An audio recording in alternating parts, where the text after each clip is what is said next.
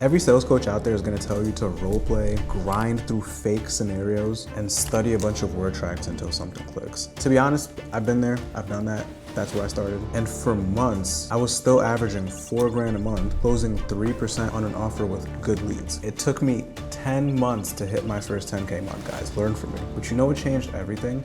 Watching real closes. Not just watching the calls, but watching them and knowing what's actually going on behind them, knowing what the closer was thinking as they were asking the questions, as they were hearing the prospect speak.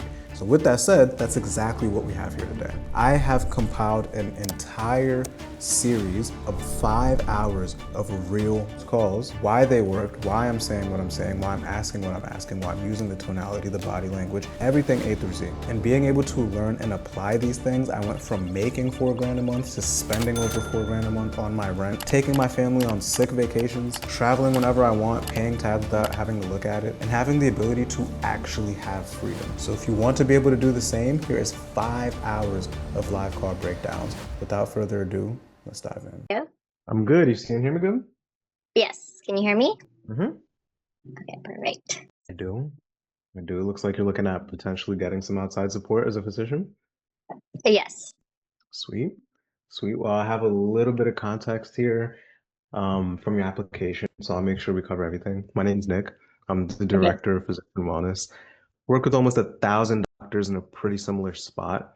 What I've seen to work best on these calls is we just open up, right? We see what's going on, see if what we're doing here would help. If so, we'll talk about like possible next steps. I will say that definitely not for everyone. So if I don't think we could help, I'll make sure I point you in the best direction either way. Would that be helpful? Yes. Cool. Cool. So let's rewind. I guess in your words, like what would you say is the ultimate challenge, obstacle? Like what are you hoping to get some guidance on? Probably efficiency at closing out charts, inbox, that kind of thing. In terms of hopefully helping with less time outside of office time to be able to enjoy with the family. I think when I saw, of course, the ad on Instagram and heard Dr. talking about it, it kind of rung true. You know, when I'm at home, I'm always worried about feeling guilty about finishing things with work. And then when I'm at work, I'm always feeling guilty about not spending enough time at home.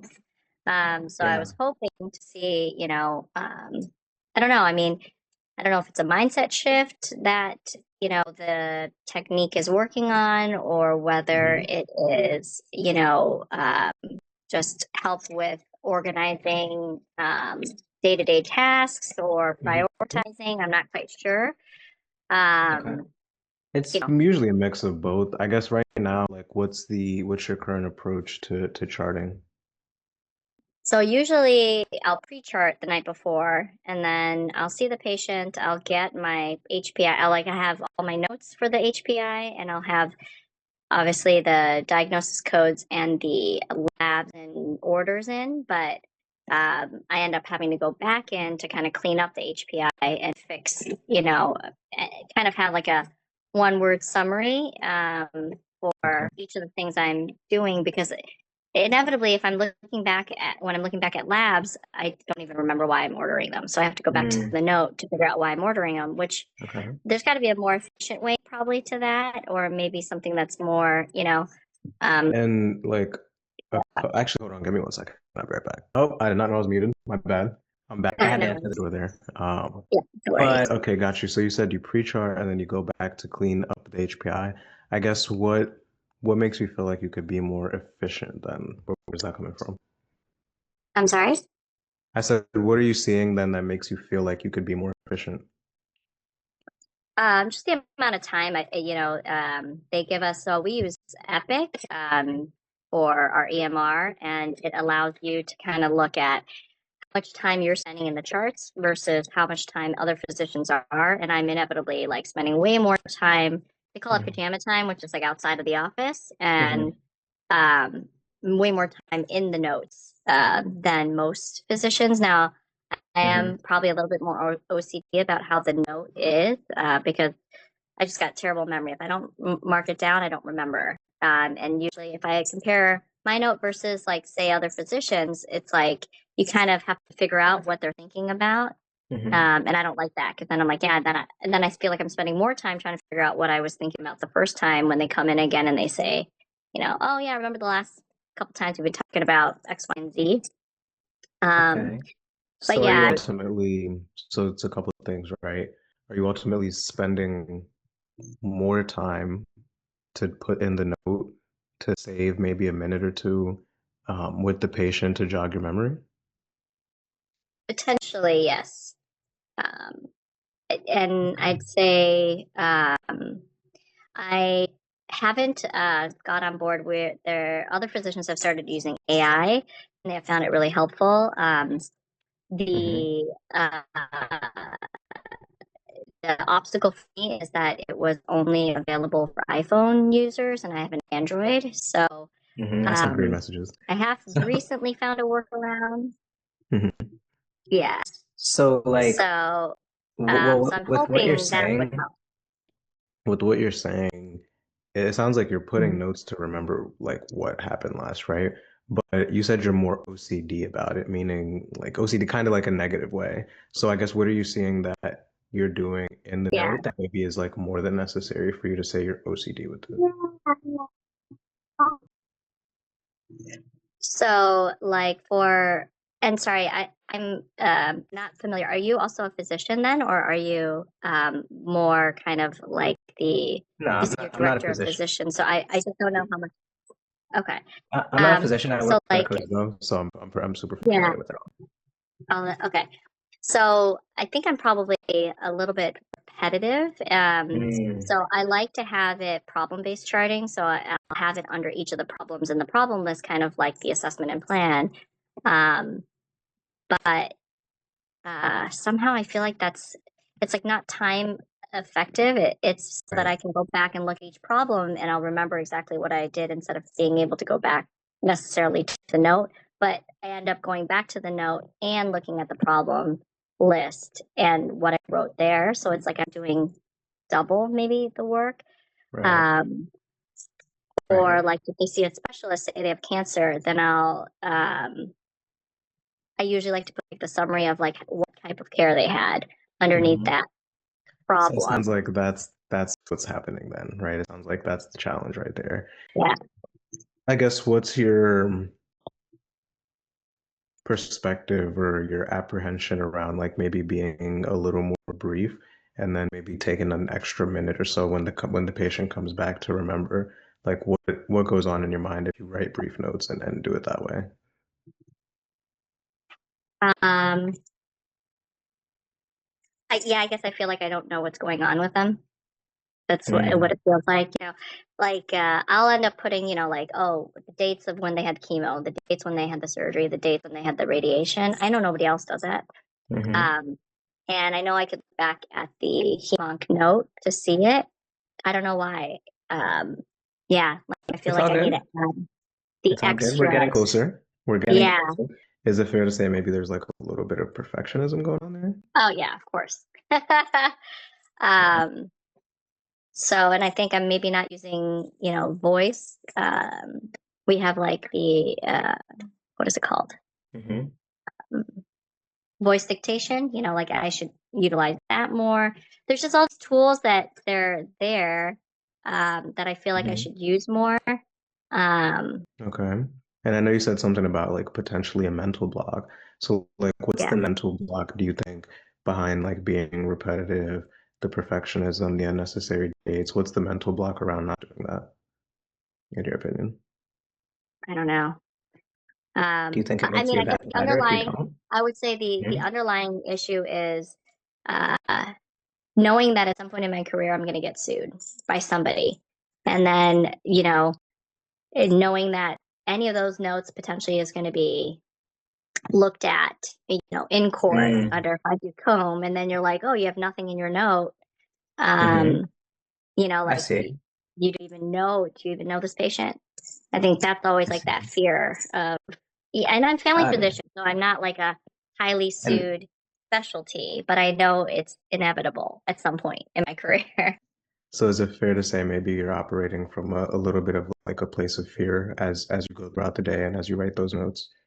Yeah, probably. There it is, right? That's the thing that we'll potentially have to break down, right? Yeah. Because, like, if we really look at that, this fear of the future, right? This OCD, the repetitiveness, like, what is that costing you so far? Yeah. Time. Hmm. Yeah. And like the big thing is change, because change is hard, right? But it'll take time. It's a decision to change. And so I guess my question for you is like, I know I'm challenging you here from a good place, but like how much longer do we want to make decisions from a place of fear and allow it to continue costing you time with your family? Yeah. How much longer do we want that to go on? Probably not very much longer. Right. Can I keep you accountable to that? Because that's the thing. Can I say something without potentially offending you? Yeah. That's what's gonna keep you stuck, Yeah. right? And so, like, despite the difficulty that'll come with change, like, are you willing to look at things a different way, as uncomfortable as it is? Yeah, I mean that's going to be even before this call. That was kind of a thing of yeah, like what, how I guess Hmm. like if I change, will it help? I mean, obviously there's got to be some change, but is this going to be the right change? You So know, like, it's, am I going to I be think, spending time doing something that will not get me the outcomes that I want? yeah, so the outcome itself, like, because it's gotten the outcome over 1,000 times, right? So the process itself isn't the variable, it's the decision to accept doing things a different way, right? So Yeah, it doesn't continue costing you time with your family. You see what I'm yeah, saying? And so that's the key thing is like, are you willing to make the decision of doing things a different way, doing things, getting a little uncomfortable and doing things a different way again, so that yeah, you can start to have that time with family. yeah. Yeah. I have to Yeah. And when it comes to change, like, why now? because I have two kids instead of one, so now I have even less time Mhm. for And I work. know that was a big part that you said, especially like how you started the call is like enjoying time with family. How does this get in the way of actually spending that time with family and the newborn right there? Like, what kinds of Yeah. things are taking a backseat that you're seeing? Mm, I think the weekends, the challenge of like, okay, still I'm behind. I got a lot of labs to look at. I have charts to finish. Hmm. No one's gonna die because I didn't finish it. So then I end up kind of delaying it, although I shouldn't. And then as I'm spending time with the family, it's just like in the back, like you still Yeah. have to get stuff done. Yeah. And how old is your other kid? 4. 4. It's an intuitive age. Yes. With you, because I know you said struggling to be present because of that guilt. How do you think your 4-year-old picks up on that you're not fully present? Mm, I don't know. I mean, I'd say I don't think he's fully picked up on it, like because when I'm with them, I'm not half on my computer, half with them.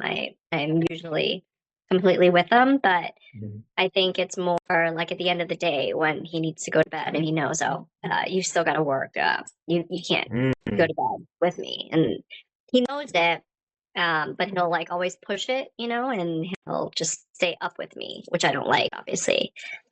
Yeah, that's Um, what I mean by like they're intuitive. They don't really know what they're communicating when they are, right? yeah. How do you think that makes your 4-year-old feel seeing that? Mm, I don't know. Mm, I don't know because like when my husband will work, like on the weekends and he's on the computer, he won't bother him. But when I'm doing the work, he'll definitely come because he knows I'll still, you know, um, I won't ignore him. So I don't know. I mean, it makes him sad, I'm sure, because Yeah, he wants to go to sleep at the same time. exactly. Um, Exactly, right? They're usually always closer with the mom anyway, right? yeah, But like when you look at it that way, because again, the tactics, the efficiency, all that stuff's important, but like this is the most important part. Like when you look at it that way, how does that make you feel as his mom? sad. You know, you can't do it all kind of feeling. You can't work and you can't be there with her, like, 24/7 anyways.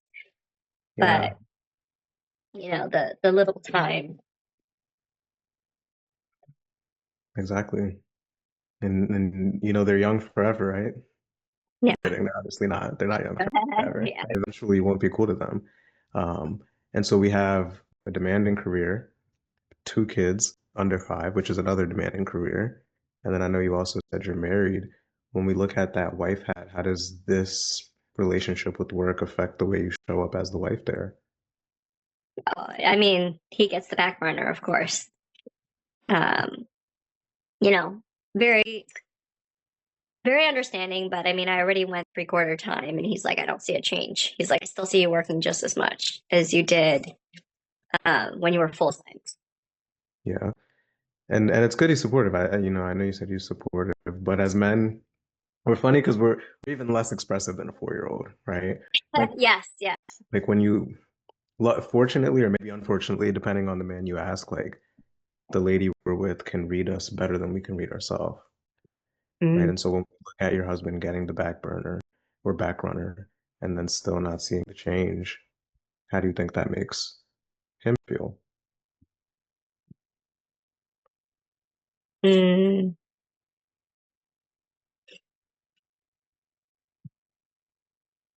I'm sure I'm sure sad, sad to have lost the wife he married, but Hmm. I'm sure he sees, like, okay, she is taking care of the kids, but yes, he's always trying to fix my problem. Like, oh, there's got to be a better way for you to be more efficient. There's got to be a better way. Um, Yeah. Yeah, and he's you right. know, And he's right. so, What's his name? We keep saying husband. well, Will. yeah. Will, Mr. Will. And does he know that you're looking at, because as men, we're fixers and it's frustrating when we can't fix it, right? Does Yes. he It's know like that I you're, just need you to listen. I don't need you to fix it. I need you to listen. But I know, like that's the difference. He feels like he's helping by fixing. It's like you can't fix it. yeah. And does he know that you're looking at potentially getting outside support so that you can fix it, or is it like a pleasant surprise for him? I think it'll be a pleasant surprise. I think he's kind of bummed because uh,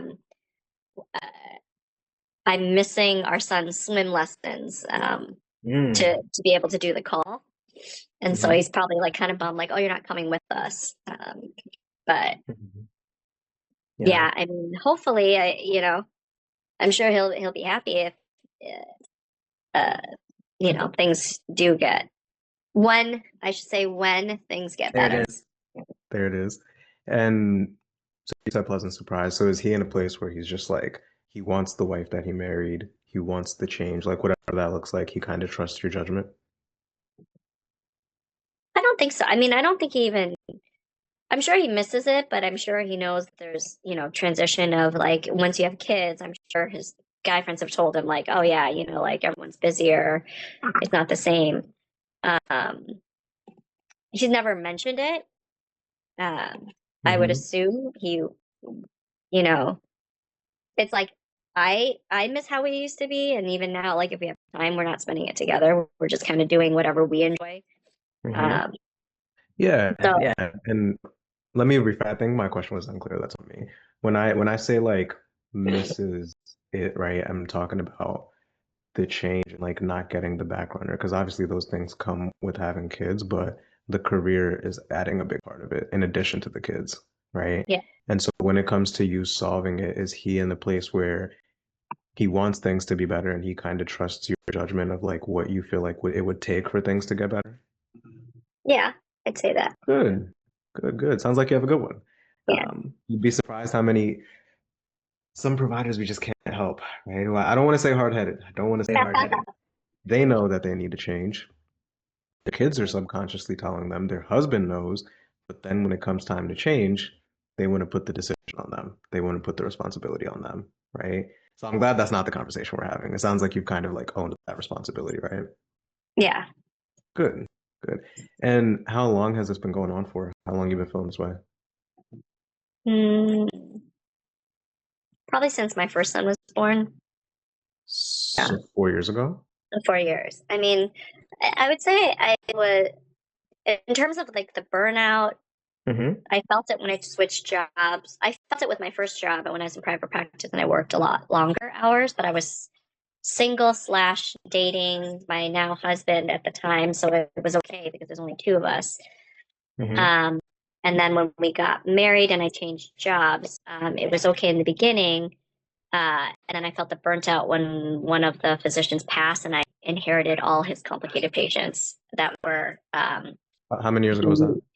that was 6 years ago. So that was 6 years ago. Okay. He had a lot of patients on narcotics, and that was very hard. That was a huge, a very hard transition for me Yeah. to kind of like redirect, thousands of people. So 6 years. How long have you been a physician? Uh, let's see, I finished residency 2015, so 12 years. So half the time you've been a physician, this you've been feeling this way? Yeah. Wow. Time out, time out, time out, time out. How are you? Because we're talking about the kids, the husband, the patients. Like, how's Bonnie? I'm here. uh, It's open space. It's all good. How are you? I'm okay. I mean, have my ups and downs, I guess. And are you You know, holding together well, or is it the super mom, super woman, super wife mask that it looks like you're holding together well? Like, how are you actually doing? uh, I don't know. I mean,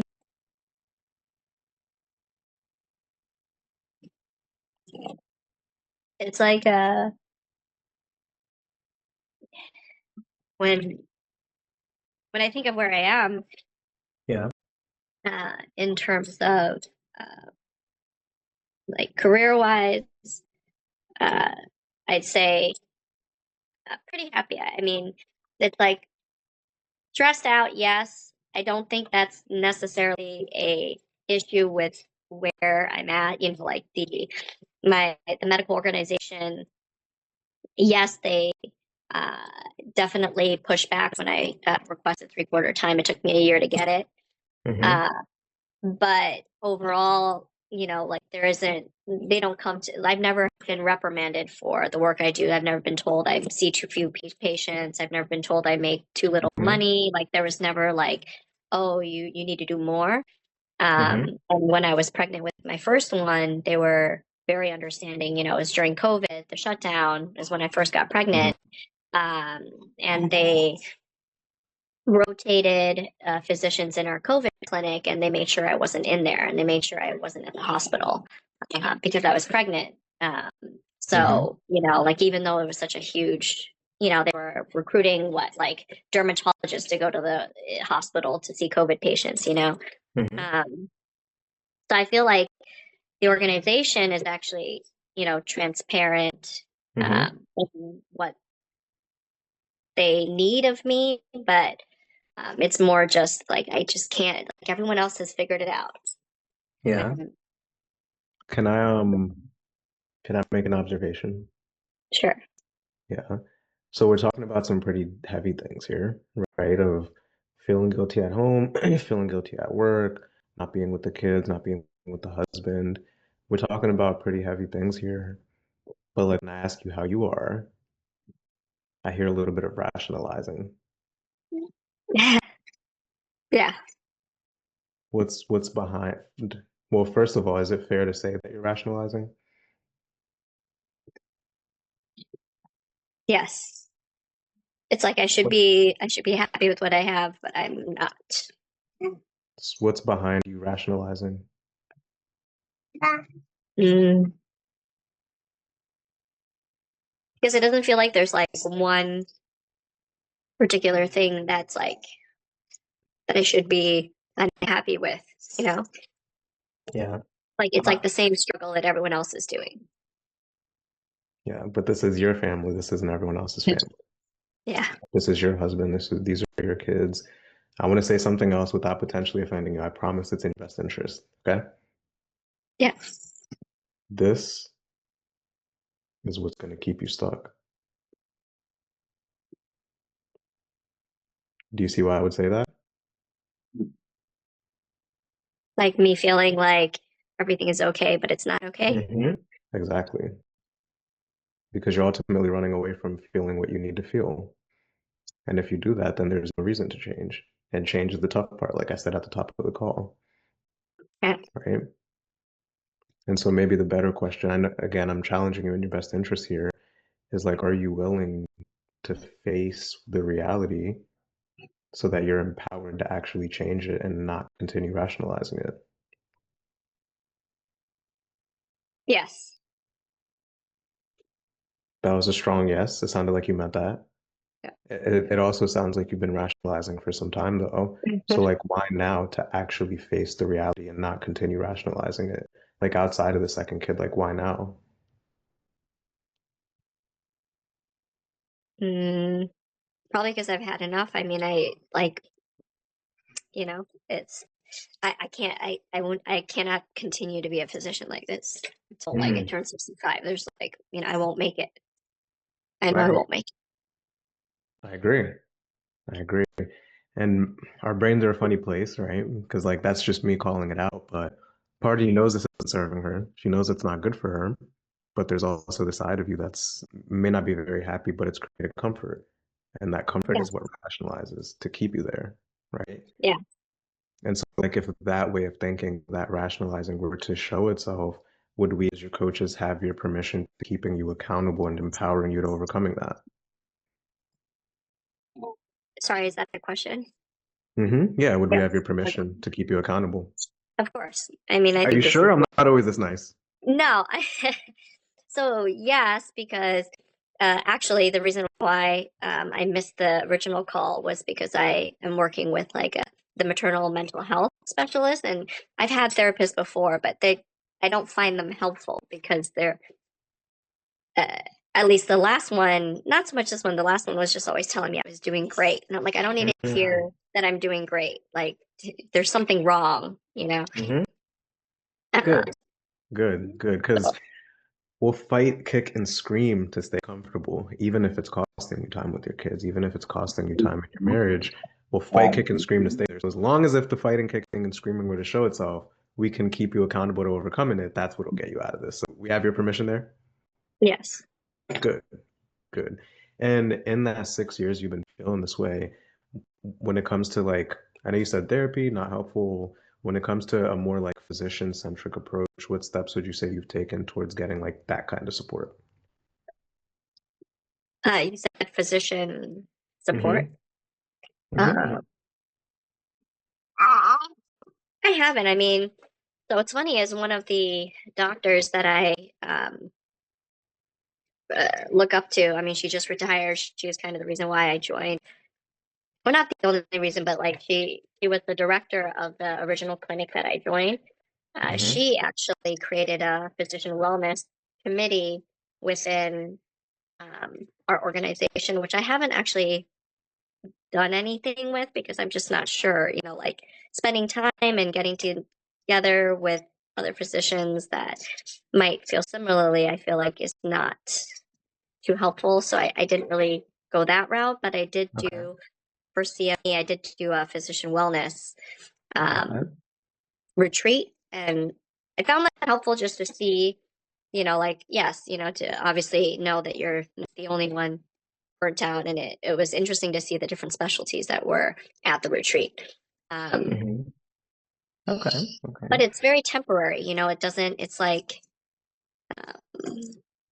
um, it's, uh, it's good to know to be more mindful, but it doesn't help.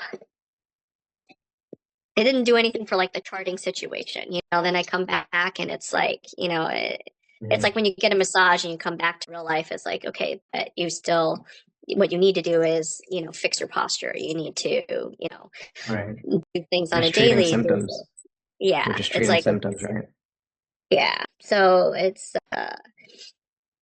Okay. We're yeah. gonna get to we're gonna have some breakthroughs. Okay, I'm on your team here. So what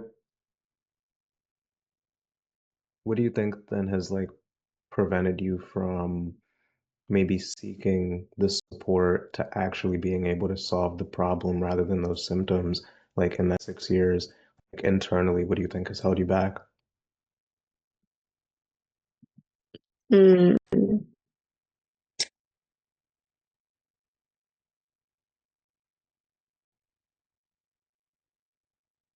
probably the positive feedback, you're doing great. You're doing great. Your patients love you. Um, Mm, your performance is, fine. Everything is fine the way it is.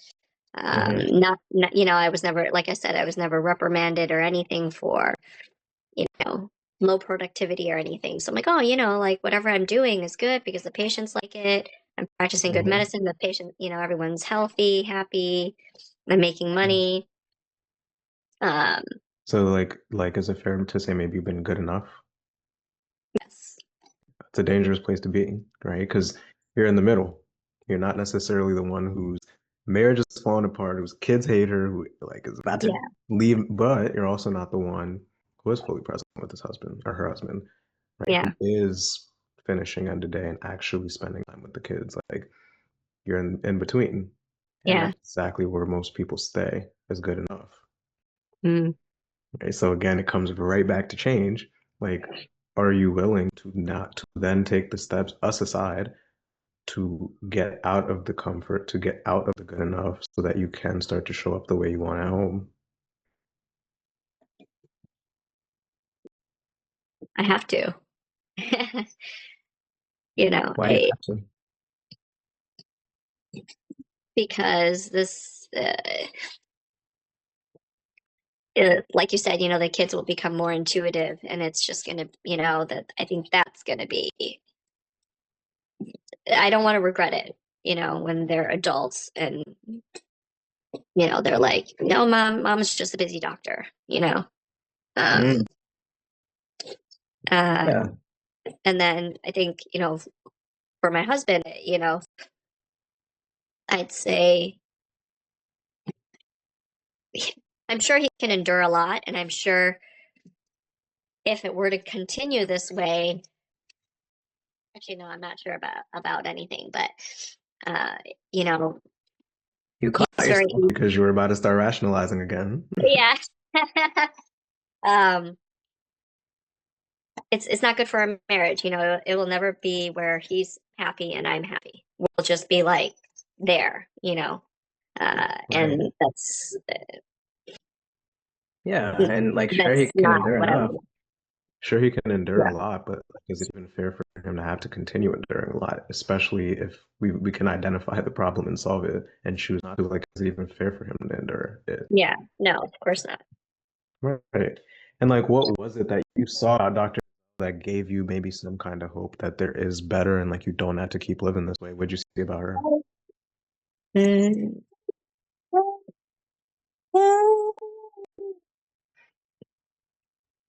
I don't, I think it was just when she was, it's just even in that, like the snippet that's on the email is just like everything she's saying is like, oh, do you feel this way? Do you feel like this? I did too. And I'm, no longer like that. And I would say her credentials, right? Knowing that she's just not, you know, somebody who's not a physician, just a working mom, but is she's in the same career path and is able to find a way out. Yeah. Um, Yeah. I think, It sounds like she was checking your boxes. Go ahead. You think what? yeah, no, I mean, I think that was kind of what drew me to everything. And, then I'm kind of skeptical because I'm like, okay, is she legitly who she says she is? And then I'm trying to look up her MPI number to make sure she, is a physician. And, um, I guess Okay. I don't know anything really truly about like the program, like how it works, how much it costs, what the timeline looks like. Okay. You know, So I'm sure you probably found that then, her number and everything, and the fact that she works at, she teaches at Harvard. yeah, We're getting to the root of a lie here. What's the skepticism? Where's it coming from? because I found it on Instagram. That's the skepticism. Like it's a targeted ad, right? Um, and so it's like, of course, I'm quick to just set the appointment and kind of find out for myself. I didn't truly do the full research of like, okay, let me look through her whole website. Let me, um, Mm-hmm. I guess do my due diligence. So I think it's just, not trusting like, okay, she is who she says she is, and she is, you know, uh, a physician coach, I think that would Okay. be where a little bit, or, you know, uh, Okay. no offense, but I was expecting to see her today and I wasn't ready, and then um, I think this session has been much more helpful, in all honesty, than the session I had with my therapist earlier today. Mm-hmm. Um, Yeah. Yeah. Because I'm gonna keep challenging you. So yeah. let's talk about the skepticism, right? Because like we're talking about a lot of things that are gonna keep you. It's okay. You weren't expecting to see a handsome young man with an million tattoos, right? It's all good. The skepticism that you're talking about Mhm. that's held you back from being as proactive as you can, that's kept you comfortable where you are. It's the same skepticism that'll keep you here. It's again, it's like your subconscious trying to keep you stuck. Because like, oh, there can't be change. There can't be something different. Yeah.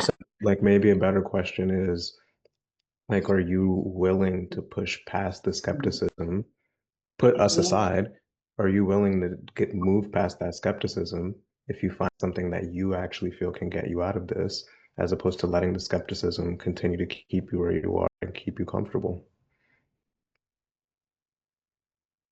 Yes, I mean it would be like it would be like a situation like this where I was willing to go through the first appointment or interview Hmm. or whatever you want to call this session, Hmm.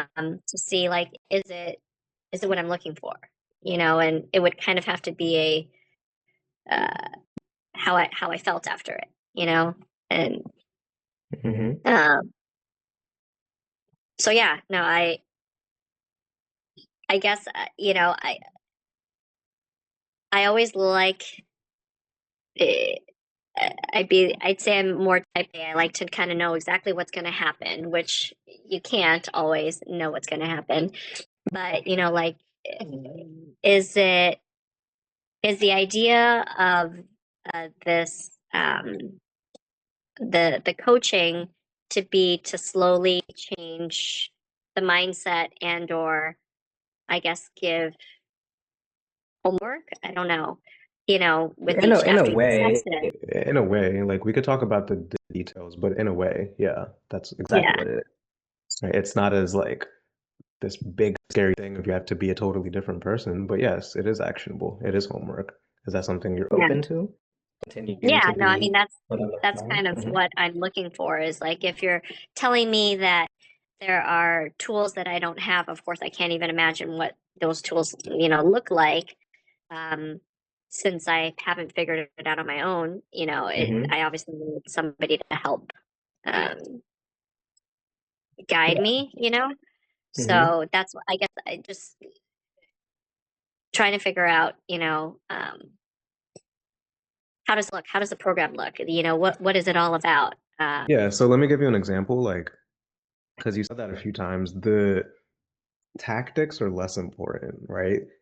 Yeah. It's like think of it this way, like fitness. An overweight person, they're not overweight because they don't know what workouts to follow and what diets to do and what cardio to do.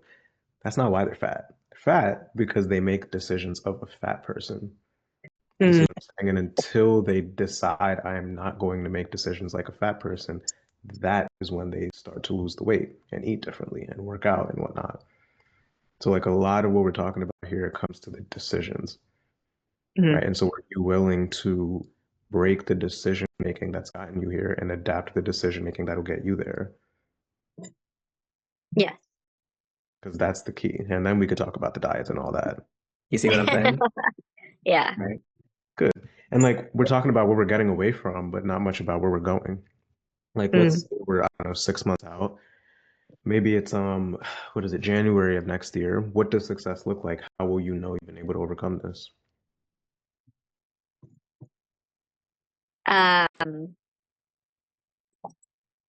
I mean, what I would anticipate is that I finish work when I leave work, and on the weekends it would be no more than an hour, maybe pre-charting for the following day, that I spend no more than an hour of my own time outside of the work or less, and then, you know, feel feel like the rest of the time is really with the family, with the kids, with, planning stuff for us. Yeah. Um, Yeah. I think that's how I'll know is, yeah, I'm not doing work outside of work and or not thinking or worrying about work as much, although that's very abstract because I'm sure I'll Yeah, no, still, it's pretty clear. I don't know It's how, pretty clear. you know, Yeah. And I know Will's a big part of this, like you showing up that way and taking the steps to do that. How do you think he would take that, seeing the change in you? oh yeah, I mean, of course he would be all for me not working when I shouldn't be working. hmm I'm sure. You know what they say about a happy wife, right?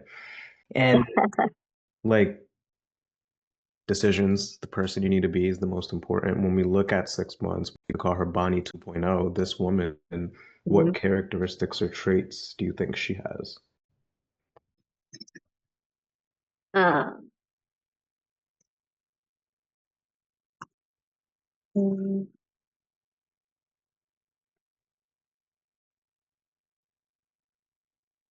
um, I don't know, more organization. I think that's the biggest thing is the organization, the ability to prioritize correctly. Mm-hmm. Uh, Mm-hmm. mm, Totally. yeah, I Mm. don't. I guess. That's big. And like, Yeah. what do you think when we look at current Bonnie, right? What do you think we would have to let go of that isn't serving you the best right now if you really want to see her?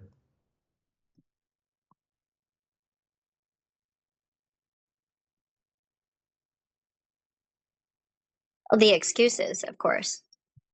Like the rationalization or the uh, I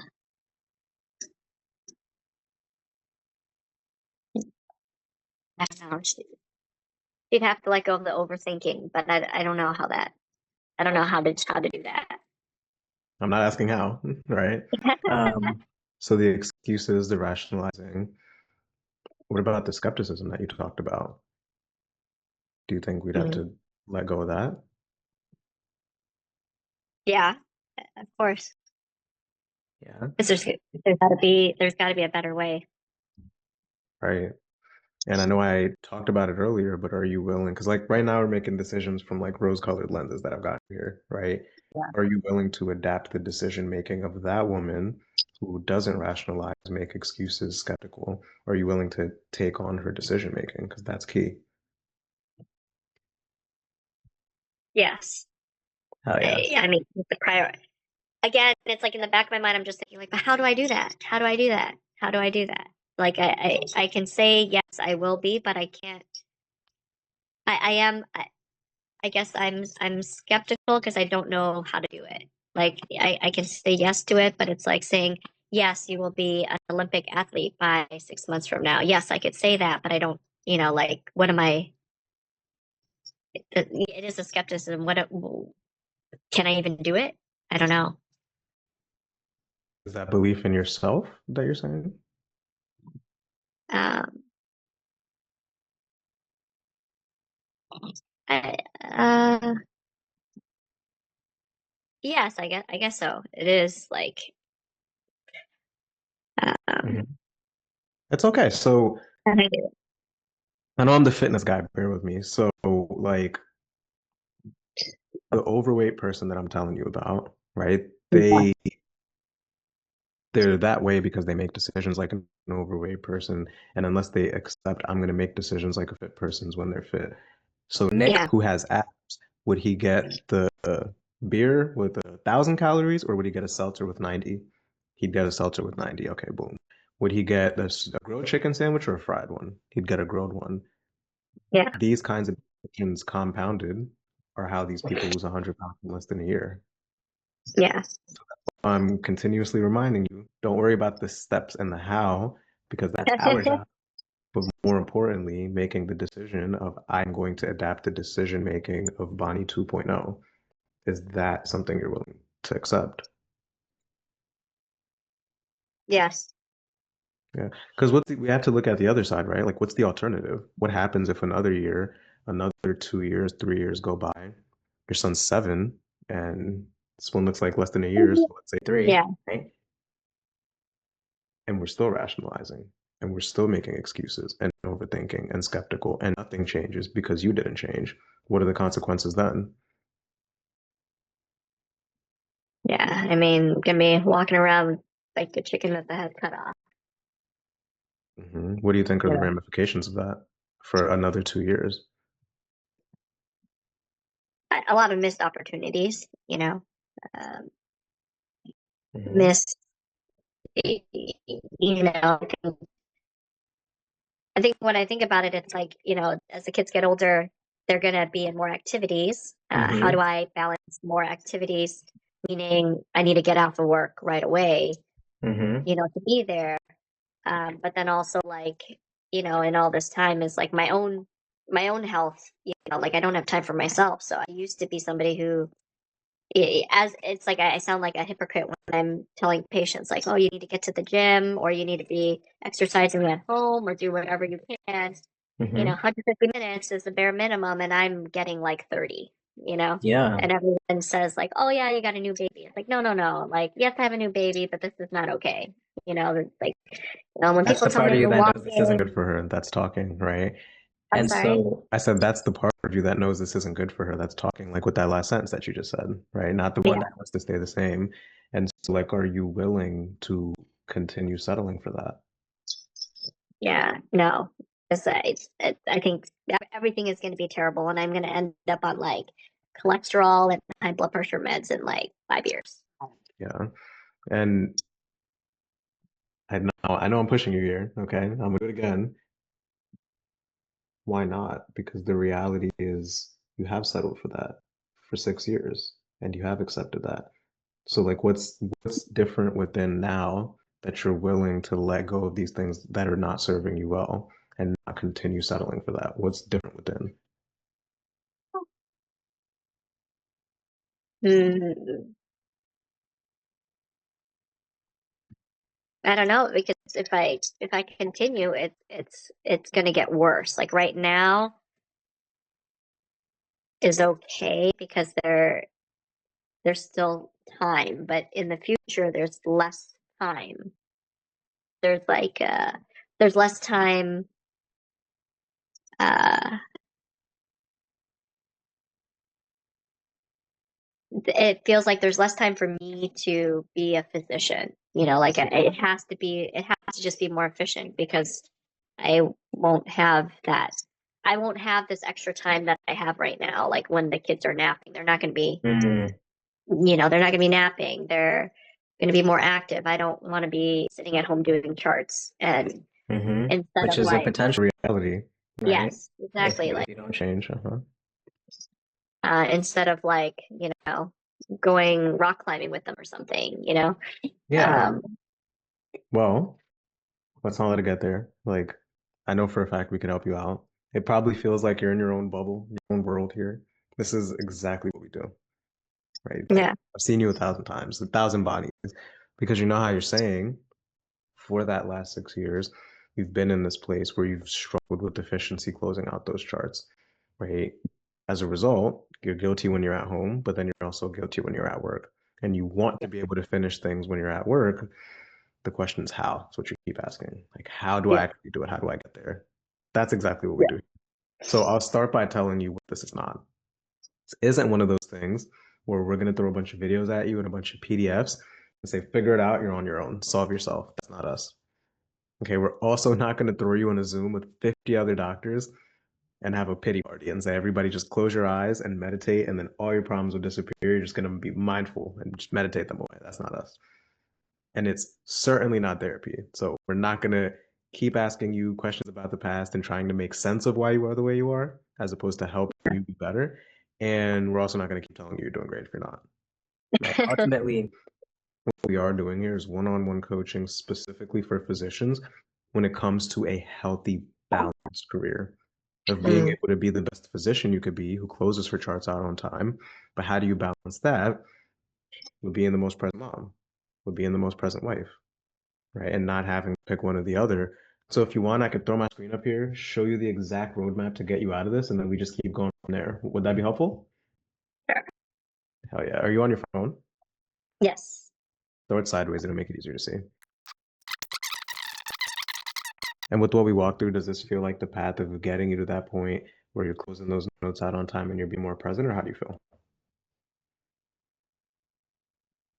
I guess I still feel skeptical until I start, until I start to do something different. I think that's where it is. It's just, yes, I understand I need to be open to, um, changing the way that I'm doing it. But I guess I always thought like I need somebody to just follow me through my day and then tell me where it is that I should be doing something different, right? Or how I could do something different. But that's not realistic, that.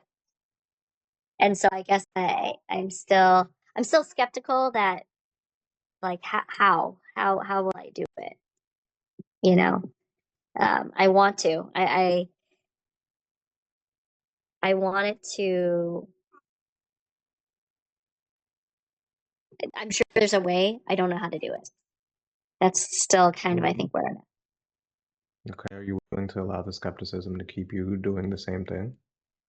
No, no, I'm willing to do, I'm willing to change, but 4 to 6 months, I hope it can happen in that time. That's what I'm thinking. If it's happened almost 1,000 times, why is there any reason to feel like it wouldn't happen for you? I don't know. I guess the doubt, like, oh, maybe they're smarter, maybe they're, because I think part of 1,000? yes. Okay. I don't know, Okay. because I think some of the it's not just the inefficiency, but I think some of it is looking stuff up, making sure that what I have written down is correct. Okay, so you Double talked checking about stuff. overthinking and making excuses, and you asked for accountability. Can I give you that accountability? Yes. The overthinking and excuses are showing themselves right now. And so I guess the right question is, are you willing to, again, let the same thing that's holding you back and that has you on this call, are you willing to continue to let that prevent you from getting the help and continue overthinking and continue making excuses? Are you willing to allow that to continue? Or are you willing to take a leap of faith and doing something different? No, I need to do something different. Good. You want to hear next steps? Sure. Next step, super simple. What we would do is first make an arrangement to handle the investment, get you direct access to everything, and then book your very first session. And so the total investment to have that guidance, so you're finishing work when you're leaving work, you're having that time with family, you're not overthinking, and you're being more present, is 7,800. Most providers like to just knock it out in one shot and get it out the way, but we could also break it down, make it more manageable if we need to. Okay. Is that so that amount would account for 6 months or 4 months? 5 months. 5 months. 5 months. Okay. Um, and If you break it down, is it monthly? We could break it down. Money's easy though. We could figure that out. Money aside, is there anything that would keep you from feeling good about doing it? Mm, no. Cool. Cool. So if we were able to figure out a breakdown that fits for you, like, would you be ready to take that step? Yes. Cool. Cool. So again, we don't have set payment plans. It's not like option 1, 2, and 3. It Yeah. just depends on the person. But as long as we find something that fits for you, like you'd be ready to go. Yeah. Cool. So like where most providers go then is we could split it down the middle and we could do 39, and then that second 39, we could break that down over some time. Okay. I mean, I would even do like 39, 39. I don't know, like 2.5 months in or something. Yeah, that's fine. Um, Cool. So yeah, okay. first, the next steps is we would knock out that first 39, get you access to everything, and this is the first step to getting your life back. Okay? Okay. Are you excited? I am still skeptical. I'm trying to get through that. What has you still open to starting despite the skepticism?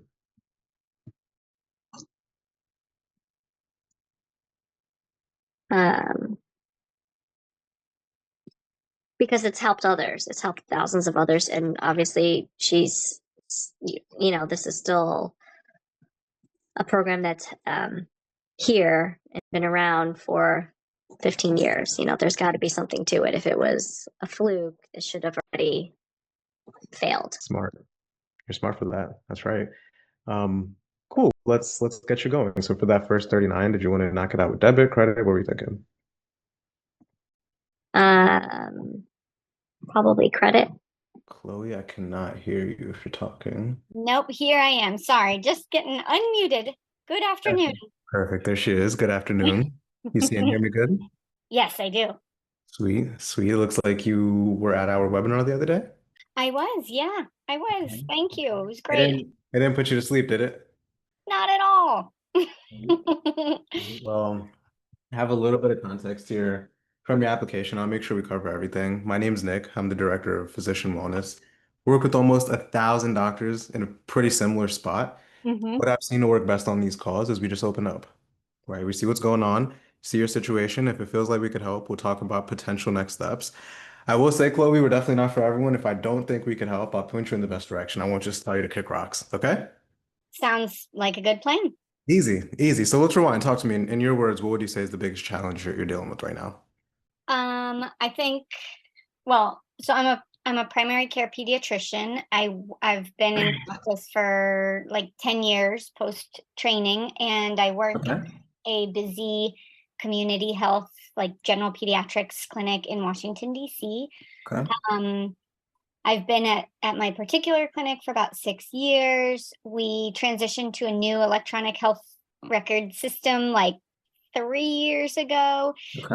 Um, I love what I get to do with patients and families, and I love How was that transition? terrible. Okay. The transition to the new EMR Yeah, yeah. was terrible. But yeah, What's terrible about it? I think we did not, I don't believe we got adequate training that was like pertinent and relevant to like making it really conducive to us. And I think Uh-huh.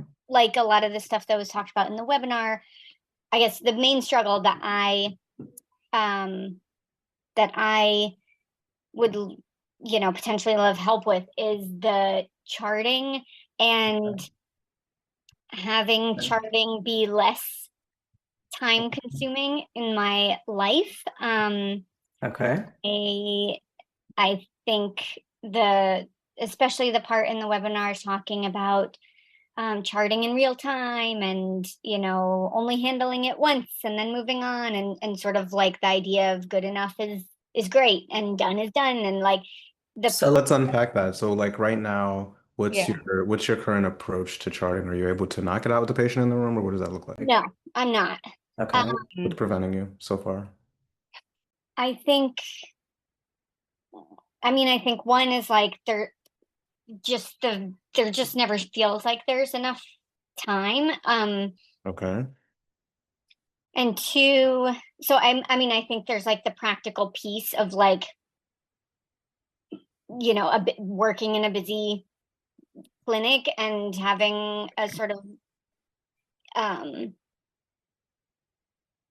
yeah, having sort of the challenges of like clinic flow and all of that Okay. away at time. But I think like the piece that I could probably use support around, or where I'm hoping to make changes and grow, is the like perfectionism piece. Mm-hmm. Like I struggle to get my notes done before I leave clinic, and so So sort of there's A couple of things going oh on there. yes. So there's time management, like you said, right?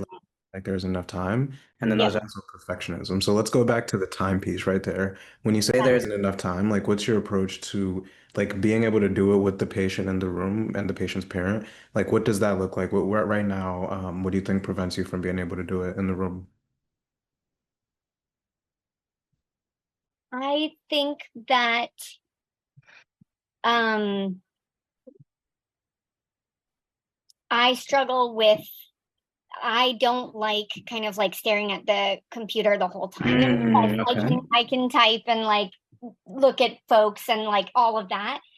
Um, but I feel like a lot of what I'm doing is trying to just be present with families and kids, and I work with Okay. kids, and so I'm often Okay. on the So floor we're with gonna a kid. We're And gonna have some light bulbs. We're gonna have some light bulbs here. So let's unpack that a layer deeper. So you said you don't like staring at the computer the whole time. What's behind that? I feel like it's like a barrier for me kind of being present with the family when um sorry, I'm like gonna cry. It's all good. We'll unpack it together. This, it's all good. A barrier of you being present with the family. Yeah. Um Okay. Okay. yeah, I think like um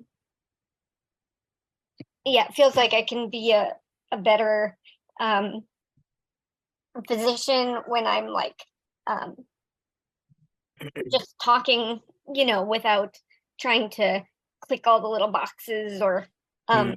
I type see. everything. Do you think you doing that, right? Like you being on the computer and doing what you need to do while being in the visit, do you think that's disrespectful to the patient? Is that what comes up in your mind? I think that's what comes up in my mind, and I recognize that Okay. like I know that there's a way to I know there's, definitely a way to do that. And I feel Are like you behind on charts right now? I'm not at this moment Mhm. because my well, because my 4-year-old daughter was sick this week, and so I was like home with her multiple days. She's better now, but Good. It's good to hear. yeah, it's It good. But wasn't a typical week. I yeah, hope she doesn't get sick every week. So, like, right. typically, how behind are you? Or how behind were you when you caught up? Um, so I like, yeah, I think almost never finish all my charts at work. So I'm often doing them in the evening after my daughter goes to bed. And And if we look at the volume of like this past week, for example, like yep, were we catching up on stuff from just the week prior, just a few days prior? yes. So How long behind were you? I'm never more like I always do them within the week.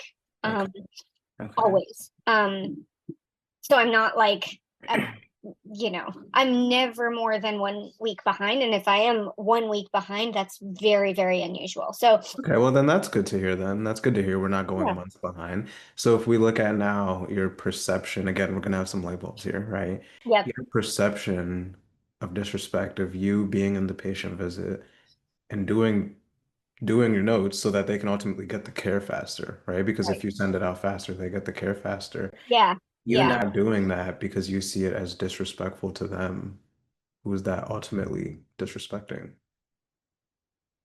Yeah, yeah. I mean, I will say like um all the thing, getting like the referrals in, sending their medications, like printing out anything they need. Like by the end of the visit, I'm like done with that stuff. And then it's like the silly, not silly, but like the other parts that like I don't do because they don't need to be done right then. And then it feels like Exactly. I Exactly. um it feels like I I struggle to like then I'm like out of the room, but then inevitably there's like another patient ready, so I'm like, okay, well let me focus on this next patient because they're ready, like instead of spending 5 minutes, because then if I'm spending 5 more minutes outside the room, it's But like, there's two things there then, right? There's not wanting to fully finish it with while you're in the room with the patient yeah, because you feel like that may be disrespectful, right? And then the second piece of that is not wanting to take an additional 5 minutes to catch up on what you need to catch up on yep, because it feels like it's disrespectful to the next patient, yep, right? So when we look at this loop here, right, yeah, not wanting to disrespect them, or at least your perception of disrespecting them, who does that yeah, automatically disrespect, myself, right? yeah, Right. Because like I can walk you through the templates and efficiency systems and all the fancy yeah, stuff we have, right? right, right, But right, that's not what's gonna keep you stuck. This is what's gonna keep you stuck. yeah, Right? Like, do you see that way of thinking of I don't want to disrespect them, so ultimately disrespect me? Like, do yeah, you see how that's kept us in this loop here? yeah, I do. And Yeah. I think that's like, Are you ready to let go of that way of thinking? What do you think yes, it's yes, serving you? I Let me mean, ask. Do you think it's yeah, serving? exactly. No, it doesn't serve me. And I think that like, that's probably um, a deeper pattern of like, yeah, putting others before myself and, um, Hmm? figuring out, yeah, but I think it's disrespecting myself and then what it gets lumped on to or who also is in the crossfire, Right. that's not the right but is like my family. How does it show up in with your family? Well, I think it's like um feels like I often have stuff to do with work and like it's tricky. Yeah, I hate having to like jump back on the computer um after we put my daughter to bed and you know Hmm. take away time from being with my partner and yeah, doing all the other things in life. And Yeah. it I work part-time now, Hmm. but I'm like about 30 hours a week, Hmm. but it feels like it's still full-time just with like what I'm doing even Yeah. on Fridays, which is I'm not technically getting paid, but that's often when I'm trying to like catch up on the notes and stuff, but it's still. And So we have a demanding career, we Yep, have a 4-year-old, we have a yep, marriage, like you said, yep. right? If we look at like your daughter, for example, that time that you're spending with her before putting her to bed, would you say you're 100% mentally present? I mean, you know, I think yeah, that's like the specialist part of the day for me. So I think that I mean, my hope is that I'm always present when I'm with her, but yeah, the reality is there's stuff in the back of my brain that's still percolating from the day. Yeah. So yeah. And kids are funny, especially at 4, you know, that they're very intuitive. And you said daughter, which Well, is much more intuitive than if you had a son, right? and They pick up on things. they Right? do, yeah. Do you think that, or how do you think she picks up on the fact that you're there, but you're not fully there and there's still stuff in the back of your brain? How do you think she potentially knows? Yeah.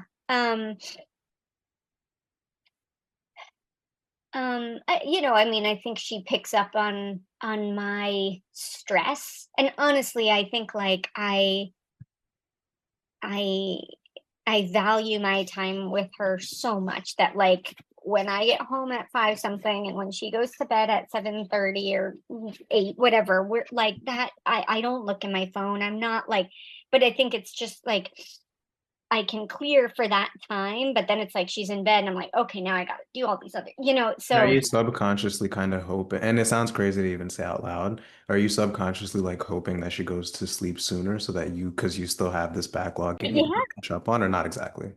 yeah, sometimes. Yeah. Yeah. How does Um, how does that make you feel like as the mom? Terrible. Yeah. Um, Guilty.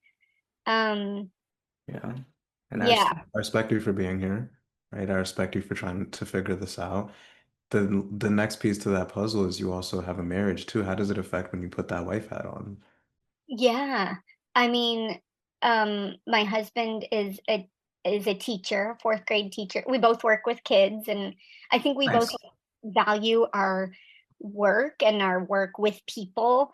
Um, and I think, and we have a really wonderful marriage. And I think like Nice. the fact that um that work feels like it takes up so much of the space sometimes, that's really not helpful for our our marriage and our relationship. And I think like How does it take up so much space? Like outside of you both being career oriented, how does your relationship with work and the charts, how does that take up space?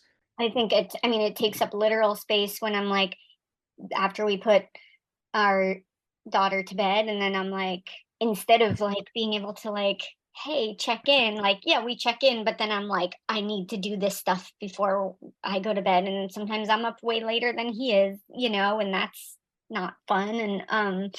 And then I think Mhm. there's time on the weekends when I'm like, I have to prepare for next week. I have to look at the patients coming. And yeah, I just wish I wish it feels um like something's wrong with me that I can't get stuff done, Mm. or like I can't Does let he go Does he easily. pick up on the fact that you're not fully present? or Yeah, yeah, what a cover. yeah, What yeah. does he When I see in told you? him that about this webinar this past week, he's like, that's great. You have to go. I mean, I think Good.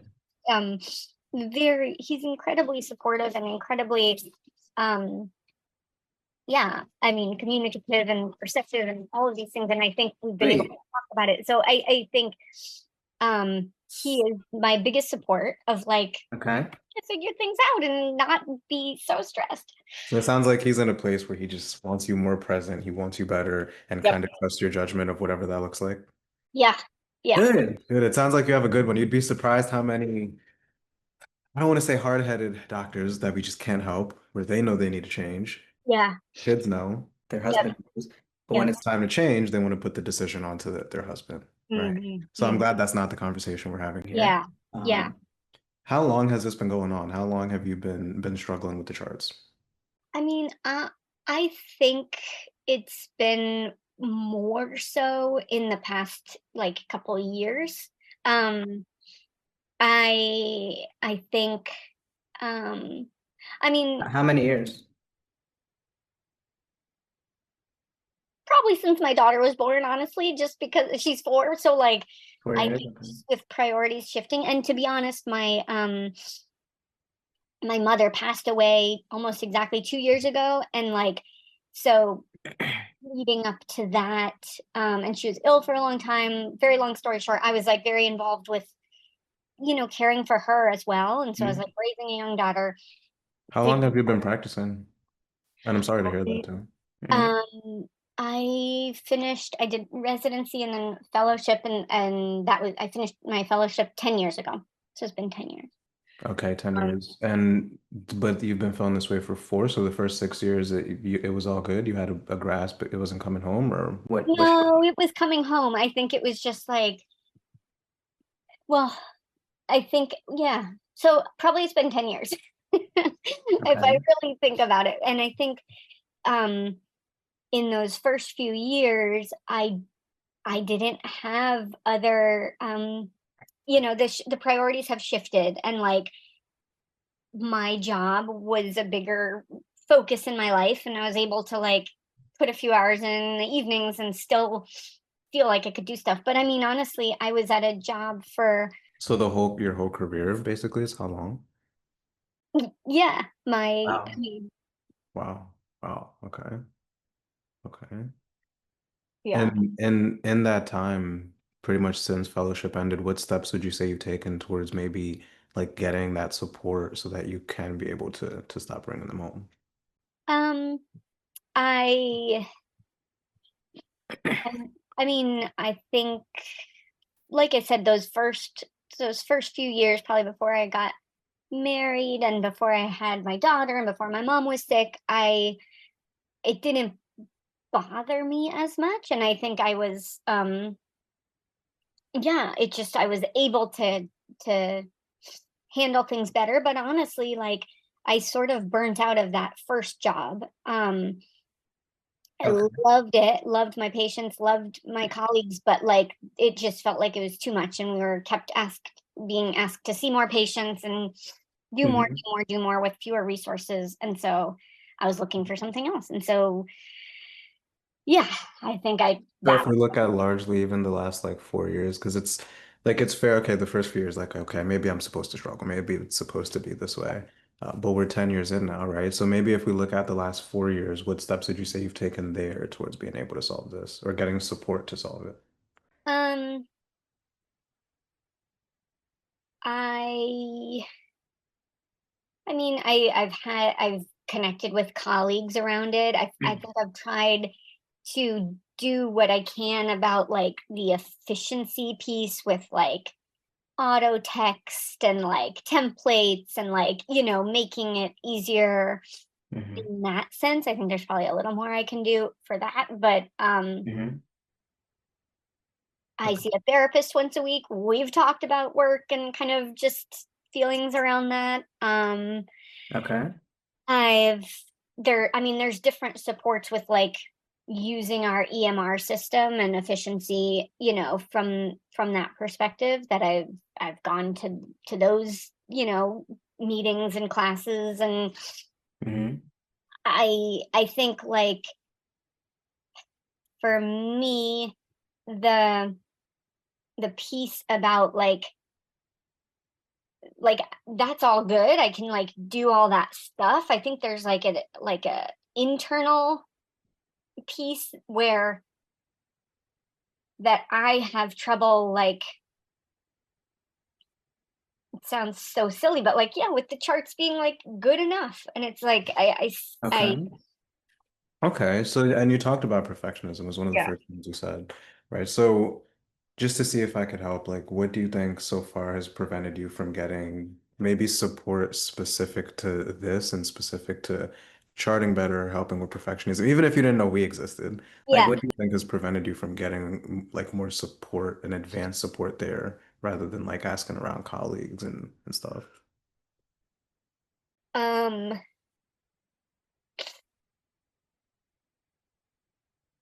what has prevented me? I don't know. I mean, I think the feeling of like that I should be able to figure it out. Mm. Can I say something without offending you? Yeah. That's what's going to keep you stuck. Yep. Yeah. Right. Is that mindset of I have to be able to figure it out. I have to be the one to get it.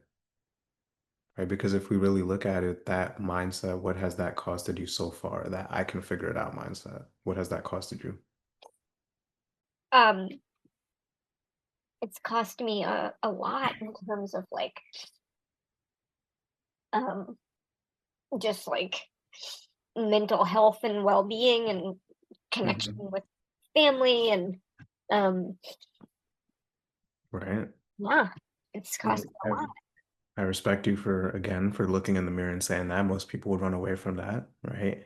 So I guess the right question is how much longer do we want to continue telling ourselves this story of I have to figure it out and continue allowing that to cost you your mental health and well-being with your family? Like how much longer do we want that to continue? Not much longer. Yeah.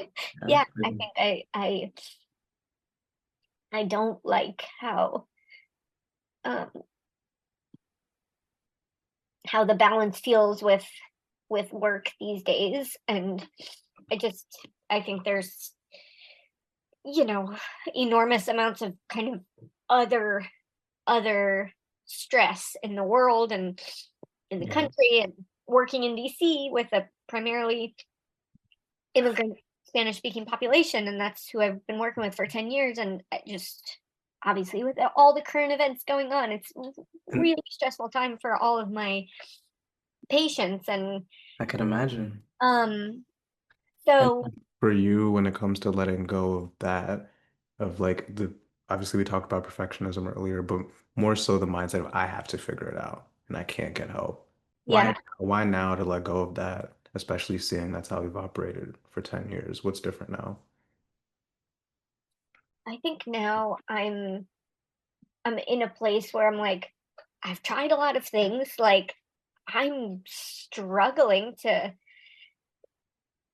like make sustained change, and I'm noticing the patterns. And Yeah. um yeah, it just feels like it's got to change, or this is not sustainable. And I've already shifted my hours to be part-time, but it still feels Mm. like too much. And And if that way of thinking, because our brains are funny and easy at playing tricks on us, yeah, it may not directly be like, Chloe, you're fucking doing it again, right? It yeah, may yeah, show up in different ways.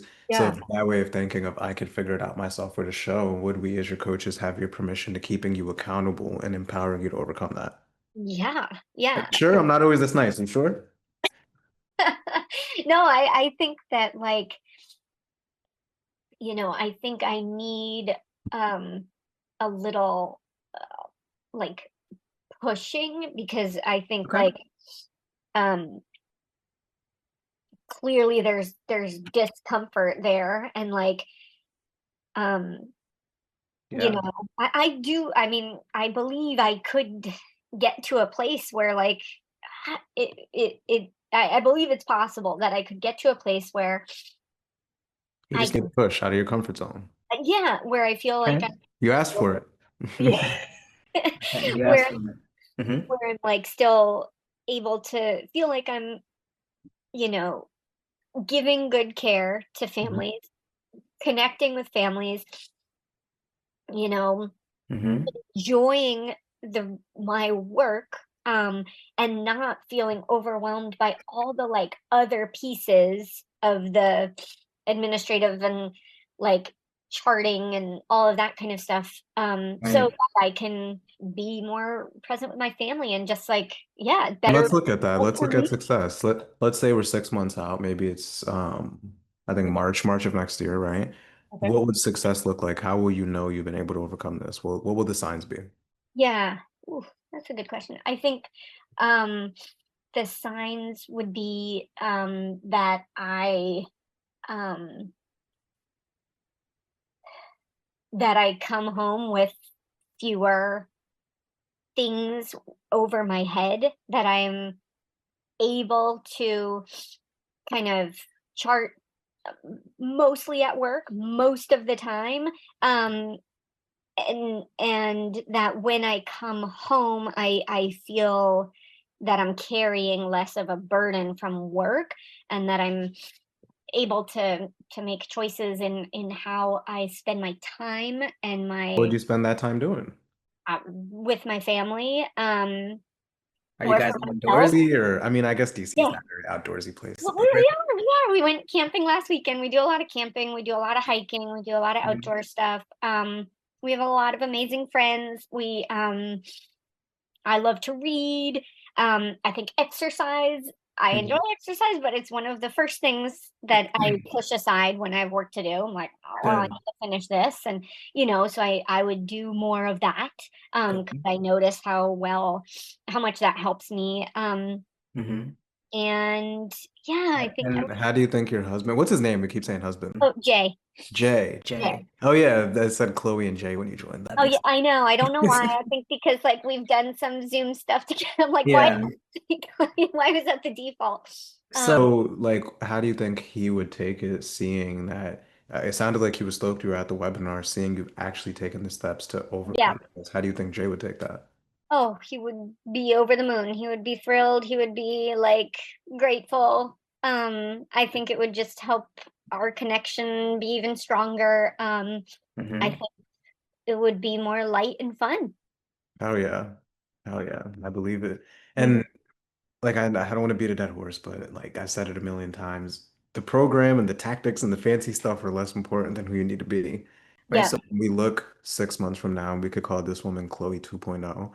Mhm. What characteristics or traits do you think that woman has, the one you're stepping into? I think like an ability to sort of like let I don't know how to say this shitty rough draft, but like yeah, let things be, let things go. I don't know, maybe Mm-hmm. instead of go, but like let things be where I'm not feeling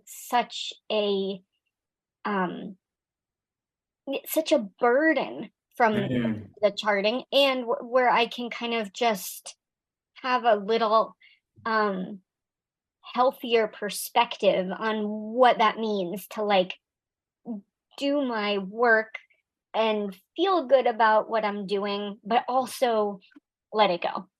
Yeah, And it's ultimately not feeling like you have to self-sacrifice to yeah, still get good care, right? yeah, And yeah, that brings me to the next thing I'm curious on. What do you think we would have to let go of right now that isn't serving you the best if we really want to see her?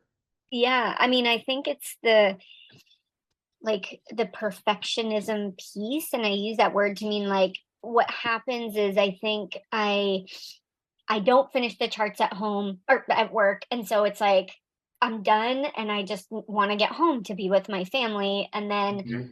I may not have the time to finish all those days charts even that evening, and then it's like until because of my schedule, then it's usually like 2 or 3 days later, and then I'm going back into the charts, and it's like emotionally, I'm going back into that space with that family, and Mm. not remember all the things, but so that's annoying. But then it's just it's a lot harder doing it um so Yeah. far after, and Yeah, you're trying to remember what patient three said, your third patient of the day 4 days ago, right? Exactly, yeah, right.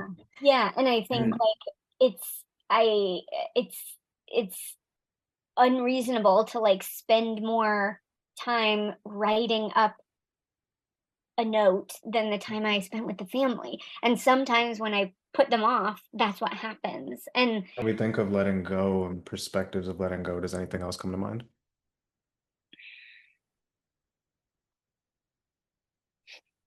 like what? Can I make a suggestion? Yeah. Yeah. What about that mindset of I have to figure it out by myself? You think we'd have to let Mhm. go of that? Yes, that would need to be let go. Yes, yes. Right. Like um the idea of I should whatever. It's like I remember someone Mm-hmm. it's like shooting all over yourself. So like letting go of the should and letting go of the um I should be able to do this myself. What's wrong with me? Yeah, seeing it as a bad thing, right? Yeah. And so maybe the right question then is like, are you ready to make decisions through her lens? Because that's the most Mhm. important thing. Yeah. The lens Yeah. of the woman who's overcome it. Yeah. Said, Yeah. Yeah. because we have to look at the other side of it. Like, what's the alternative, right? Maybe another year, another 2 years go by, and we continue telling ourselves this story of I had to sacrifice to give good care, or Yep. I have to figure it out on myself, or I shoulding all over yourself. Right. Right. And then we don't overcome this and another year or two go by. What are the consequences then? Oh, yeah. I mean, not good. Like, What comes to mind? I think what comes to mind is like, am I even still working where I work? Can I even continue to do that? And I mean, that's like one piece, but then like what's going on with my relationship with Jay and with my daughter Naomi, and like what does that mean for my life and my values and Mm. um how Are I'm you living. willing to continue settling for that? What did you say? I said, are you willing to continue settling for that? To continue settling for like how it is now? Yeah. No. No, Mm. I think things need to change. Um And I know I'm challenging you hard here. I promise it's in your best interest, No, right? I appreciate it. I But really do. yeah. Why not settle for that? Because the reality is we have settled for it Yeah. for 10 years, largely for 4. So Yeah. internally, what's actually different this time around that we're not willing to continue allowing that? What's different? What's different is that I um i- is that I'm not um I think that I'm able to recognize like that Hmm. I'm not living my life in the way um that I that I want to. Mm, mm. That's deep. That's deep. Well, let's not let it continue. I know for a Okay. fact we can figure it out, right? I know for a fact. It probably feels like you're in your own bubble, in your own world, but this is exactly what we do, right? Because you know Hmm. how you're saying for the last 10 years, you've been in this place, you burned out from your first job, right? Yep. So where you want to be able to give that good care, you Yep. want to be able to come home without these things hanging over your head, but the question's how? Right? Yeah. How are we able to get it done in the room? How are we able to overcome the perfectionism? Yep. That's exactly what we do here. So I'll start by telling you what this is not. This isn't one of those things where we're going to throw a bunch of videos at you and PDFs. Say, figure it out, Chloe. You're on your own. Solve yourself. That's not us, right? We're also not going to throw you in a Zoom with 50 other doctors and say, everybody just close your eyes and meditate, and Mhm. all your problems will disappear. Yep. Okay. And it's certainly not therapy. So we're not going to ask you a bunch of questions about the past and try to rehash the past. We're only looking forward. We're Yep. only looking at when it Yep. comes to a healthy and balanced career, right? Hmm. So if you want, I could throw my screen up here, show you the exact roadmap to get you out of this, and then we just keep going from there. Would that help? Yeah. Wait, let me know when you see my screens being super slow. Hold on. Quick pause. How do you feel so far with everything we covered there? How you feel? Great. Amazing. This is very inspiring. Feel Good. Good to hear. Does it feel like the hopeful. path of getting you to the point where you have your life back, or how do you feel? Yeah. Yeah. I'm very hopeful. Yeah. Makes you feel like it is. I'm always curious. What makes me feel like it's hopeful? Hmm. Because it resonates deeply, like just that this exists. I feel like it's like, oh, it exists because this is like an issue that a lot of other people have too. And um I appreciate how there's the accountability piece and like the med school 2.0 and all of that kind of learning, and then the community piece and just the Yeah. time frame of looking forward towards change. Hell yeah. Hell yeah. I guess the question then is, do you want to hear next steps to be able to get you that change? You want to hear what's next? I do want to hear what's next. Yes. Next steps are super easy. What we would do, handle the investment, get you access to everything, book the very first call. And so the total investment to have the guidance so that you don't have this burden hanging over your head, you're more present and it's not consistently consuming your life is 7,800. Mhm. Most docs like to just knock it out in one shot and get it out the way, but we could break it down. We could make it more manageable if we need to do that. Okay. Yeah. Yeah. I would I would be eager to hear what the breaking it down would look like. But yeah, I appreciate that. Yeah, so there's a couple different routes we could take. It's not like cookie cutter. Money's easy though. Money aside, is there anything that'd keep you from feeling good? Um, you mean with this with all Hmm. no, Yeah, like besides money, would like do you feel besides good? money, no. Yeah, So if we were able to find something that yeah, fits your situation, we don't yeah, have to the bridge. You ready to go? yes, yes, Yeah. yes, Oh, yes, yeah. yes. So we don't have set plans. There's a couple different things. What most providers do is we could split it down the middle and we could do 39 today. And then that second 39, we could break that down over some time. Would that Uh-huh. work? Probably. Yes. I want to talk to Jay about it, but then but yeah. Yeah. Okay. Okay. Cool. Cool. Besides talking to him, do you feel good? Yes. Besides talking to him, I feel good. Sweet. And when it comes to talking to him, is it more of like a permission type of thing or more of like a support, like I want to Yeah. do this kind of No, I think it just a shared decision making, but I mean, I think it's worth it. So thing? I just want to talk with him, you know, not for his permission, but just making sure we're both on the same page when I Cool. move forward. Cool. Easy stuff. And I know you said that when he heard about the webinar, he was like stoked about you going, like joining the Yeah. webinar and making a Mhm. change. Yeah. And so I think the monetary piece, he's very much like, it's worth it. What do we need to pay? So yeah. Okay. Okay. So it's a matter of, and you said he thinks the monetary piece is worth it too. Yeah. Yeah. Okay. So help me. Let's problem solve together here, right? So he thinks that you should do it, and Yep. you should do it. Yep. So, like, rather than presenting it to him from a point of like, do you still think I should do this? Do you still think we should move forward? Like, what about we present it to him from a point of, I've taken the steps and the actions to get out of this.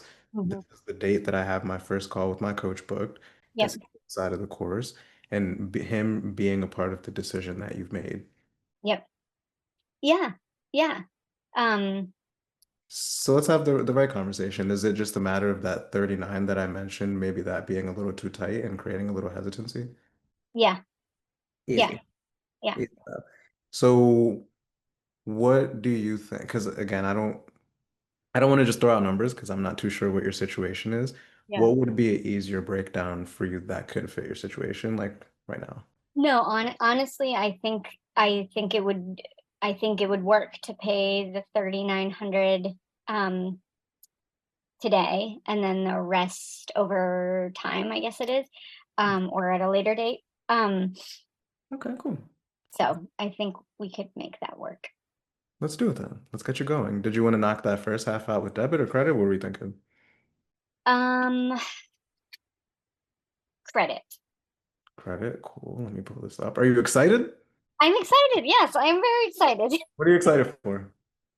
I'm excited for like going through this process and feeling like it's a concrete way of improving my life. Hell And yeah. yeah. Yeah. Oh yeah. I'm proud of you. Let's get you going. As I'm finding this link buried in my notes here, what is it that has you like leaning into taking action rather than falling back into that old way of thinking of like, I'll just figure it out? What has you making a different decision? Um I think the looking forward to March and being able to say, wow, look at what's changed, and how I am able to be more present with my family. Hell yeah. Well, let's do it. I'm ready. I'm ready for the digits when you are. I can't hear you. Hold on one second. That's on me. My bad. Do you see and hear me good? Oh, now I can hear you. Perfect. I'm gonna turn the volume up a little bit. Looks like you're looking at potentially getting some outside support as a provider. Does that sound about right? Yes. Okay. Okay. Well, I have a little bit of notes here. It looks like you spoke with Dr.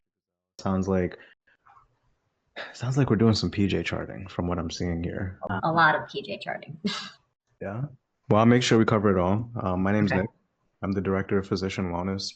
Work with almost 1,000 providers in a pretty similar spot. What I've seen to work best on these calls is we just open up, right? We see what's going on. We see if what we're doing here would help. And if so, we'll talk about potential next steps. I will say, though, we're definitely not for everyone. So if I don't think we could help you, I'll point you in the best direction. I will not leave you hanging. Okay? Okay, sounds good. Oh, easy, easy. So let's rewind. I guess in your words, like what would you say is the ultimate challenge, obstacle that you're hoping to get some guidance on? I don't even know. I mean, I do a lot of pajama time charting. I'm a family medicine boarded physician. I work for the Department of Geriatrics, and Okay. I work in nursing homes. So I do nursing home medicine. Mm-hmm. So there's not a lot of support with Epic and things like that. It's not like an office setting where MAs help and do things. We do the charts from start to finish. Okay. Nursing home charting is just quite extensive because most of the questions are not asked of the patients. It's more recap. Mm-hmm. So essentially, I'm rewriting what's already written, Continuing, right? trying to do like a summary.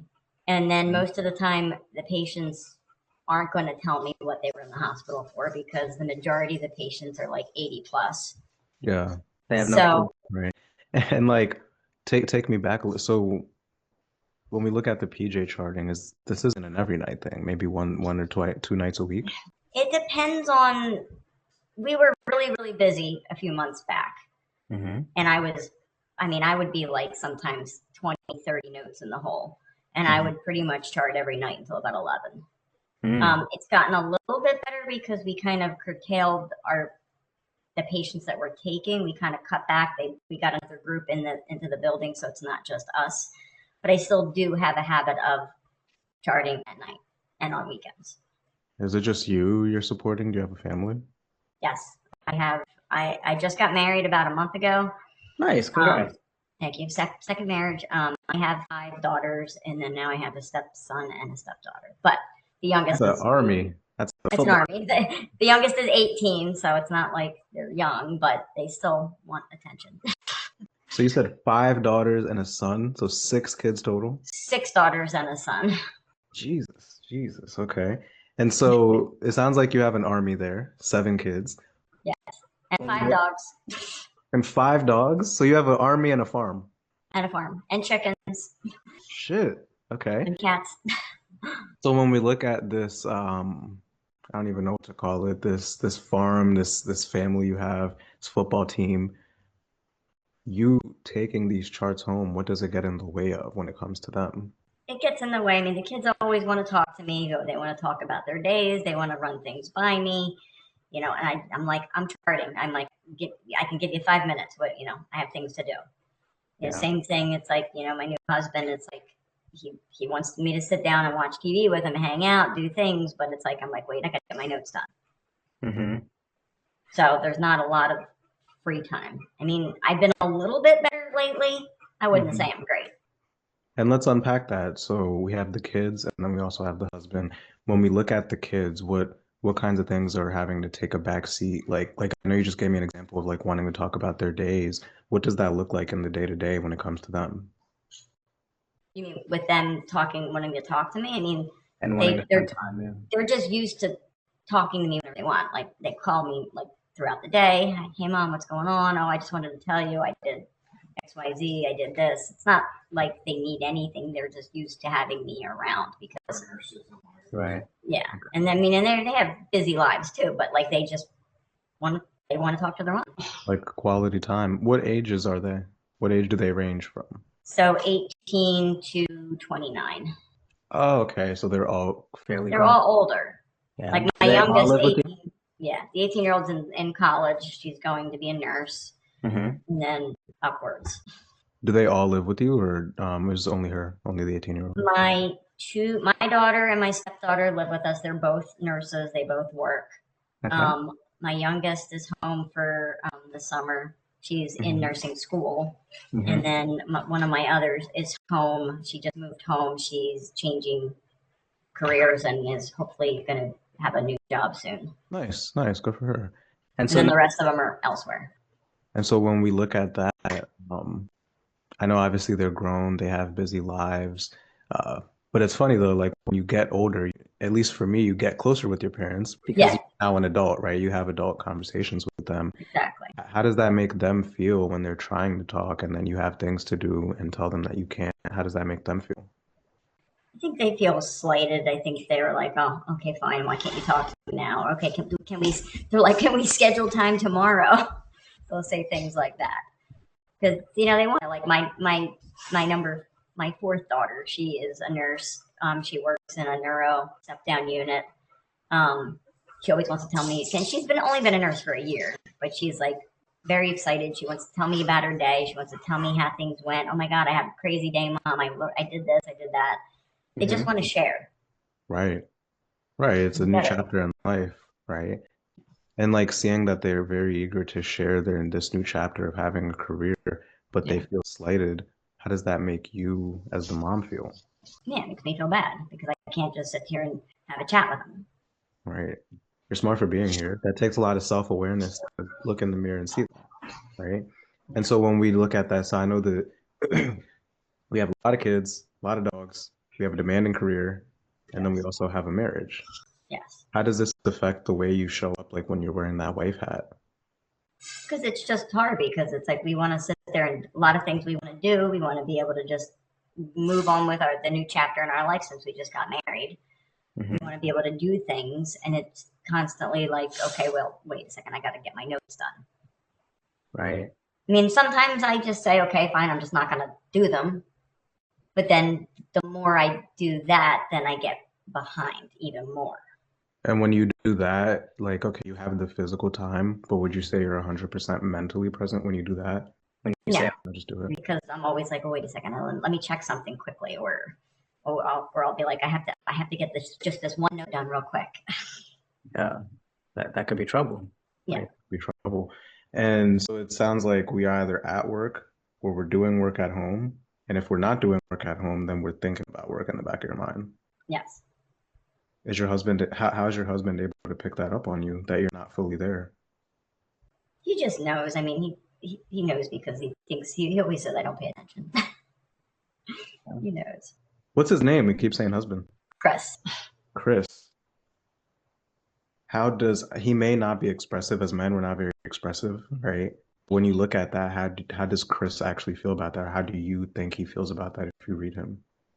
I mean, he wants me to be able to just sit and hang out with him. I mean, he wants us to move on with our lives. And this is, I mean, he's working a busy job. I'm working a busy job. So it's like we just want to be able to find time that we can spend together. Yeah. That was him that just walked in. Yeah, I was gonna say, I think that's him right there. I don't know if you could hear me, Chris, but we're talking about you. I hear you. How you doing? Good, good. Well, I was gonna talk about you again. I'll just ask directly, like, how do you feel about Deborah potentially getting outside support? Is it one of those things you're supportive of, you're skeptical of? Like, how do you feel? Well, I'm absolutely supportive of it. She needs, her and all her colleagues need support, because they're all overwhelmed with all the paperwork and documentation and all that stuff, and they all find themselves in the same situation, you know. And I talk to the husbands and the kids of their families, and you know, it's all the same thing. And I'm a busy guy too with my job, and we all understand, Right. you know, but it's hard for me to see her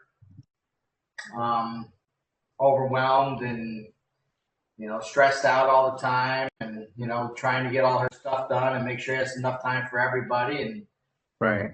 it's, you know, it's time to try to reach out and see if we can get some support somewhere, you know? Totally, totally. And I don't know if you could relate to this, but at least for me, like, as men, we're fixers. We just want to fix shit, right? And it's tough, at least when I see my girl struggling with something that I can't fix, like, it's pretty tough for me, as a result of that, right? Absolutely. Yeah.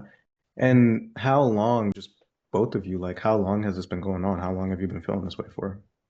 What do you think, like 2 years? It's, well, she moved up here probably 4 years ago. We moved in together. Okay.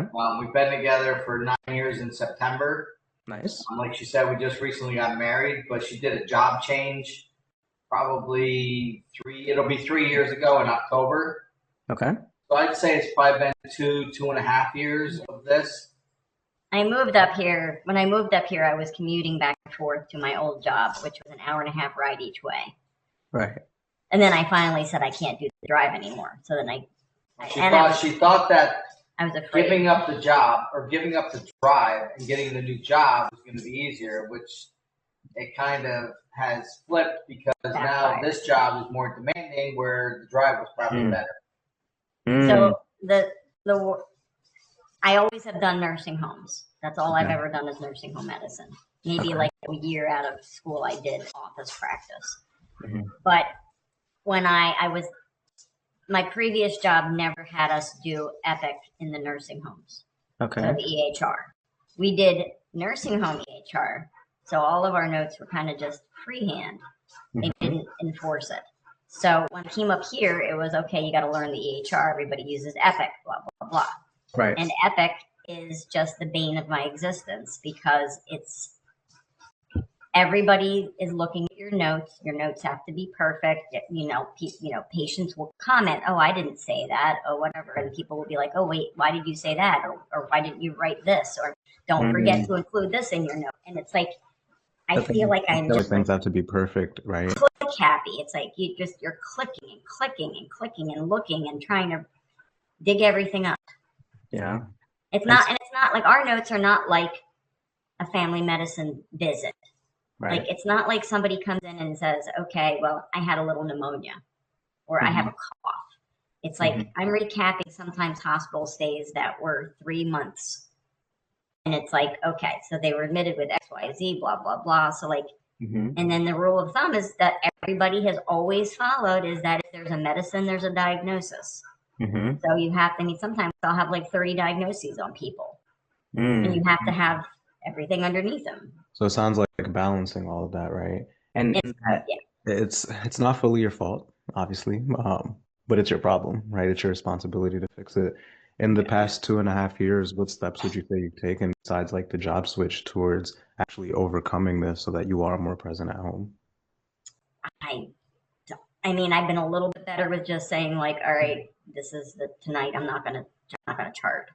Does that happen a lot? No. It depends on my number of notes. Like this weekend, I only had a couple notes, so I brought the computer and I charted in the car on the way. We went away for the weekend. I charted on the way there. I charted on the way home. Yeah.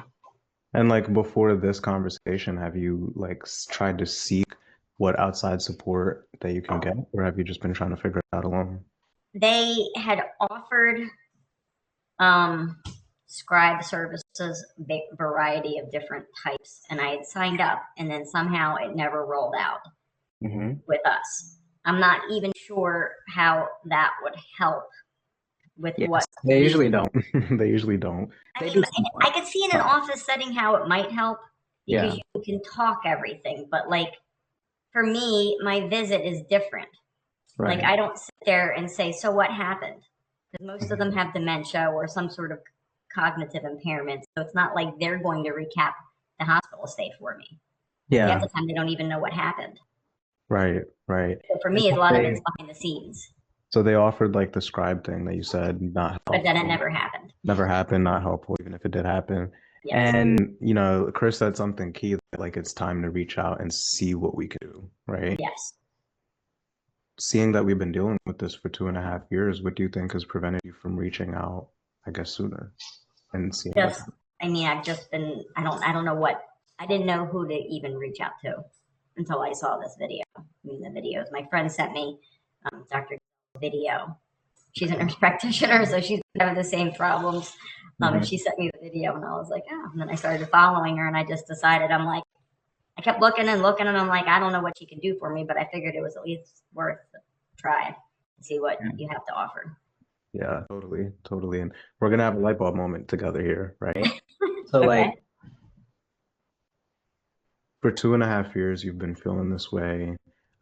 Before your friend sending you this, if I'm understanding, you didn't try to like seek or just like look up what help can I get, what support can I get as a doctor to be able to be more present. correct me if Now I started looking up what kind of career changes can I have. What can I do that I could have a better quality of life? And that didn't go very far. when it comes to when you talk to all the different doctors, they all got the same situation. So exactly, changing your career really doesn't help the situation. Yeah, exactly, because you take you wherever you go. So you go to a different career, Deborah's right there as well. right? Yes. And so like, is it fair to say for the last 2.5 years, we've made the external changes, like changing the job and stuff, but we haven't been as proactive as we can towards getting the support and making the internal changes? Is that fair to say? Yeah, that's fair. So again, making sure we're on the same page, it's fair to say that we haven't been as proactive as we can. Correct. Can I say something without potentially offending you? Yes. That's what's going to keep you stuck. That's Right. not what's going to keep me what? Stuck. Yeah. That's what's going to keep you stuck. Right? It's not more templates and more efficiencies, it's the proactivity. Right? Because when we look at it, like so far, the lack of proactivity, what has that costed you so far? Time with my family. time to relax.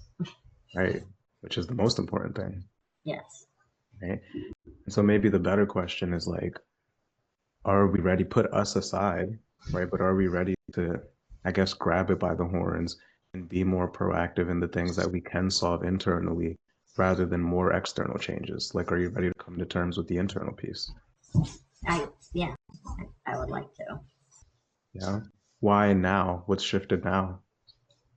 I think just because we just got married like a month ago, and we just wanted to start moving on and doing things for the two of us, and not just sit here and him watching TV all night while I sit here and chart.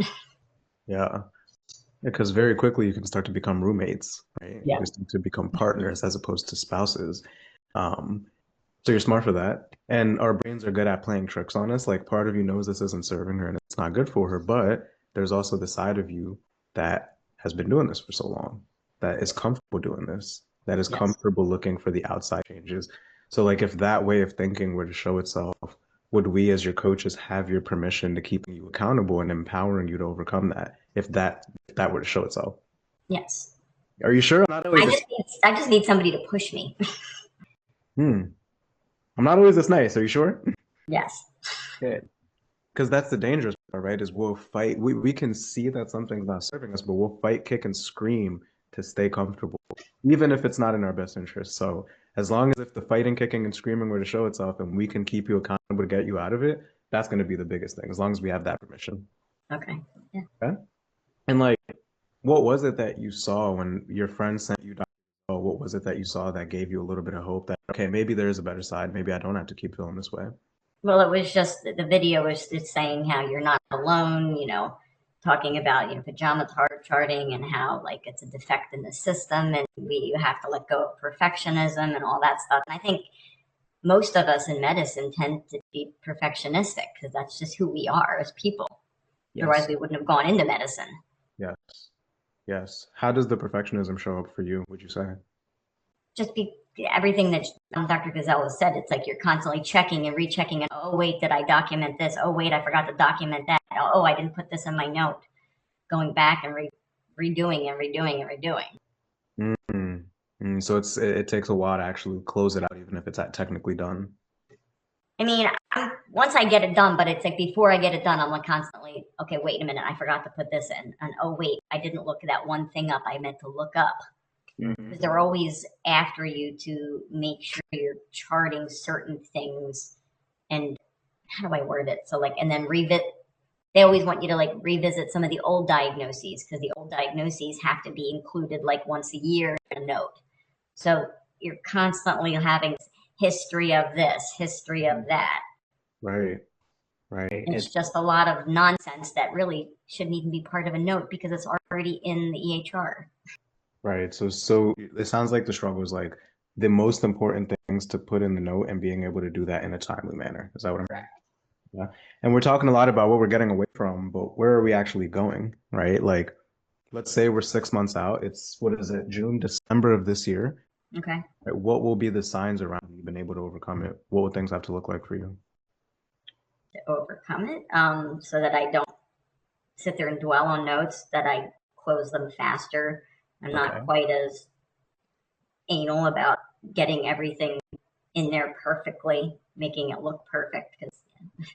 And then being more home with my family, doing family things. What are those family things? Just even like having family dinner together. It's like half the time it's like I don't even make dinner when I come home because I'm like, I gotta go back and chart. Yeah. Or I get home so late, I'm like, okay, it's already 6 o'clock. I'm like kind of late. Yeah, you said making family dinner, so you like to cook? Yeah. Yeah, what do you- Me and my husband, me and Chris both like to cook. So, but we like to sit there with our kids and have a nice meal. Yeah. What are we cooking? It looks like you're in the country, or maybe I'm wrong. Sort of country. We're like in Allentown, Pennsylvania. Okay, I know Allentown. Kind of the country. Okay. Yeah, but we're like in the verb part of it. Yeah. And I mean, we cook whatever, like chicken, like we'll make steaks, chicken marsala, chicken piccata, lasagna, all kinds of stuff. Right. The tough things to cook. Lasagna is a bitch to cook, right? And like, I always minimize a program because the program itself doesn't matter too much. The efficiencies, the systems, that's important. What's most important though is like who you need to become. And so when we look 6 months from now, that woman, we could call her Debbie 2.0. What characteristics or traits does she have, do you think? I don't even know. We can unpack it I together. don't want to be stressed out. I don't want to be constantly irritated. I find myself being grumpy. I find myself getting very overwhelmed. I would like to be able to just be calm, cool, and collected and relaxed and enjoy my job. Totally. So changing how we view it, right? And not consistently being irritated. And like, Yes. what do you, and be real, I want to help you out, right? What do you think we would need to, what perspectives or mindsets we would need to let go of if we really want to see that woman? Like, what do you think we'd have to let go of now that's not serving you? I mean, probably my OCD and perfectionism, getting the notes to be perfect.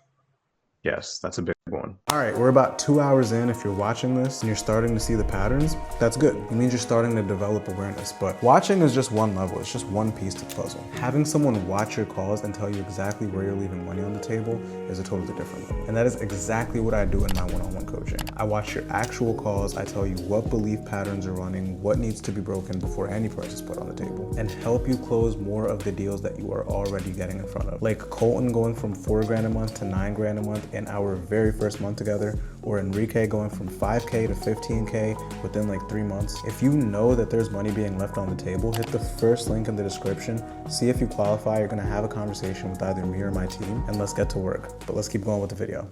That's a big one. Yes. Anything else come to mind? No right or wrong answers, but anything else come to mind? Just drawing boundaries as to when I chart and when I don't chart. Yeah, If I don't get them done. The Think problem is with the network that I work for, they say that, yeah, granted, have they ever done anything? They've done things to some of my other colleagues, but that's when they've been super behind. But technically, we have to close our notes out within 4 days. Okay. So letting go of perfectionism, letting go of like sticking to the boundaries that you set consistently, right? Because I know you said that you try, but it doesn't stick. Can I make a suggestion? Yes. No. What about the mindset or the idea of your happiness is on the other side of an external change rather than coming to terms that it's an internal change? Like the whole concept. Do you think we'd have to let go of that? That it's more of an internal change rather. Yeah. I mean, yeah. You see why I would say that? I could see that. Yeah. Yeah. And like the better question, I know I'm challenging you pretty hard here. It's in your best interest, I promise, right? The better question is like, are you ready to make decisions from the lens of Debbie 2.0? Like, the reality is that right now we're making decisions from some blurry glasses, blurry lenses, right? Like, are you willing to adapt the decision making of that woman moving forward with the decisions you make? Yes. Hell yeah. You sound like you meant that. Yes. Because we have to look at the other side, the alternative, right? Of another year, another 2 years going by. We're still telling ourselves it's another job that I need to change. It's another system, right? And we don't actually take control over it another 1 to 2 years. What are the consequences then? What happens then? Well, then I just become more miserable, more grumpy, just not happy. And Stressed out, starts probably affecting my health because I'm not taking care of myself. Right. And this is coming from the heart here, right? But are you willing to continue settling for that? No, which is why I finally made this interview. And I'm glad you made that last comment. Because again, like I said, our brains play tricks on us, right? Being on this call is motion. Like, let's say you're hungry and then you go to the kitchen, you see what's available. You're in the kitchen because you're hungry, but then you close the fridge doors and you go back to your room. Yeah. Like, that's all ultimately like this call. Action is actually making a plate and warming it up and then going back. And so it's good you're here, but are you now ready to, and it's uncomfortable, but are you ready to take that motion into action, assuming you find something that you think help? Yes. Hell yeah. Hell yes. Yeah, well, let's not let it get there. Like, I know for a fact we could help you through this for a couple of different reasons. Like, you know how you're saying you want to let go of the OCD. You want to draw boundaries that stick. The question is how. That's the question mark. How do I actually get there? How do I do that? Yeah. That's exactly what we do here. So I'll start by telling you what this is not. This isn't one of those things where we're going to throw a bunch of videos at you and PDFs and say, figure it out, you're on your own. That's not us. Okay, we're also not going to throw you in a Zoom with 50 other providers and say, everybody just close your eyes and meditate and all your problems will disappear. You're just going to meditate them away. And it's certainly not therapy. So not going to ask you a bunch of questions about your childhood in the past. We are only looking forward, only looking ahead. When it comes to how are you the best provider who is knocking out her charts in time, leaving work at work, but how do you balance that with being the most present mom who listens to her kids talking about careers, most present wife, right?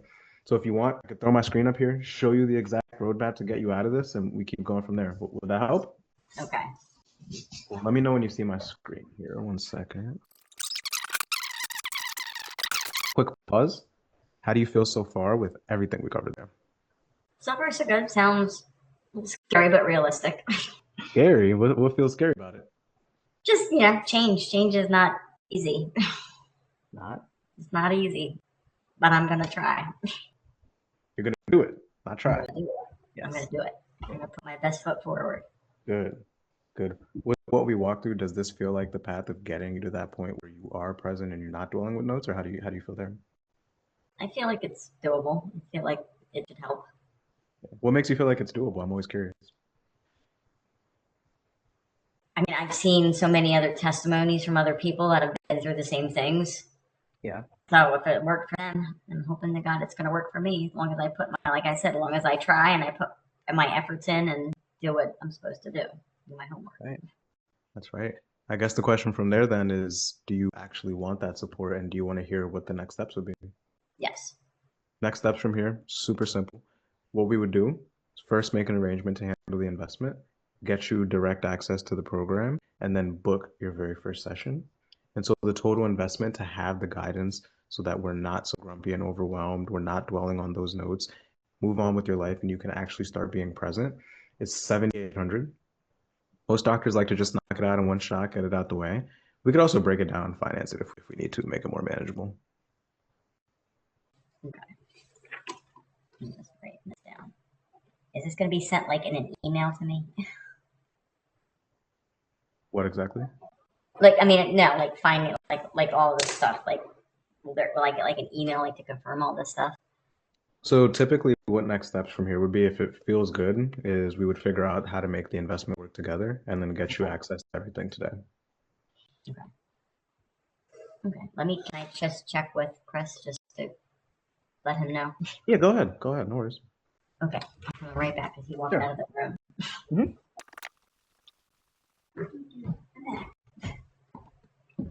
I'm back. Is there any like I know I watched all the videos and things like that of like the testimonials. Like, is there anybody that did the testimonials that I'd be able to like actually physically speak to, like a reference, like talk to somebody who did it and what their outcomes were and such? Where's that coming from? What makes you ask? Just to actually, I mean, videos are videos. It's like just to talk to somebody and see like what their videos come across different as talking to somebody in person. Mm-hmm. Videos are like staged, like not staged, but like they're more robotic. And like, what are you hoping to get out of that conversation? Just to see. I mean, it's a big investment. It's like we have 2 kids in college. I'm just trying to like figure out. So how does it all work? I mean, how do you? He just went over all that. Right, but I mean, is there classes or is There's all. are they Zoom meetings? What are they? Yeah. So she'll have a one-on-one coach that she'll be meeting with to help with the specific problems. And then there's also a library of videos specific to the charting, the perfectionism, the procrastination, the lack of being present. Right, but they're videos. There's like no one-on-one. No, there is. Yeah, there is. There is. There's one-on-one videos and group. And when are these classes? I mean, do you schedule them with your time frame, or are they set times, or?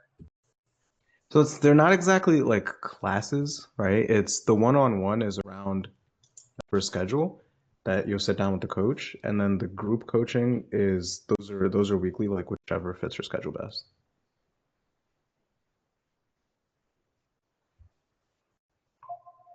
And do you guys have references that people that have been successful and that help them that she can call and talk to them about this? or how does that work? I know you have videos and stuff and things, but I'm a one-on-one guy. I like to hear it straight out of the mouth and not a video. Just so. Mm-hmm. I've had my own business for many years, and it's always about references and calling people and hearing it right from the horse's mouth. So. Yeah.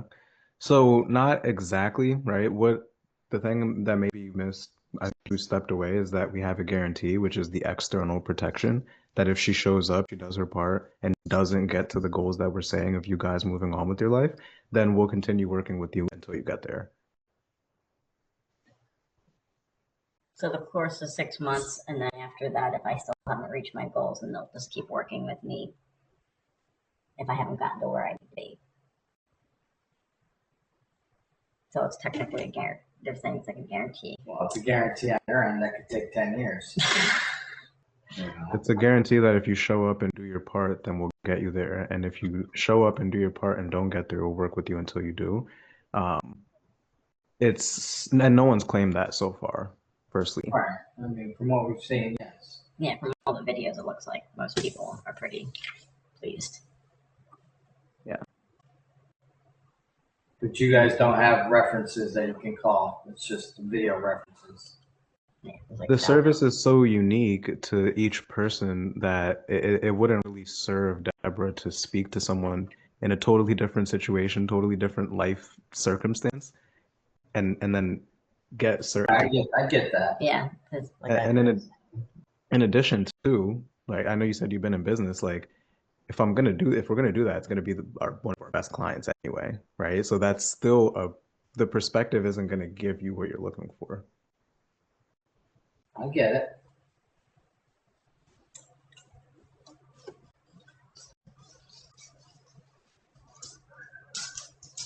I just think we need to talk about it. I mean, it's not something you decide, in an hour.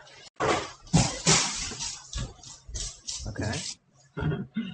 Where are the doubts coming from? Where the hesitancy? We could just have the right conversation. I have thick skin. What's coming up? I mean, it's just, I wasn't quite expecting that much money. And it's like I said, we have had, not that we don't have financial problems, but like we have a daughter in school. So my youngest is in school paying for her tuition. We have his son is in school paying for his tuition. It's like we just have a lot of expenses lately. I understand. I say this from a place of empathy. Into the budget, huh? Completely. I say this from a place of empathy that money is actually super easy to handle. The toughest part is actually committing to different, right? Getting out of what's familiar. Besides money, is there anything that would keep you from feeling good and feeling aligned about doing it? Besides money, probably not, no. Okay. But we just have to talk about. No worries. Yeah. If we were hypothetically able to break it down into more digestible pieces, would that make things easier for you to be able to take that step today if we could break it down? I mean, I think we would still want to talk about it like off camera. Okay. Just as a couple. It's not like I'm just going to randomly go spending $8,000 without talking to him about it. Okay. All good. So then what we could do then, you could have the space to talk. I actually am out of coffee. Don't ask me why I'm drinking coffee at 8 p.m., but I am. So I'll go run to the lobby in my apartment building. I'll go grab coffee, and then I'll be back. And then whatever you guys decide, we'll go from there. So you could just shoot me a message here in the chat right here. Okay? And then I'll be. All right. Hello. Yes, you did. And you read correctly. You're muted, by the way. Okay, there we go. Okay, so I can see it. Okay. Yeah. What we've seen is that, like, you make the investment into the program, and then your job you'll get CMEs. But we also do CME reimbursement. Mm-hmm. Yeah. So when the doctors who've used their CME reimbursement, it's reimbursement. So it's after the doctor makes the investment and the job reimburses them. Right. No, I know that. So that's what I was just trying to see. Yep. Okay. Okay. Give me one more second. Okay. Sure. Okay. There you are. Okay. All right. How would I can't even speak. How do we do it if I'm doing in billing increments? Like if I'm making like a payment plan? Let's see. I'm sorry. Ask the question one more time. How do you what? So you said rather than I don't want to pay it as a lump sum, I want to have it like spread out. Mm-hmm. Just Okay. because the CME will change as of June 30th, July 1st will be the new CME. So I could bill some of them to the first one, some of them to the second one. Yeah, yeah. So we could do that. We could finance it and break it down. I'll show you how. So Okay. sounds like you're ready to go. Yes. Are you excited? Yes. Oh yeah. Let's go. How are you? I'm good. I'm good. I'm staying out of trouble. Being the boring guy. How about you? I think I'm trying to do the same myself.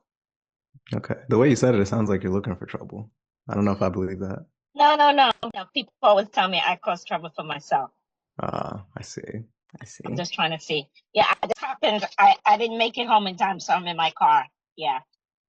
hmm Okay. Do you hear me good? Yeah, I can hear you pretty good. Oh, Do you see me okay? my camera's on. Yeah, now you can Yeah. see me. Okay. Yes, now I They do. usually tell me I cause trouble for myself.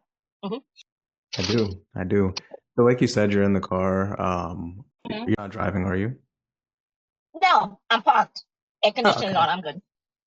Cool. Cool. Cool. Well, it looks like you're looking at potentially getting some outside support as an advanced provider. Does that sound about right? Excuse me?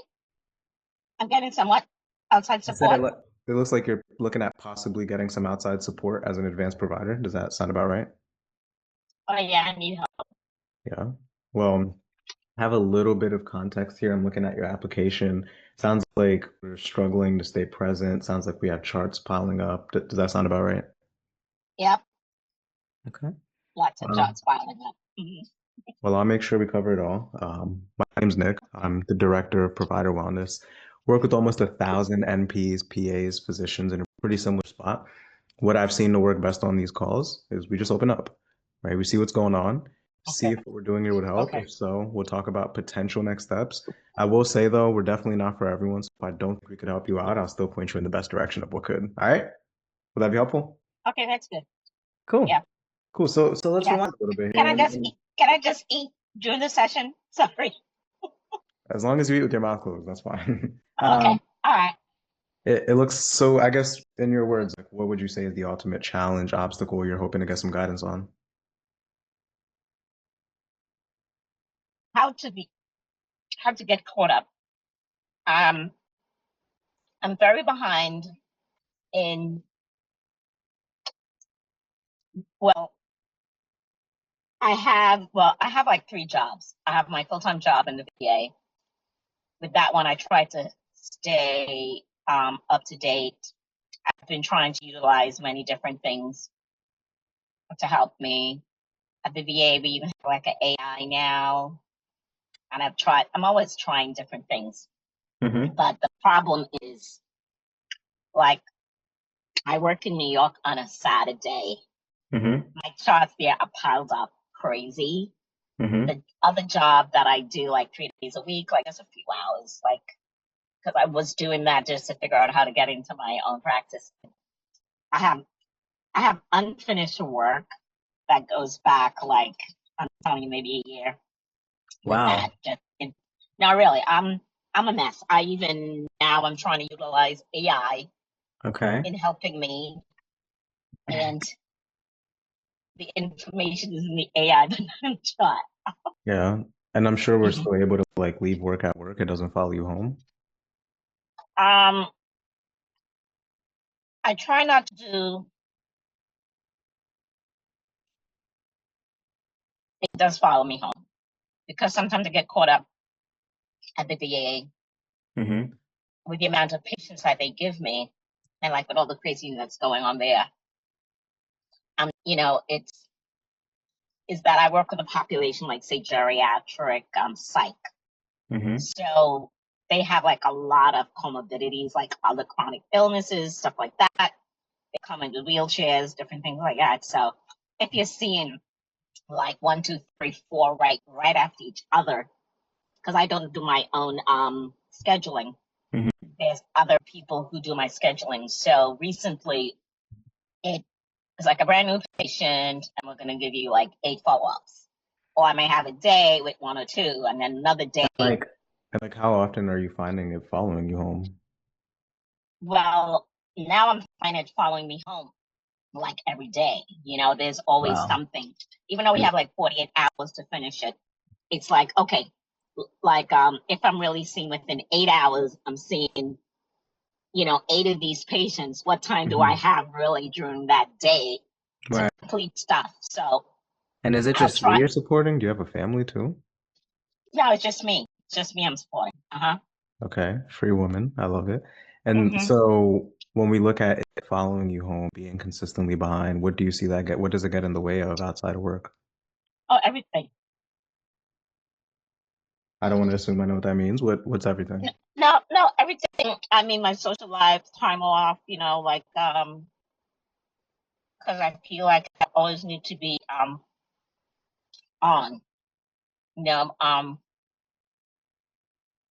Yeah. When it comes to, like, I now have like a housekeeper who comes in to clean my apartment because it's time to do that. Then, like they doing my wash recently. Well, that was another thing. I didn't like how the machine in the building that I was working was doing the wash, so I sent out all my wash. I mean, it's very expensive. I mean, I do, and I do.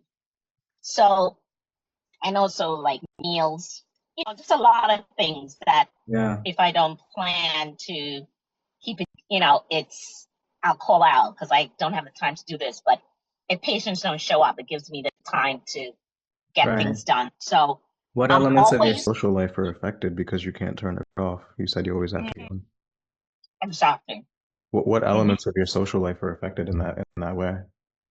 Oh, everything, like scheduling, planning things ahead is difficult because I always feel like only when I know the things are done, then I can really make a commitment or really say what I'm doing. Because when you have so much going on in your head, it's very hard to say really how you feel about something.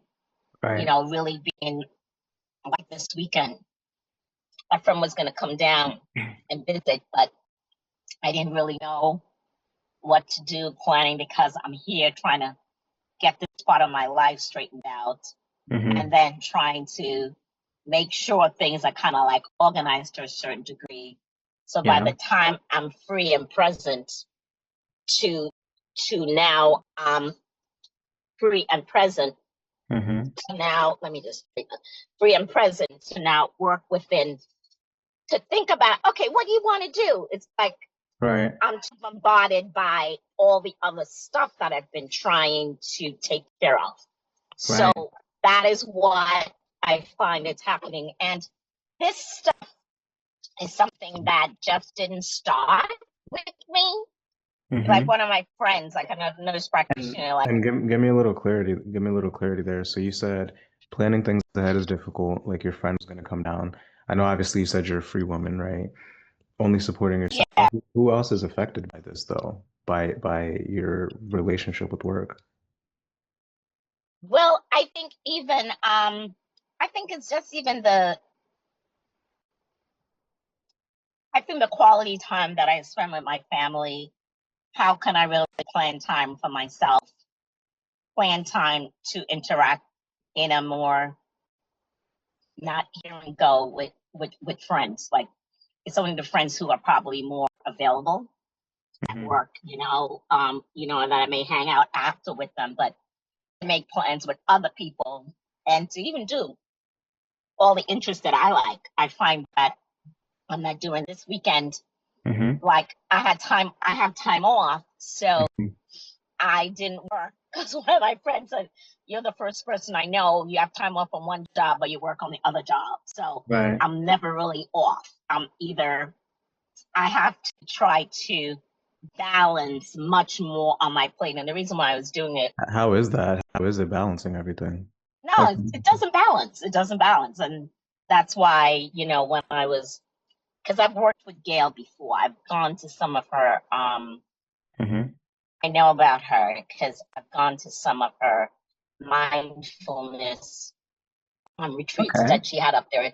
in Massachusetts. So I have some idea, and I'm interested in mindfulness. Because being in mental health, like you're aware of how to be more present. I mean, I try to do that when I'm with my patients, just focus on them.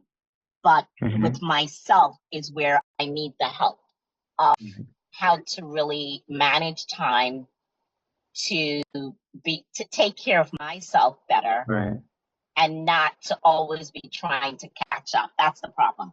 And I'm you said always something catching up. key.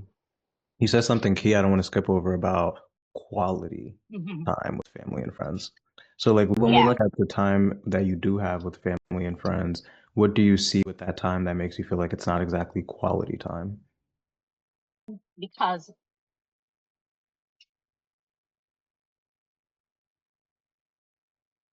I'll show up, but I'm showing up because I'm working like 6 days a week. Right? Mm-hmm. I work Monday to Friday in the VA, and then 3 days a week I may do 2 or 3 hours, 6 hours, 8, 9 hours for the maybe 10, the most. It's not like that's very inconsistent. But then on a Saturday, I drive down 3 hours to New York because my family's here and I have a place to stay. Mm-hmm. I've always lived in New York before I moved to Massachusetts. Mm-hmm. So, like, I will be down here on a Saturday, work this one job, and that's where stuff is backed up because I don't have the time to complete it. Because now on Sunday, I'm now free. This is my day off, Mm-hmm. but I also have to get back to Massachusetts 3.5, 4 hours. Mm-hmm. So during So the what, time what on a makes you Sunday, Well, yeah, like that's what I'm curious on what you're about to say there. What makes you feel like that time isn't quality time? because now I have a lot of family. So on that Sunday, I may just stop in and say hi, hello, see how they're doing, spend 1 or 2 hours with them, and that's it, or either I buy breakfast for everyone, hey guys, boom, boom. But I've not seen them consistently. Like one of my nieces said, I'm like a subway. I pop in and pop out.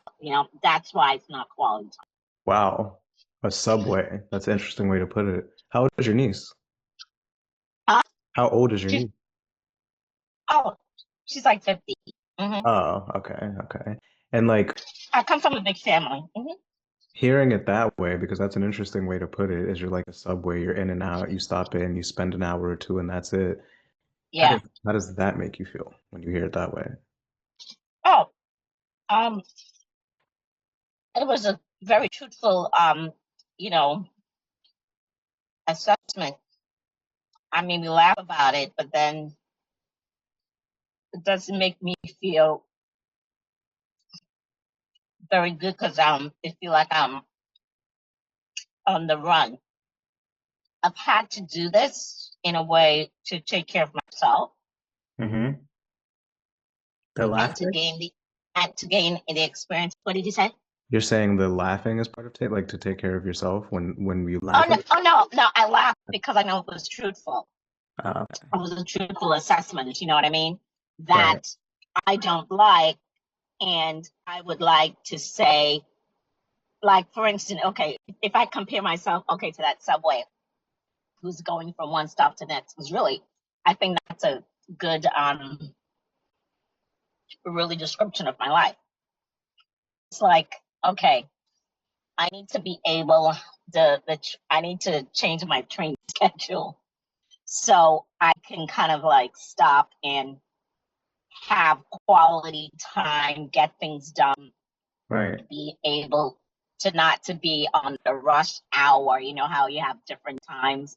It's the Right. peak, off peak. I need to be very off peak, on an off peak level. Yeah. But what has happened is to be able to, land my career, work, do all the things that I've done.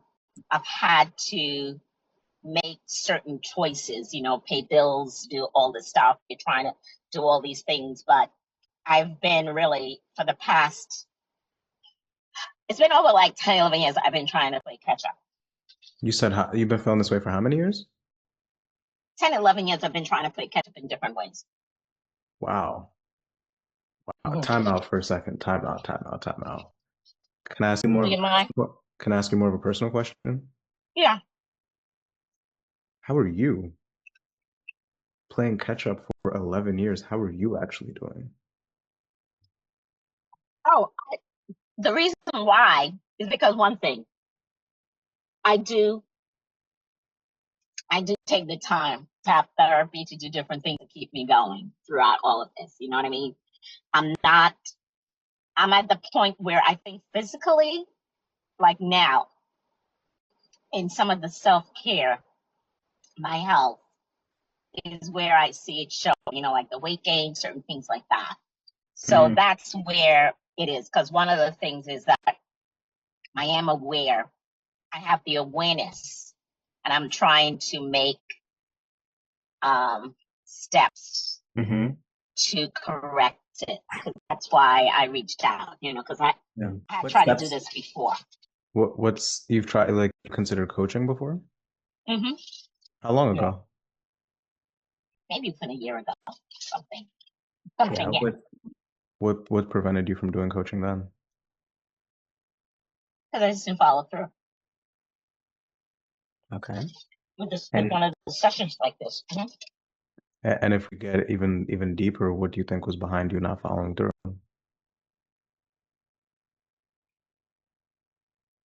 Probably have to catch up on something. yeah. I probably have to catch up on something.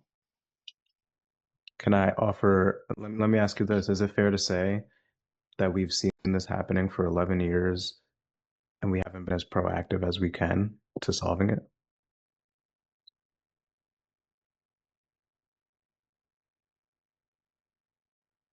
I think I've been proactive, but I think what it is that I can now see the effects of how it's affecting me. I think before the awareness of what is happening, I didn't have a full, clear picture of that, because the main thing, really, I've been focused on, because one thing, like I was just telling a friend, the other nurse practitioner, because, that's one thing, being a person of color, and I wanted to become like a psych nurse practitioner. Want to get the experience and not being in environments where people were supportive enough, right? I did a residency and I took a pay cut. I moved, and that's I make the decision to make a pay cut. Like back in 2014, moved to South Carolina, and where that put me financially, back, because I wanted to gain the experience of the knowledge. So I'm not losing what I went to school for. And then landing the job in Massachusetts, say in 2015. And then being there, and that's why I say catch up, because like once I finished that residency, I had to find a job, used all my savings, then have to get savings to get to move to Massachusetts, And this is 10 years ago, right? If I'm following.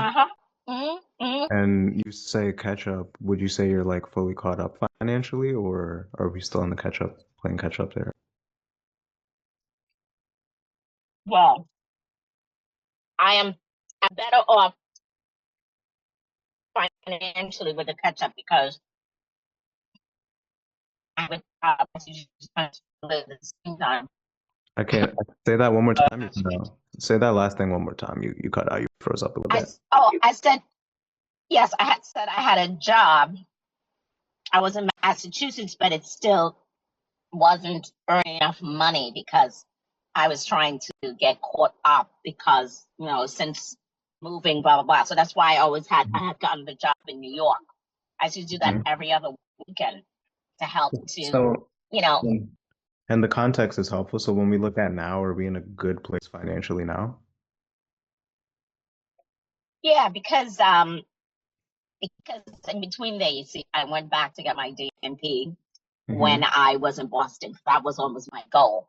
Now, finally, gotten like loan forgiveness. So thank God that's all paid off, you know. Good. And yeah, Good. so I'm in a market that I was in. So for how many years would you say you've been in a better financial place?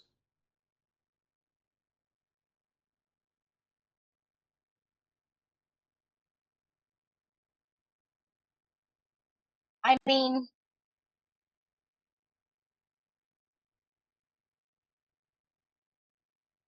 I think it's only now I would say that. I know I do spend because I pay for my own therapy and stuff like that in between this, you know. So I mean, I am in a much better place because Mm-hmm. you know when I think about my earnings, where I am right now and what I can do, I think Okay. it's a little bit better Okay. that I don't have. And I think also too, because a lot of the, you know, like saying the experience, do I know this? And I think Right. I've already landed in that part, expertise, experience, blah, blah, blah. And like, can I offer a perspective without potentially offending you? Yeah. Yeah. Is it fair to say that we've seen this happen, not having social life, playing catch up, being behind? We've seen this happening for 11 years, but we haven't 100% done everything that we can in our power to get the support so that we're not consistently drowning and playing catch up? No, I've always tried to, I'm the kind of person is that if it wasn't reach out to different individuals, you know, what's the support and help, like how I can make it better, this and that. That's one thing that, you know, that I do I'm always trying to see how I can make things better for myself. So coming from a good place here, right? Trying and seeing how we can make things better versus not taking those steps because of, like you said, not following through. Mm-hmm. Like if we really look at that and be real with me, if we really look at that and we really look in the mirror, can you truly say I have been in this place for 11 years and I have done everything that I can to get out of it?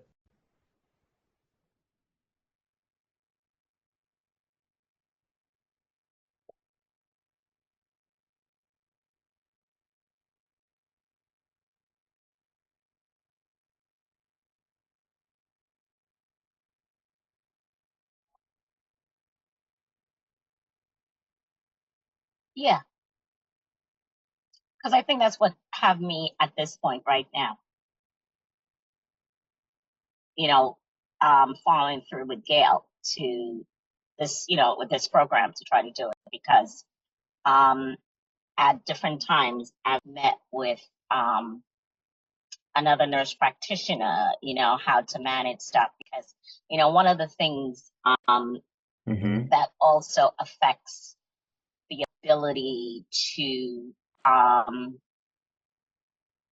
do your work is when you're working in different systems where there's different things happening.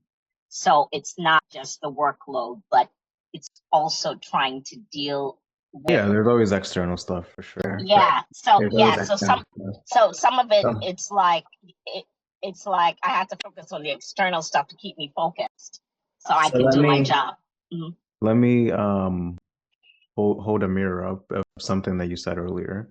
You said you explored it a year ago, some type of coaching, but didn't follow through on it. Like if we really, again, coming from a respectful place here though, if we really had to look at that, and the fact that you didn't do it is because of your own follow through, can we truly say that we've done everything in our power to get out of the situation that we have been in for 11 years? Because if we can't come to terms with that, the challenge is this is how you stay stuck.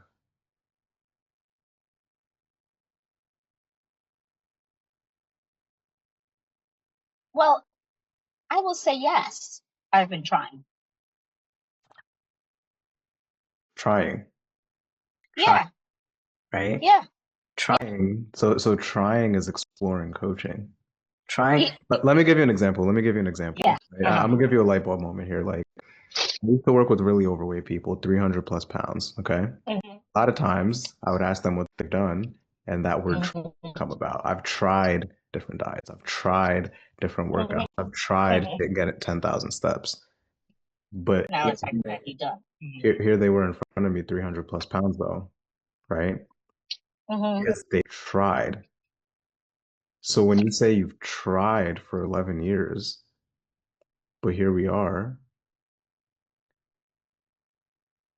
is it a fair assessment to say that we Mhm. haven't done enough and we've dabbled and we've tried, but we haven't done and fully followed through? Because otherwise we wouldn't be here 11 years later, a decade later. Well, I give you that. Maybe done and follow Okay. the done and follow through. Yeah. So we've The follow started, through. Yeah. so we've started, but we haven't actually followed through, right? Yeah. Not consistent with following through. Exactly. Exactly. Right? That's the light bulb that's important to have. Because if Yeah. not, you stay Yeah. spinning Not your consistent. wheels, Yeah. Yeah. right? Uh-huh. And so when we look at that, when we look at the fact that we've tried and we haven't followed through and we haven't done, what has that costed you so far?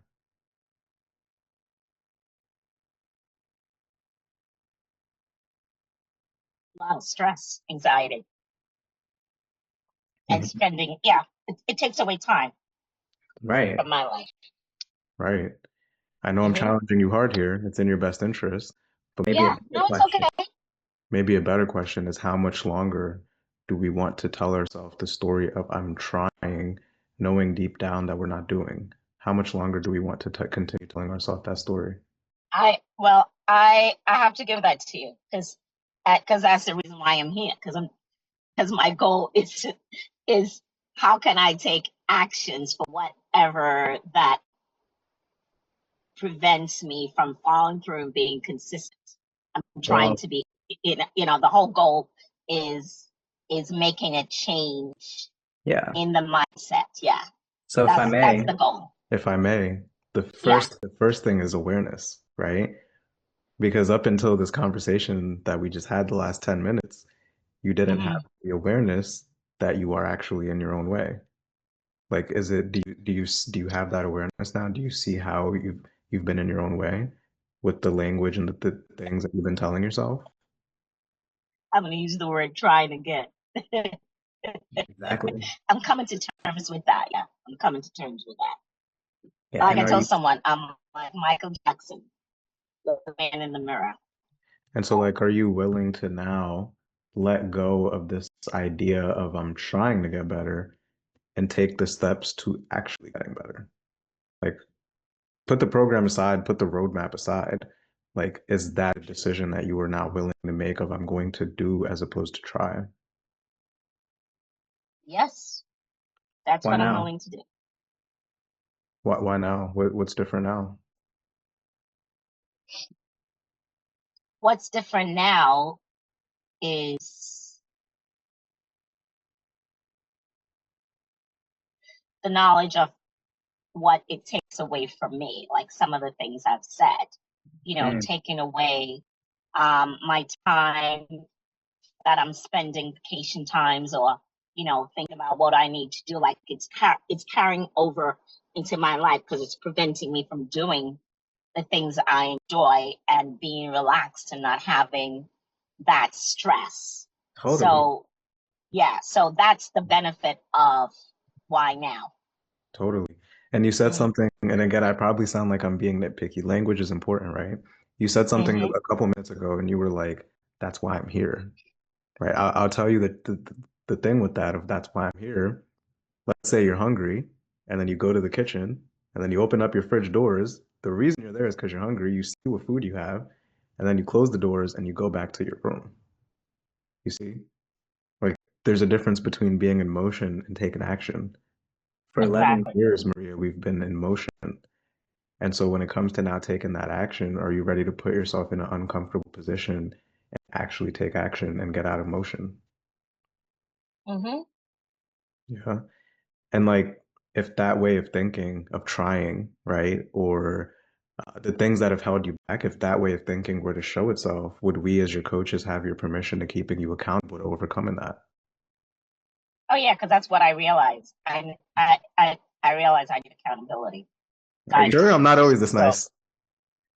Huh? I said, are you sure I'm not always this nice? Oh, it's okay. I've dealt with many. Good. Because the thing is, we'll fight, kick, and scream to stay comfortable, even if it's not serving you, even if you're not getting the life that you want out of it. And so, as long as if you were to fight, kick, and scream to figuratively to stay in that comfort zone, as long as we can keep you accountable and empower you to getting out of it, that'll be the key thing. So, as long as we have that permission. Oh yeah, because because one thing, working in mental health and with what suggestion I provide for my patients, it's the same suggestion that I need to go through too, so I can make the change and to be able to be on my best side. That's what it is about living, and so the things that in my own self-discovery of what keeps me in my way is what I'm right now is willing to face and to make the change so I can have a better life, and For sure. be able to, and it's the anxiety, it's the stress. And one of the things, it's learning how to, I do believe in a mindset in it's like you may know of a certain concept, but you need help to be able to get there to make the end results. Like I know what needs to be done, but it's difficult for me to do it on my own.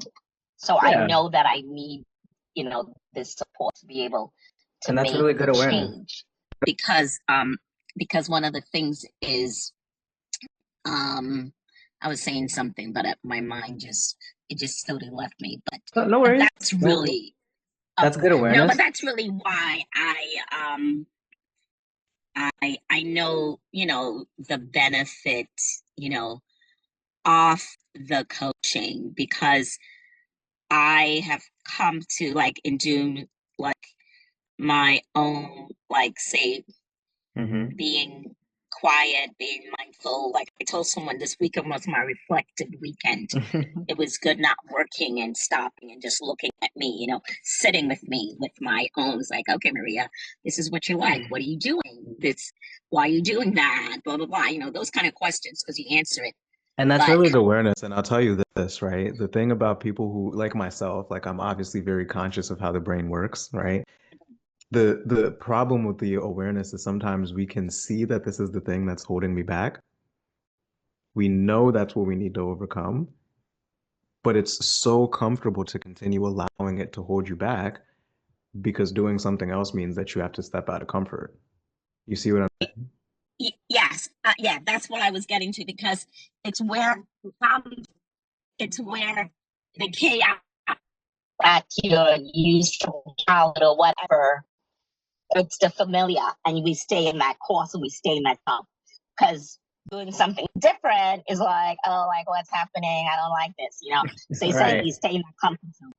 So I think maybe those are some of the things throughout like those 11 years that it's like to stick with it. And so that's why I need the accountability.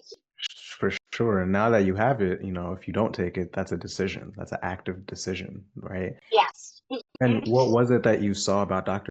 that gave you some kind of hope that, okay, maybe there is another side. Maybe I don't have to keep doing this, living this way. What made you feel that way? No, because like I said, I've gone to 2 for retreats. I mean, and so I know a little bit about her background, her history. And she said how she's that she's glad to get a better life. And I was like, this is very interesting, because recently I've been trying to use, to try to get out of this using AI and using things, but I realized that there was something still missing. It's like I have all the information in the AI, but I need to put it in the chart. I'm still behind. I'm still whatever. So I said, there is probably something I can learn, that despite having these things and all the advertisement of, oh, I have time now to live because I have AI. I was like, how accurate and how real is it? Doesn't make sense, right? Yeah, like what? Yeah. So, and I know, I know that even though I'm busy, like when I do know what mindfulness does. It's very helpful, and so it's and I know, like, her work, her experience, and have done some of the work with her, and I do Good. like mindfulness. No, I do like that kind of holistic. I like a very more holistic way about doing things about life. I know mind. I'm always working That's in good. that arena too. Yeah. It's good that you're familiar with her, because like sometimes when people don't really know who we are and they just see us, they get a little skeptical. But the fact that you've seen her over and over is like, okay, you know that she's obviously the real deal, so that's good. And Yeah, that's one thing I like about her. She's worked in oh, end of life medicine. That's good. Yeah. So it's a lot. yes, yes. And we're talking about what we're getting away from, what we need to let go of, but where are we actually going? Like, let's say we're 6 months out, maybe it's December, end of December. What will be the signs you've been able to overcome this? Like, what would things have to look like? What would have to look like that Maria knows how to get caught up with all her notes. Okay. I have followed through, and it's into with a plan that I plan You're and cutting out feel a little okay bit. about it. You're cutting out a little bit. I think the last Sorry. thing I heard is Maria knows how to get caught up on her notes and she's following through. What'd you say after that? Yes, and I can plan to spend quality time with my family, But that's what and it I sounds have time for like. myself. Yes. Yeah, that I can spend the weekend, spend time, and say, okay, I'm gonna meet you here. I'm gonna go to this museum. I'm gonna go to that I don't have to feel like all the work is following me. Yes. That's why I'm trying to downsize with work anyway. So Yes. yeah, Yes. and And if if I we, do start my own practice, I Hmm. need to be able to know how to balance things. Agreed. So there's Agreed. a lot of reasons. And like I always minimize a program specifically because if the systems and templates and efficiencies, that's key, but who you need to become, that's even bigger key. And so when we look Yes. 6 months from now, that woman, we can call her Maria 2.0, what characteristics or traits does she have? Hold on.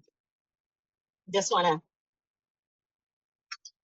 put my charger in because I want the phone to start. Okay. Um. yeah, no worries. As long as you're not Okay. driving. That's cool. Okay, Maria. Not doing one of those numbers, right? Um. Mhm. Okay.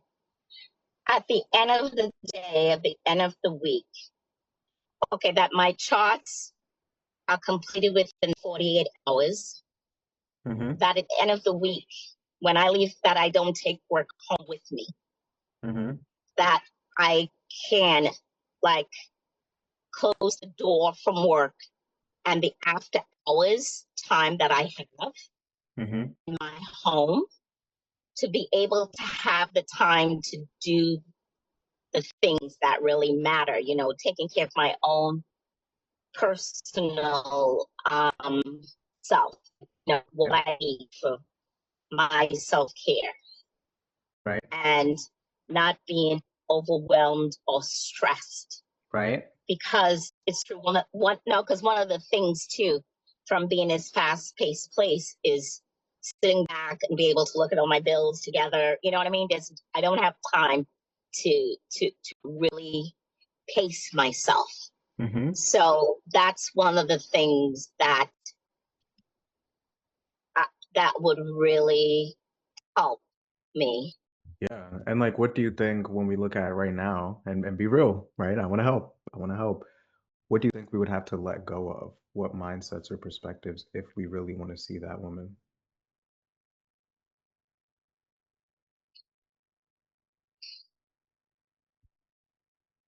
That's a good question. That's a good question. We can unpack it together. Hmm? I said we can unpack it together. What kinds of things we need to let go of?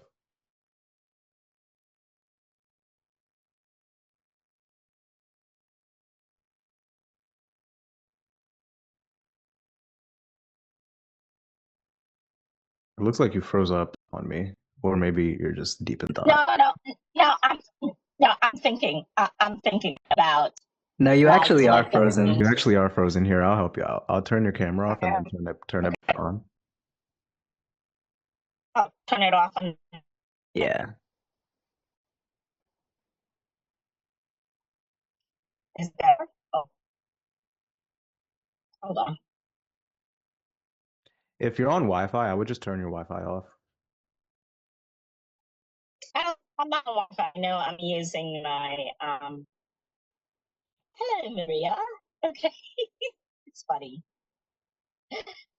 Let's see. You can start your video because the host has disabled it. Okay, now try. Okay, hold on. Nope, doesn't work. You just seeing me. Oh, it says Bunny's iPhone. Okay, that's fine.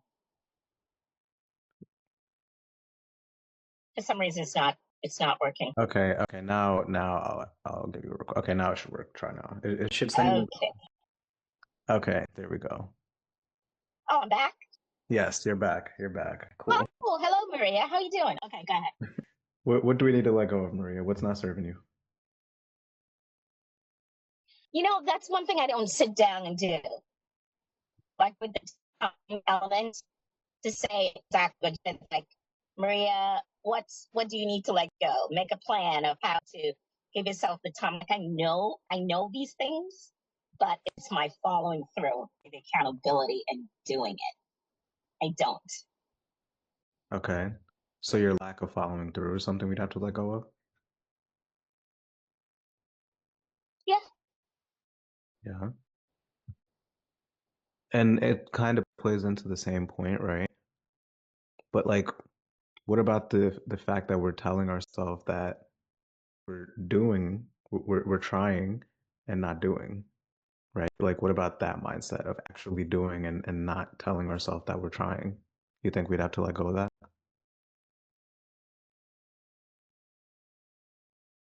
Give me that. Yeah. Yeah, and this isn't like a gotcha moment, by the way, right? I'm not putting you in. No, I know that. No, I know that. This is just part of my humor in the way how I just do stuff when I say things like that. Oh yeah, that's it. Yeah. Right. Mm-hmm. And maybe the right It's like question. learning to call it what it is. Calling it what it is. That's what. Yeah. Right, exactly. Because that's what keeps people stuck, right? And like maybe the better question Yes. is, are you ready? Because like right now we're making decisions from like a blurry lens, right? Where our glasses are blurry, and that's why we're here. Are you willing to make decisions from a place of Maria 2.0? And when you make your decisions thinking, well, what would the woman who I want to be, what would she do? Are you willing to adapt her decision making? Yeah, that's what I'm here. That's motion. It's not action yet, right? Because Yeah, what's the but that's We that's have what I'm to. here. That's good. That's good that you're here. And we have to look at the alternative, right? What's the other side of that? What happens if another year or another 2 years go by and No, you're I don't still want in the that. same That's why place? I'm here. I don't want that. I don't What are want the that. Consequences of another, what are the consequences though of another 2 years of nothing changing because we keep telling ourselves that story? What happens then? It's not the way I won't be living. My authentic life. I won't be living. It'll just be too much chaos and unnecessary stress. I don't need to be in a place like that. Right. And from a place of respect, when I say this, like, are you willing to continue settling for that though? Settling for what? Maria 1.0? For not living your authentic life and having all the chaos that we've allowed in 11 years, are you willing Oh to? no. Oh no, I want that. Okay. Okay. Again, I know I'm challenging you here, but this is only the beginning if you really want to get out of this. Yeah, oh no, I don't want that. That's why I'm here. This is my reflective weekend. Yeah. Okay. Okay. And as That's long what as I'm we're calling it. clear, Yeah. As long as you're clear that being here is a good first step, but it's not exactly enough to solving it, and action is what is required to solving it. As long as you Exactly. yes. Yeah. So what assuming you find a path, something feels good, it feels like it could get you there, are you ready to now move from motion to action? Totally. I think I saw a half nod. Cool. Well, let's not let it get there. Let's not let you continue living this way, right? An inauthentic life. I know for a fact we can help you out. Like it probably feels like you're in your own bubble, in your own world. This is exactly what we do. Because you know how you're saying you want to be in the off-peak subway, like you described, right? You want to be brought up, you want to be following through the questions, how? How do I actually get there? Right? I have this awareness, but what do I do with it? That's exactly what we do here. So I'll start by telling you what this is not. This isn't one of the things where we're going to throw a bunch of videos at you and a bunch of PDFs and say, figure it out. You're on your own. Solve yourself. That is not us. Okay? That won't be good for me. That will not be good. And we're also not going to throw you in a Zoom with 50 other NPs and say, everybody just close your eyes and meditate, and all your problems will disappear. You'll just meditate them away. And it's certainly not therapy. So we're not going to keep trying to make sense of why things are the way they are, keep asking questions about the past. We're only looking forward. We're only looking ahead. When it comes to, of course, being the best provider you could be, who closes out her notes on time, but how do you balance that with being the best just person you could be, right? Who actually engages in her hobbies, spends quality time with their family. So if you want, I can throw my screen up here and then I show you exactly how we help you get out of this and we keep going from there. Would that be helpful? Yeah. Easy. Throw your phone sideways. It'll make it much easier for your eyes. You don't have to squint on me. Life. Quick pause. How do you feel so far with everything we covered there?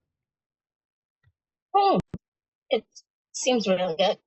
Good information. Yeah. A lot of great skills. Yeah, and with what we walked through, does this feel like the path of ultimately getting you to have more balance and being more present and leaving work at work, or how do you feel? Yeah, it'd be great if I can be. You cut out again. You said it'd be great if what? No, I said it'd be great to be able to, to be that Maria 2.0 in the plot that you were saying. I think it went on slide. It said something having trust and confidence for something, but yeah. Totally. Yeah.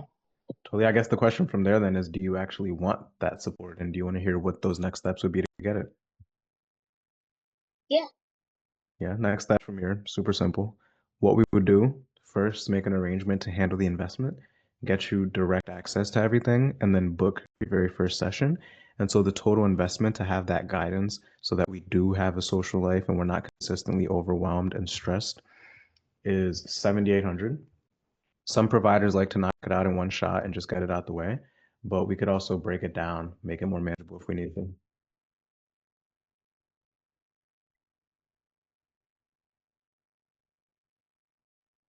How do you, what financing options available? We have a couple different ones I could walk you through. Money's easy. Money's the easy part. Money aside, is there anything that would keep you from feeling good about actually doing it though?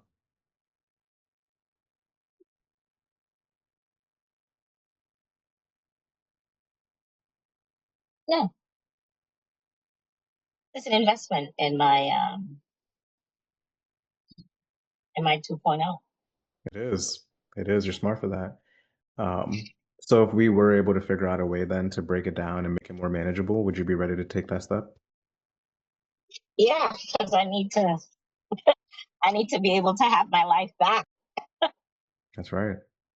You're smart for that. And again, I'm proud of you for doing that. So what we'll do from here is I'm going to give you a link and then I'm going to show you how to share your screen.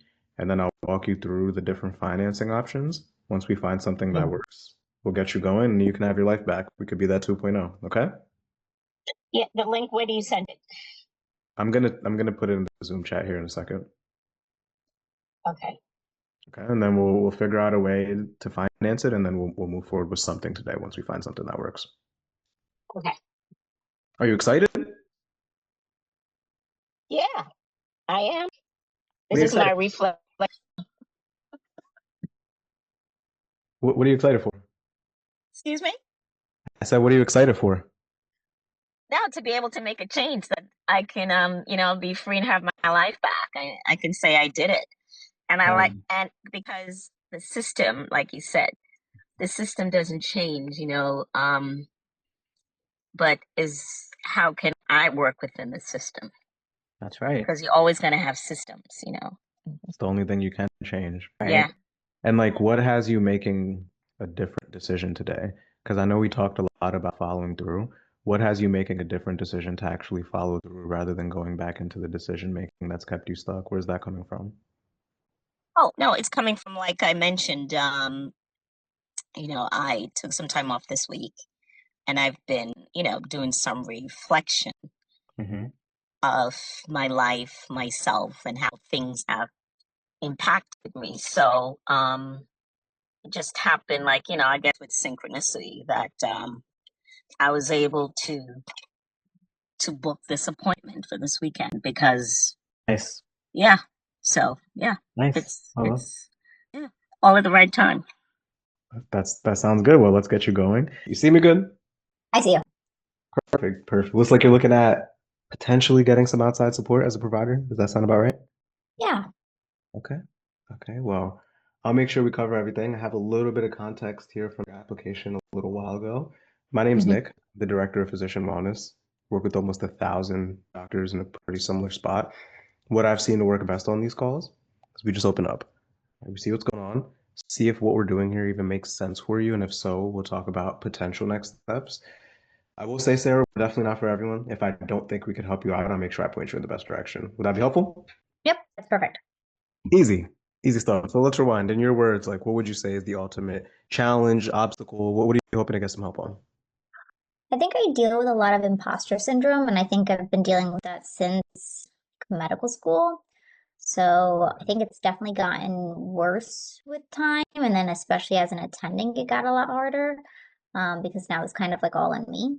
Okay. So I think I need help with that because I am really dreading going to work. And Oh, yes, and I'm okay. only a year and a half in. So Okay. And I guess a couple things there. What are you seeing that makes you feel like there's some imposter syndrome at play? Where's that coming from? I feel like I second guess a lot of the things that I do, and I'm like quick to blame myself if like there's a difference in opinion, even if I am right. I feel like I'll first doubt myself and see like, okay, maybe I'm wrong, maybe the other person's correct, and it's like I feel like I always like blame myself, and I always doubt myself and second guess myself. Okay. Okay, and give me some context. What kinds of things are you doubting yourself around? More like with like patient diagnoses and like my plan and like I feel like I'm very indecisive and I feel like I'm always trying to do like everything. And it's like and then I'm still like thinking about it, like even after the patient has left, you know? So it's I just feel like it's like consuming my life because like then I'm still thinking about it. I'm still thinking about the patient. And Mm.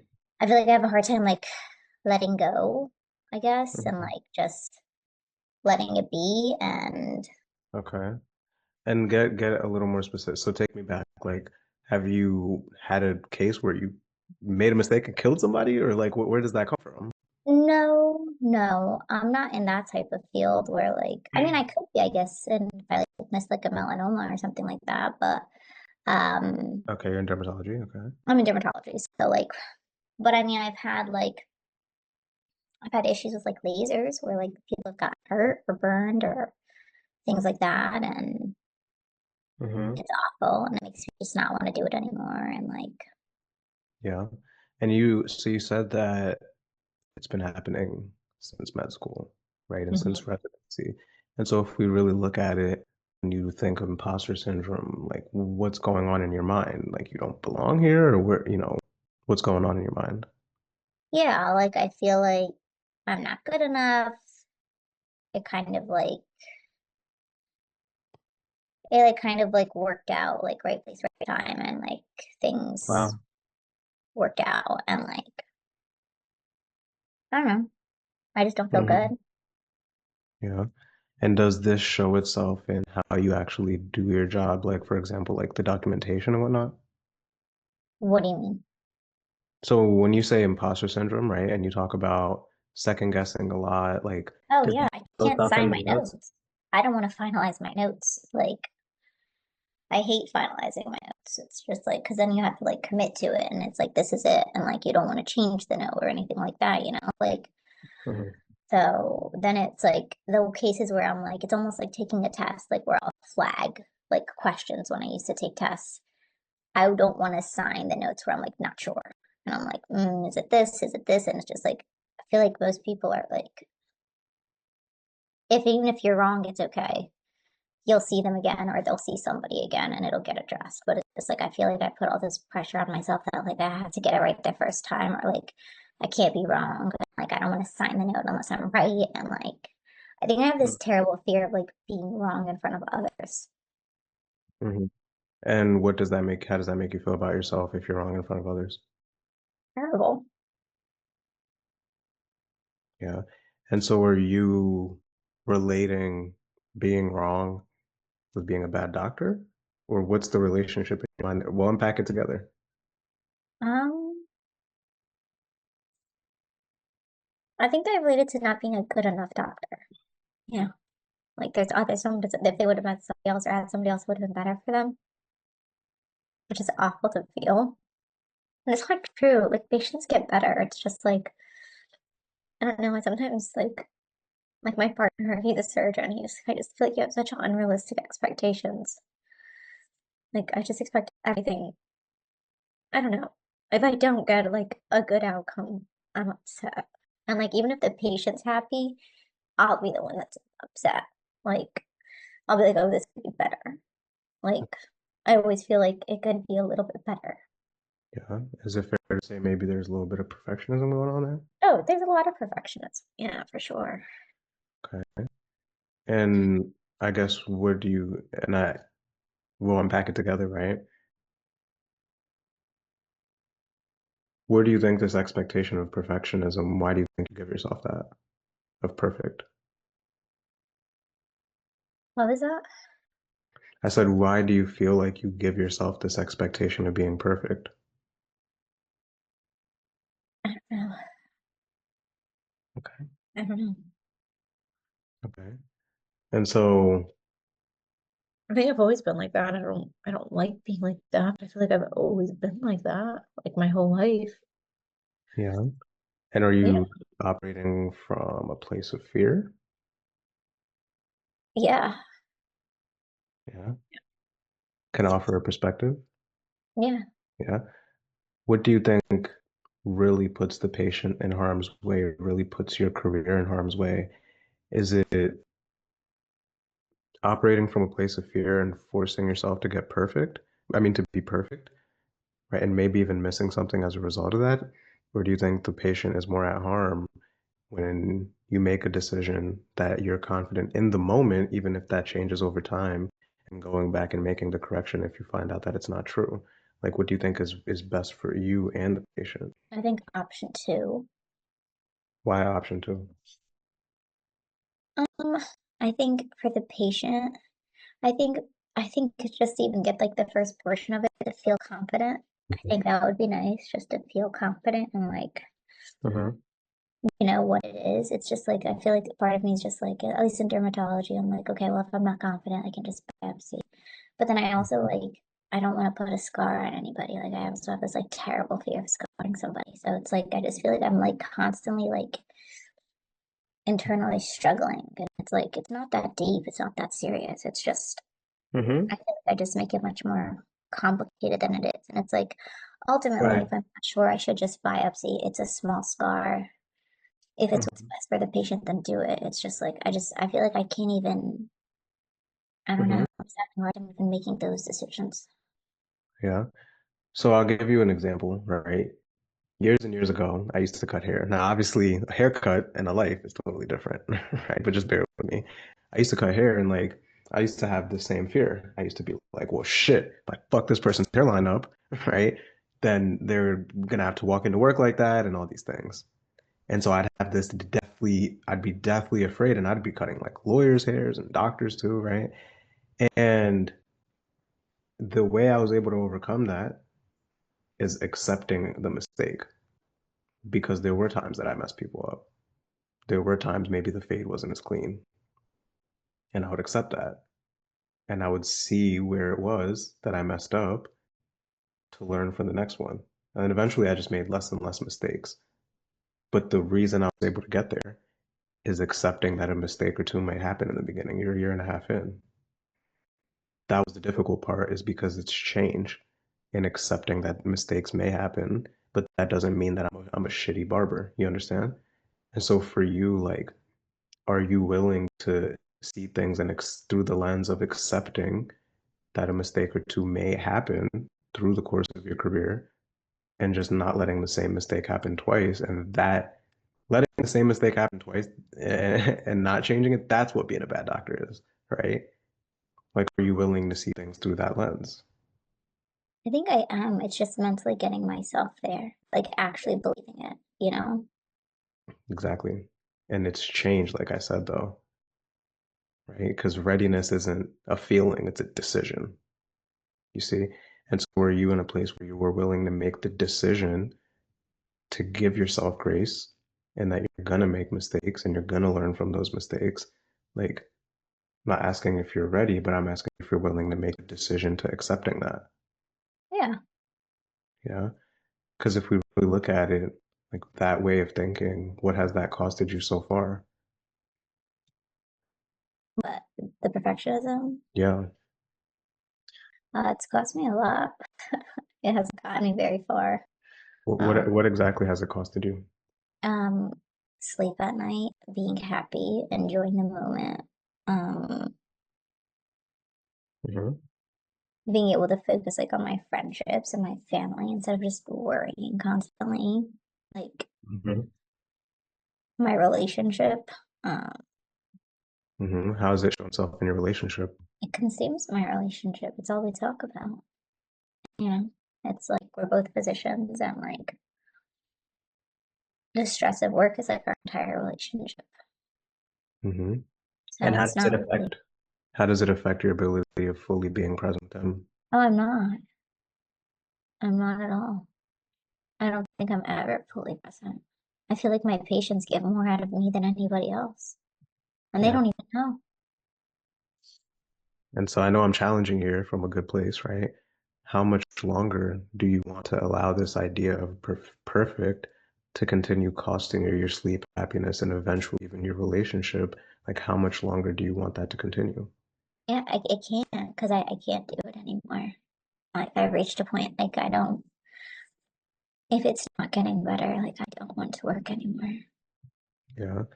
And so again, I'm not saying it's going to be easy, and I'm not asking for a roadmap to get there, but are you willing to let go of that way of thinking, that it has to be perfect before you sign it off, that you have to get it right the first time? Are you willing to let go of that way of thinking, Yeah, or steps towards letting go?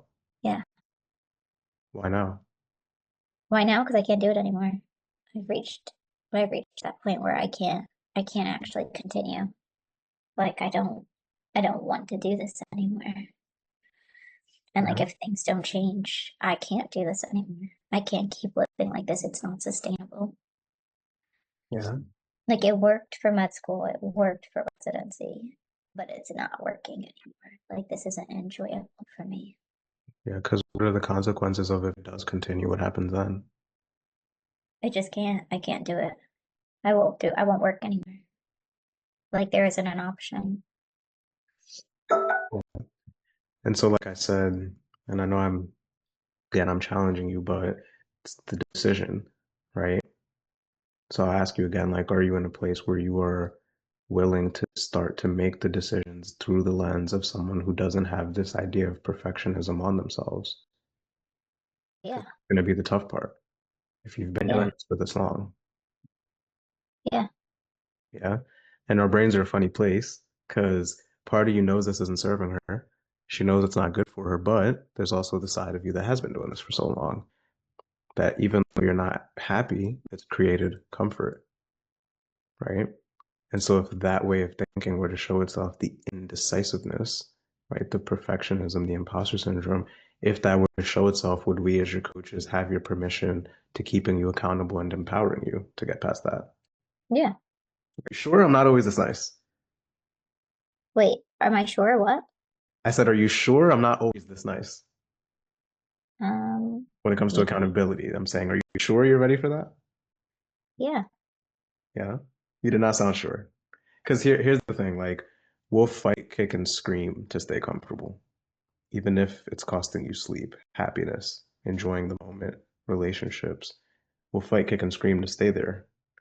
And so as long as if the fighting, kicking, and screaming figuratively were to show itself, as long as we can keep you accountable, that's what's going to get you out of this. So we have your permission?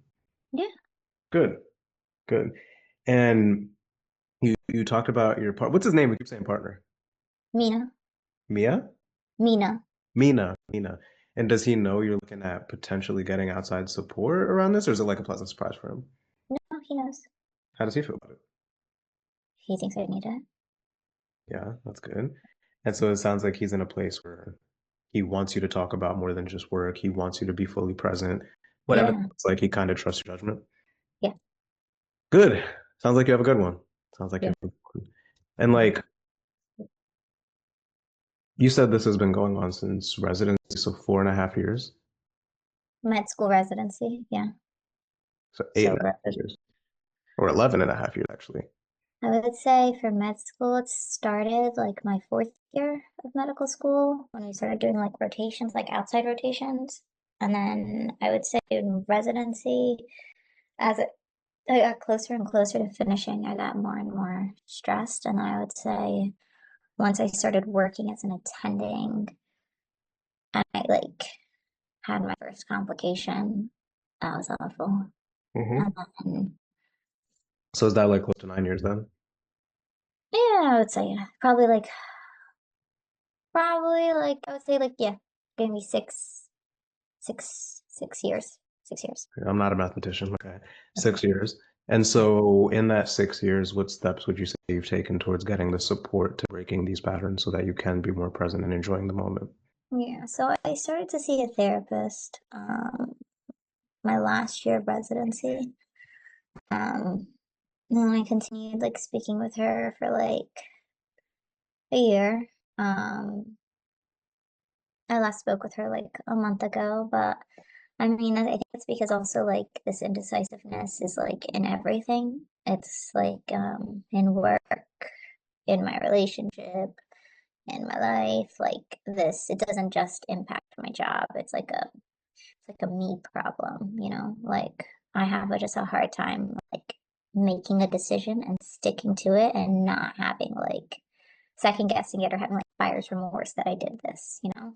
Um, and I Okay. think it starts from a long time ago. So I've been Okay. took those steps basically. I started seeing somebody as speaking with someone. Yeah. Can I say something without potentially offending you? Sure. That is what's going to keep you stuck, is the indecisiveness. Do you see why I would say that? Do you see what? Do you see why? Let me get closer. Do you see why I would say that? That the indecisiveness is what's keeping me stuck. Yeah. This is what's gonna keep you stuck. Yeah. Yeah. Because even in a situation like this, where maybe you see something that can help you, that can get you out of this, but then we're rooted in the indecisiveness and then don't get it, right? And so can we keep you accountable to overcoming that? Yeah. Yeah, because it may not directly be like, Sarah, you're fucking being indecisive again, right? It'll show itself in different ways of, well, let me think about it for another night. Let me talk to this person. Let me see what he thinks. Let me see what they Yeah. we do this. Like, Yeah. as long as we can keep you accountable to overcoming that and making a different decision, that is like really what's going to get you out of this. So like Yeah. we have your permission there to hold your feet to the fire and to make a decision. Yeah. Yeah. Good. A part of Good. me is just concerned. It's like a lot of these are just core things about who I am. Like, you know, Yeah. that's So like a fear. so like I've lived many lives. So I also used to be a trainer, right? And a lot of, I used to work with like super overweight people. I know I'm the stories guy, just bear with me. I used to work with very overweight people, and like they would think that the reason they're that overweight is because of their genetics or because of their metabolism, or maybe it's the way that they grew up.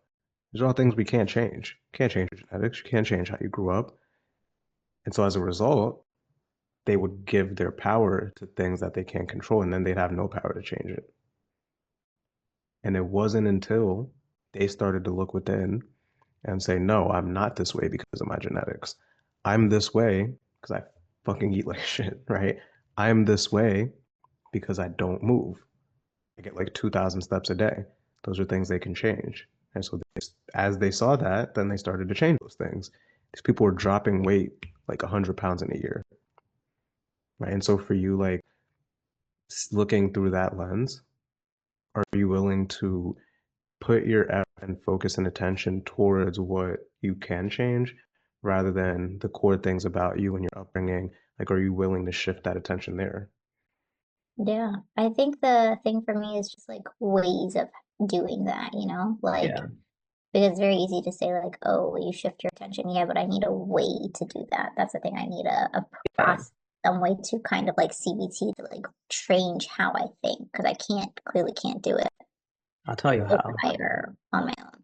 I'll tell you how. It's making decisions through the lens of who you want to be versus who you are. So I know I'm the fitness guy, the same overweight people I'm talking about, the decisions they made in the day to day. Nick with abs, would he eat the burger with 2,000 calories, or would he get the grilled sandwich? Right? Would he get the beer? Would he get the seltzer? He'd get the seltzer. He'd get the grilled sandwich. It's the decisions through the lens of who you want to be. Yeah. Right? That's the easy way to describe it.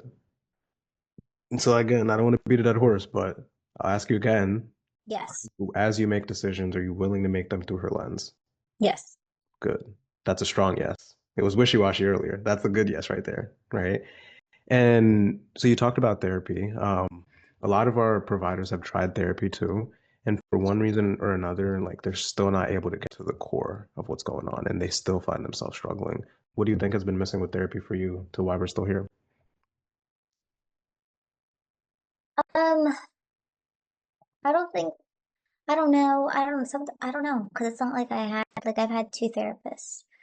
The first one told me The like, oh, concept of therapy, what do you feel like has been missing with the concept of therapy? concept of therapy. I don't know. I Mhm. kind of feel like I need more work. I need more homework. I don't know. Yeah. It's just my personality type. I need something I have to do because it's like I can't just talk about it and vent. I don't feel better after that. Nothing gets done. Like Right. I need something to do to get better. And like I can't. I feel like for therapy, I'm just kind of talking about how I feel, and it's like I still feel the same way. It's just now I've spoken about it, and it's like That's dangerous. That's dangerous, right? And so you need something more action oriented, and you feel yeah, like with therapy there isn't much action, it's just talking. Is that what I'm hearing? it's just talking. Yeah. Got you. Got you. And what was it that you saw about Dr. that gave you some kind of hope that okay, maybe there is better? Like where did that come from when you saw her? I think because she felt it. I think that it's very tough. Like I feel like until you're in medicine and like you are like an attending, having to make like these decisions and like people are like relying on you and counting on you and you have this just like this awful pressure all the time, even if no one even is. I wake up in the morning, I just feel so much pressure. I think somebody else feeling that way, it just I need somebody who understands where I'm at, you know? And I sometimes I feel like I don't know, that's why I was interested because she's been there. She's been there, Gotcha. she's done it, and she got out of it. So Yeah, she has. She has. And we're talking about where we're getting away from, but not much about where we're actually going. So, like what I was talking about earlier of who you need to become, the lens you need to make decisions through. Tell me this, like 6 months from now, let's say it's January, what will be the signs that you've been able to overcome this? What will life have to look like? I think when like a complication happens, which it's inevitable, like complications will happen, I'm Hmm. not going to I'm not going to like hate myself like the way I feel now and not want to not do this again and not want to like I feel like I run off of fear and like I think I'll be like it's okay.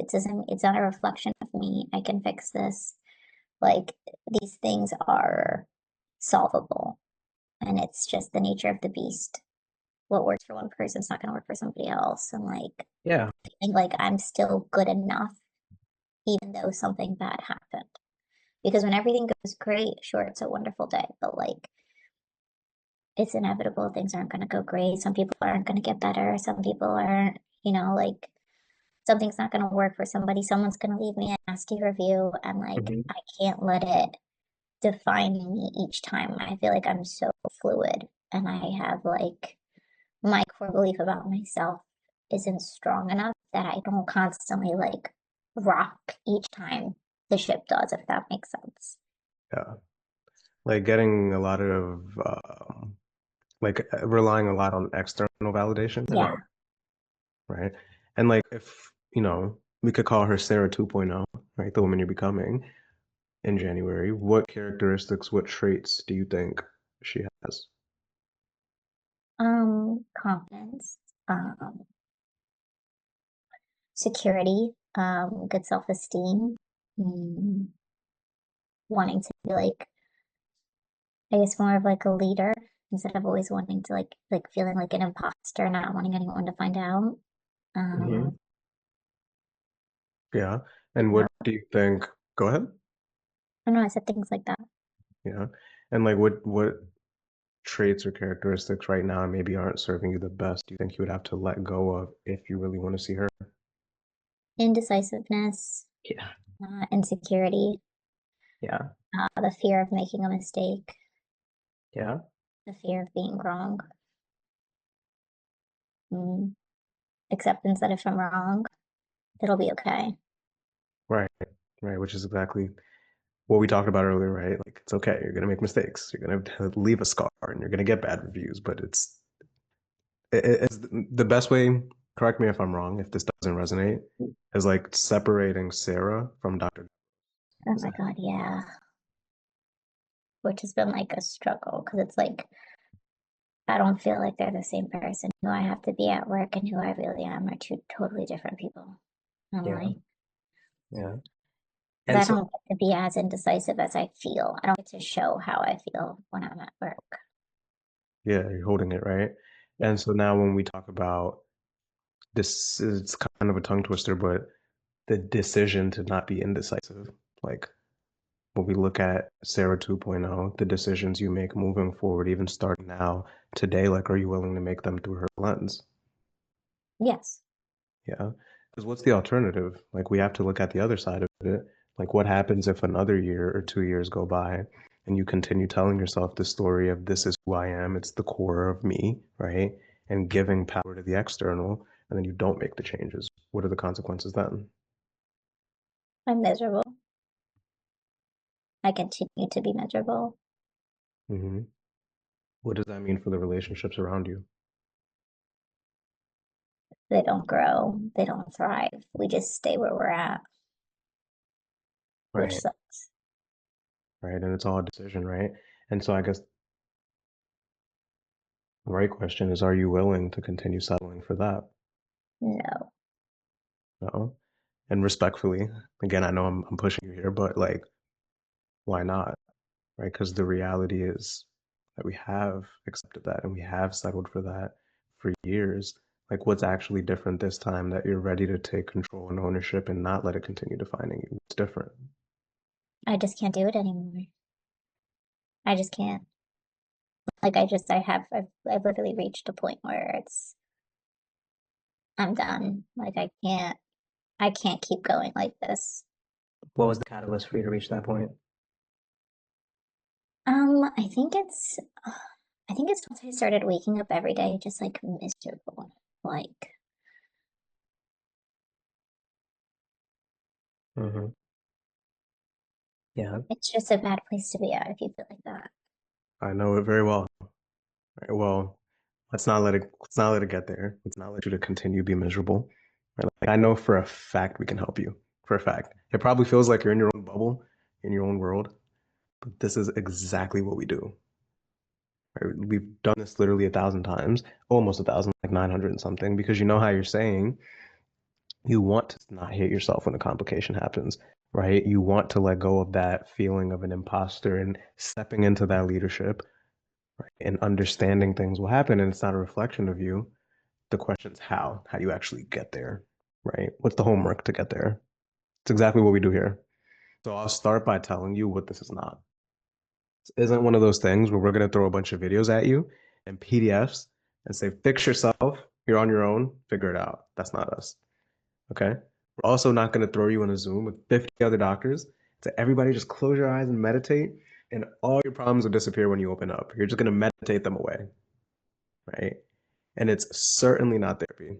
So it's not going to be a vent session, right? We're not going to ask you a bunch of questions about your childhood and try to make sense of why you're the way you are, as opposed to helping you be a better version of you. You see? So if you want, I could throw my screen up here, show you the exact roadmap to get you out of this, and then we just keep going from there. Would that help? Mhm. Yeah? Let me know when you see my screen here. Quick pause. How do you feel so far with everything we covered there? I think it's really good. I have a couple of questions. So I know Yeah. you said there's one-on-ones. So like how frequent are those? Like, how frequently am I meeting with someone? You and your coach will sit down and discuss a cadence that fits for you. Okay, so it's like kind of based off of how it goes. They decide like, is it weekly? Is it every 2 weeks? Is it Yeah, yeah, exactly. It's okay? every week for most, but again, it just depends. You guys Vary. discuss it, yeah. Okay, and then the private ones, are they like, how are those set up? Are they like Zooms or what are those? Yeah. No, we There's take you to an island in Hawaii. Where you That's have no great. I'll access go. to Yeah, No phone, no internet or anything. perfect. It's a dream. And that's all we talk about is burnout. Nah, yeah, Yeah, it's on Zoom. It's on Zoom. it's on Zoom. Okay. Mhm. Is it like multiple people or who is it? Like, how do I set it up? Like, Yeah, no, you'll have access to the link and the time, and then you just hop on the way you hopped on this call. okay. Is it like where is somebody directing it or are we directing it? Who's directing it? Okay. Yep.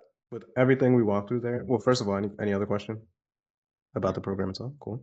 With everything we walked through, does this feel like the path of getting you to that point where you're not hating yourself, you're overcoming the imposter syndrome and being more present in your relationships, or how do you feel? That is the dream. So yeah. Yeah? What makes you feel like it is? I mean, I haven't heard anybody else say this ever.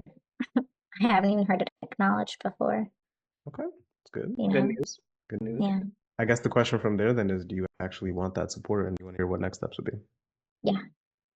Next steps from here, super simple. What we Okay. would do is first make arrangement to handle the investment, get you direct access to everything, and then book that very first session. And so the total investment to have that guidance, so you're not running off of fear, you're not hating yourself when complications happen, you're actually sleeping and enjoying the moment and being present, is 7,800. Most docs like to just knock it out in one shot and get it out the way, but we could also break it down, make it more manageable if we need to. And this is 7,800 for how, like, is this over like the course of like how long? Like, I know Five you months. said like, by January. What did you say? 5 months, 5 months. 5 months. Okay. Okay. And then I know that it said like in the thing, like it's like 10 sessions, but it's more than 10 sessions if it's over 5 months. Yeah, so there's private coaching clinics, and then the 10 sessions are spread out. Again, it's super custom, though. That's why it's not like a set thing. It's super Yeah. custom. And so if we need more or less, like we'll tailor it to you. Okay. Cool? Hmm. Sweet. How do you feel? I don't know. I feel good. I feel like I think that I'm still like kind of like, cause it's like kind of unclear. Like, I don't know how many sessions I'm getting. Cause it's like, like naturally I've come from therapy. So it's like a price per session. But Yeah. like, say I meet with somebody and they're like, oh, it's only going to be like once monthly that you meet with me. Then it's like kind of, do you know what I'm So saying? It's like a couple things that are like So not. think of it this way, right? The core package is 10 sessions, 10 one-on-one sessions throughout the 5 month period. Or yeah, that's 5 month period. So if you want to think of it that way, then it's every 2 weeks. But it's custom. So we're going to sit down with you, figure out if we need more, if we need less. Minimum 10 for one. Mhm. Two is you're going to get a lot from the one-on-one. You're going to get a lot more from the coaching clinics, right? Because those are led directly by doctors and the cadence of those is much higher. And so those are twice a week. And so that's where a big amount of your improvement is going to be made. And also, like, I used to think that one-on-one was like the best thing ever until I did a group program and I actually learned more from hearing other people's perspectives and questions than I even did from the stuff that I thought to ask. So both Mhm. of these things combined and the homework from Med School 2.0, like that's what's going to get you out of this. Yeah. I think my other concern is like, I don't know how I feel about being in like a group setting. I think that's like a concern for me since one of the things I have a hard time overcoming is like kind of being wrong or not. It's like kind of like puts me back in residency and it's like, sure. You know what's interesting about that? Mm. You're in a community of other women who have that exact same fear, which is the best part. Because like you think that like how you feel is crazy, right? Until you hear someone else, and they get deep, right? Until you hear someone else asking a question that maybe you would have asked, and you're like, shit, I'm not being judged. Because it comes from a fear of judgment, Yeah. right? You're not being judged. Because like, damn, if she can ask something like that about her marriage falling apart as a result of this, like I'm safe to ask my question and still not feel judged. You see what I'm saying? Yeah. It's like exposure. Is like The best way to Yeah. think about it is like exposure therapy is like putting you in it to get out of it, and then it'll reflect at work too. Yeah. I think also because the derm world is so small. So it's just like, it's like this fear of others knowing. Um, You'll be good. You'll be good. and then how, like, do I pick who my coach will be or how is it set up? Like, who will be like your one-on-one coach? So we have a team of coaches. Like you'll be in good hands regardless. We get like over 60 applications for every single role that we hire. So that's like Mhm. less than 2% of people get hired, and they're trained directly by. And so we're gonna pair you up with your coach based on the conversation you and I had, and you're Mhm. gonna have you're gonna sit down with our onboarding advisor, Patrick, who's gonna pair you. So don't think too deep about who your coach is gonna be because you're gonna be in good hands regardless. Okay. Okay? How you feeling? Talk to me. Should we get you started? Um, I mean, do we start tonight or what do you, when you say when should we get you started, what do you mean? Yeah, so the next steps is we would just figure out the investment and then we would get you access to everything and then we'd book that first call and then you're on the path to getting your life back. Okay. Um, how do you guys do the investment? Is it just like like you send me a bill and I just pay it? So we do it on this call. We'll knock it out with like debit, credit, whatever works best for you. Okay. Now, if I don't want to do it on this call, like if I wanted to like think about it as I drive home, can I do that as well? Like, is that an option? Naturally, I haven't changed within the hour phone call. I am still somebody who needs to like think about it. So, hmm Do you think, so let me ask you this. When we talk about the woman that you're becoming, trying to break that exact habit right there, that exact pattern of indecisiveness, because remember what I told you, you have to make decisions like you're there. That woman, do you think that she would figure out how to make it work, or she'd continue that path of indecisiveness? What do you think she would do in this moment? mm, still think she would think. The woman who's overcome the indecisiveness is who we're talking about. What do you think she would do? This is a decisive woman now. What would she Yeah. do? No, I feel pressured. It's okay. So I'm not making any statements. I'm only Mm. asking questions. So the Hmm. pressure that you're feeling, it's a result of the questions that I'm asking you.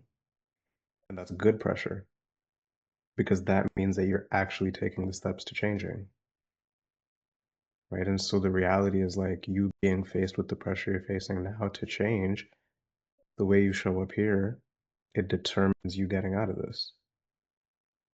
'Cause it's like I came into the call making decisions this way, and now I'm taking the steps towards making decisions this way.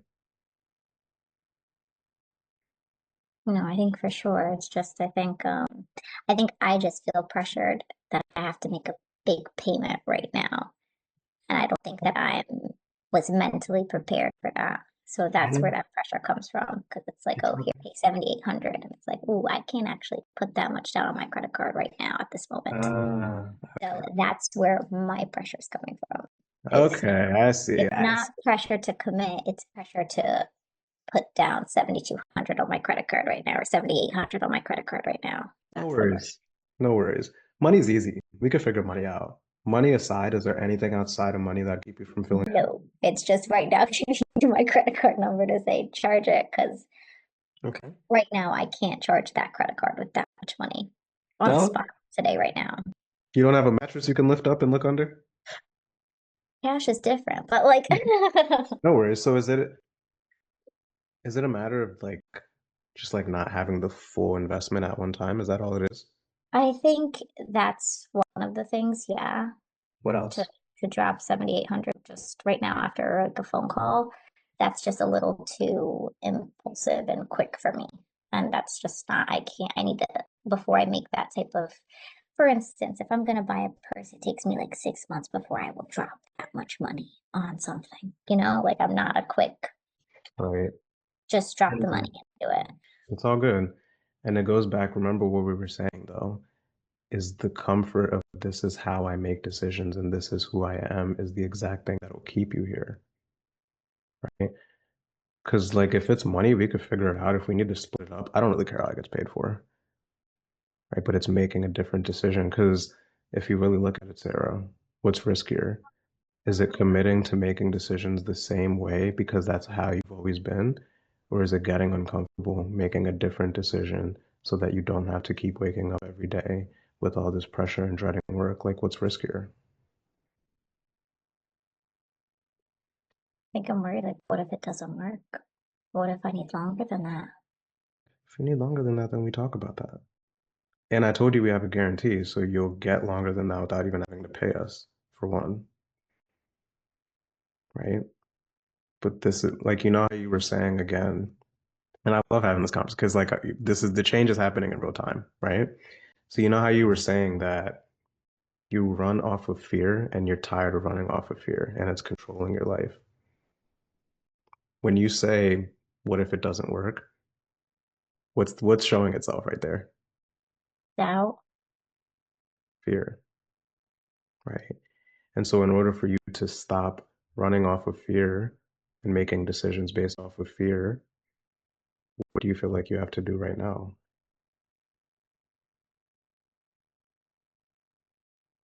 I feel like I have to make a decision, but Yeah. So again, is because I don't really care how it gets paid for, like I said. Like if we were hypothetically able to break it into digestible pieces, that doesn't put you next to the homeless guy down there under the bridge, I right? won't be homeless. It's just, like I said, I just kind of can't put that much. So if we were able to break it into more palatable pieces that it's a little more comfortable financially, like would you be ready to take that step and make the commitment to being who you want to be? I think I definitely could, yes. I just feel so much pressure to do it right now on this phone call. It's very uncomfortable for me. I don't know. I feel very pressured to just pay Okay. for something right now. It's okay. It's okay. You asked for accountability, right? And so like right now, the pressure that you're feeling is taking a step into making an investment for yourself. Right now, it's a financial pressure. Tomorrow, it's going to be pressure to sign off those notes. It's going to be pressure to make a diagnosis and then putting it off, right? And so if we're going to help you change the way you make decisions and commit to changing the way you make decisions, it starts with looking the discomfort and the pressure and the fear in the eyes and saying, I'm uncomfortable, I feel pressure, but I'm still going to do it because I want better for myself. And I don't care if it's the entire amount. I really don't care how it gets paid for. But is that something that you are committed to making a decision like who and where you want to be? Yes. Okay. So again, we don't have like set payment plans. It's not like it's option one, option two, option three, right? But as long as like you and I figure out something that makes sense for you, would you be ready to do that? Yes. Cool. So what most doctors do is we could split it down the middle and we could do 39. And then that second 39, we could break that down over some time. Okay. My computer is about to die here.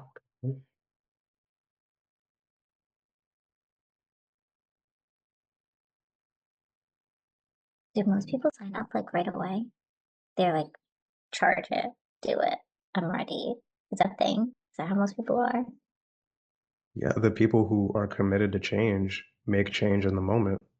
So yeah. It's amazing. I commend them. I don't think I've ever done that. That's a lot. And a lot of them haven't done it either, right? A lot of Yeah. them also haven't done it and have the exact same fear. This woman right here, let me show you real quick.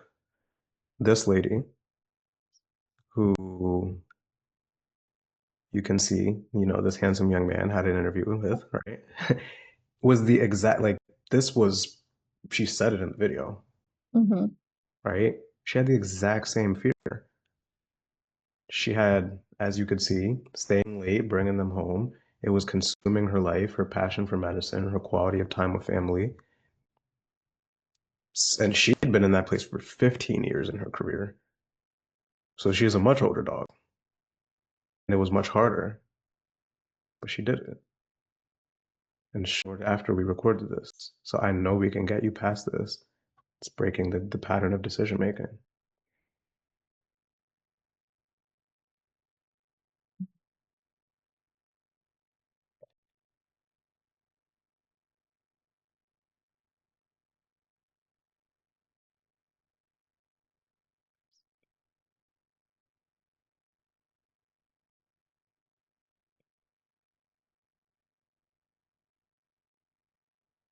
And is there an option for me to just agree? Like, can I send an email like, okay, I'm gonna commit, I'm gonna do this? I'd be doing you a disservice if I said yes to that.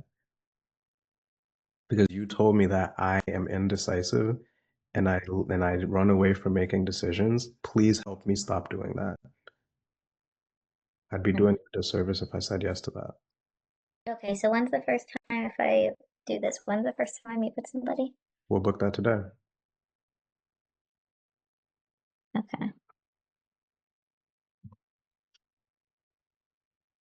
Oh, it's so uncomfortable. Is it supposed to be peer pressure? Is it supposed to feel like that? It is. This is change. Peer pressure. It's uncomfortable. I don't really like it. It's change. Peer You're gonna pressure. like this, like, first of all, this is just the beginning.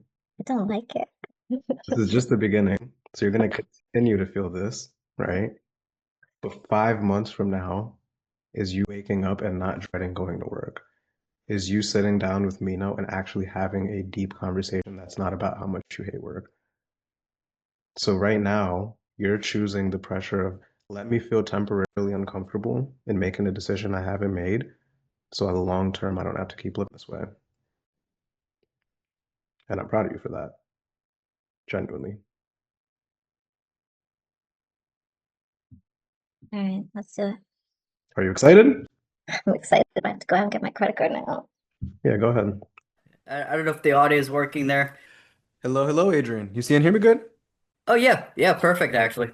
Cool. It looks like you're looking at potentially getting some outside support. Does that sound about right? That sounds right. Yeah. Okay. Well, I have a little bit of context here from the conversation you had with Hunter. Sounds like we're dealing with some charting problems. I'll make sure we cover it all. My name's Nick. I'm the director of physician wellness. Work with almost 1,000 physicians in a pretty similar spot.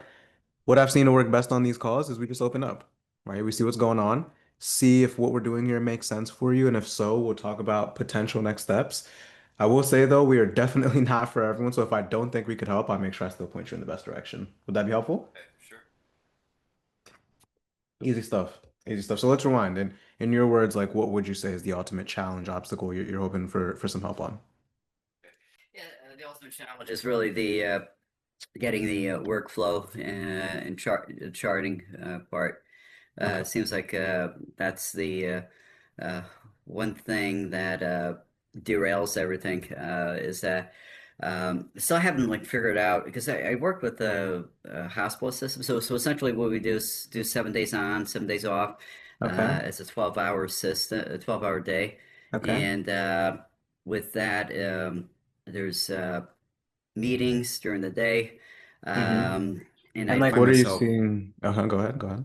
Oh yeah, no. What I'm finding is that I'll see a number of patients, then I get inundated throughout throughout that whole process with we use Epic, so I get inundated with numerous messages that I have to reply back to. And what happens is that it just throws off my entire workflow.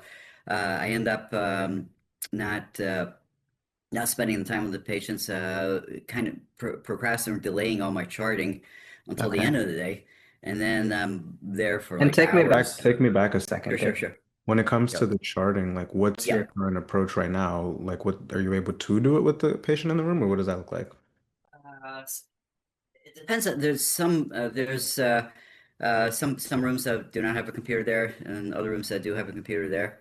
And when I try to like look at the note ahead of time, but what I don't do it in real time. That's the thing. And Okay. because most of the times there is a computer there that I could log into, What do you and think prevents you from being able to do it in real time? the well, it's part of it is like the like for instance in the patient room it's there's no dictaphone. I have to like type into it, and then when I'm not in the room, I'm using a dragon dictation. And it seems like whenever I use a dragon dictation, it just slows down the whole process. So try to Okay. like abbreviate, but Yeah. like well, let me backtrack. Kind of try to isolate it a little bit more. Um, so essentially, like I won't go in there. I'll review the chart. I'll review the chart of everything going in before seeing the patient, and then I see the patient, and I'll get distracted here and there, and so I don't do the real time charting. I'll just scribble it on a piece of paper, and then I'll go on to the next patient. You said you get And distracted. Is that what I heard? I get distracted, yeah, Okay. What do yeah, you get and distracted by? just with the nurses. They'll have like one message um, from the haiku. They would Okay. uh, goes right into my inbox. It Okay. alerts my phone, So and there's a then couple elements Here. So you yeah, said there's not doing it in real time and then afterwards yep. getting distracted by the nurses. So we'll break both of them down. When it comes to afterwards, like, well, actually, before we get there, when it comes to doing it in real time, like outside of the dictating, like internally, what do you think is preventing you from being able to knock it out with the patient in the room? Like, what do you think is, blocking you internally from being able to do that? Yeah, I guess it's just probably I would say that uh, yeah, I haven't like inputting it. Mostly try to like structure it in real time. Like for instance, Mm-hmm. I just end up trying to make maybe too much perfectionism. So if I can't get like a Mm, good paragraph in there, I'll defer it. I'll kick the can, till later in the day, and then I'll try to put in like some, like a really well structured paragraph. what's behind that? And I think that's what's like delaying the process. Instead What's of like behind just that? What would you say is behind the perfectionism and like if I can't get a perfect paragraph, then I'll defer it to the rest of the day? yeah, that's been like an ongoing issue. It's yeah, I'm not sure exactly. It's just like some sort of like a bad trait in a way, because I mean it's good for certain respects, but when it comes down to Mm, getting things done, and it definitely is not a good, it's a bad trait to have. yeah. And if we Um, look at and we'll unpack it together, right? If we look at the relationship in your mind of a perfect paragraph, is that ultimately like if it's not a perfect paragraph, then you're not being a good doctor? Or, what's the relationship in your mind there? yeah, I think that's part of it. Like for instance, when I at the end of the day, when I do sit down with the notes, then I try to cover all the bases. Yeah, I think that's part of it. Definitely, I think that's part of it. That could be trouble. Um, That could so, be trouble. yeah, because the thing is like other people's, and then I get like reinforcement from other doctors. They'll say, "Oh yeah, you wrote a really good note," and uh, Yeah. so what happens is that is reinforcing it. And like, So. When you talk about delaying it till the end of the day, what does that get in the way of for you? Yeah, so the thing is that like with the delay, a lot of it is we have rounds with all the case managers with that we go over all the patient nurses and case managers in the morning. So let's say like at 10:30 there are rounds, and so the way like it's like the whole workflow is messed up because in the morning I'll like go see a few patients and then I'm like, okay, there's rounds are coming up in half an hour. I got to catch up on everybody else. So then I start reviewing all these other Yeah. And let me parts, and I haven't. rephrase.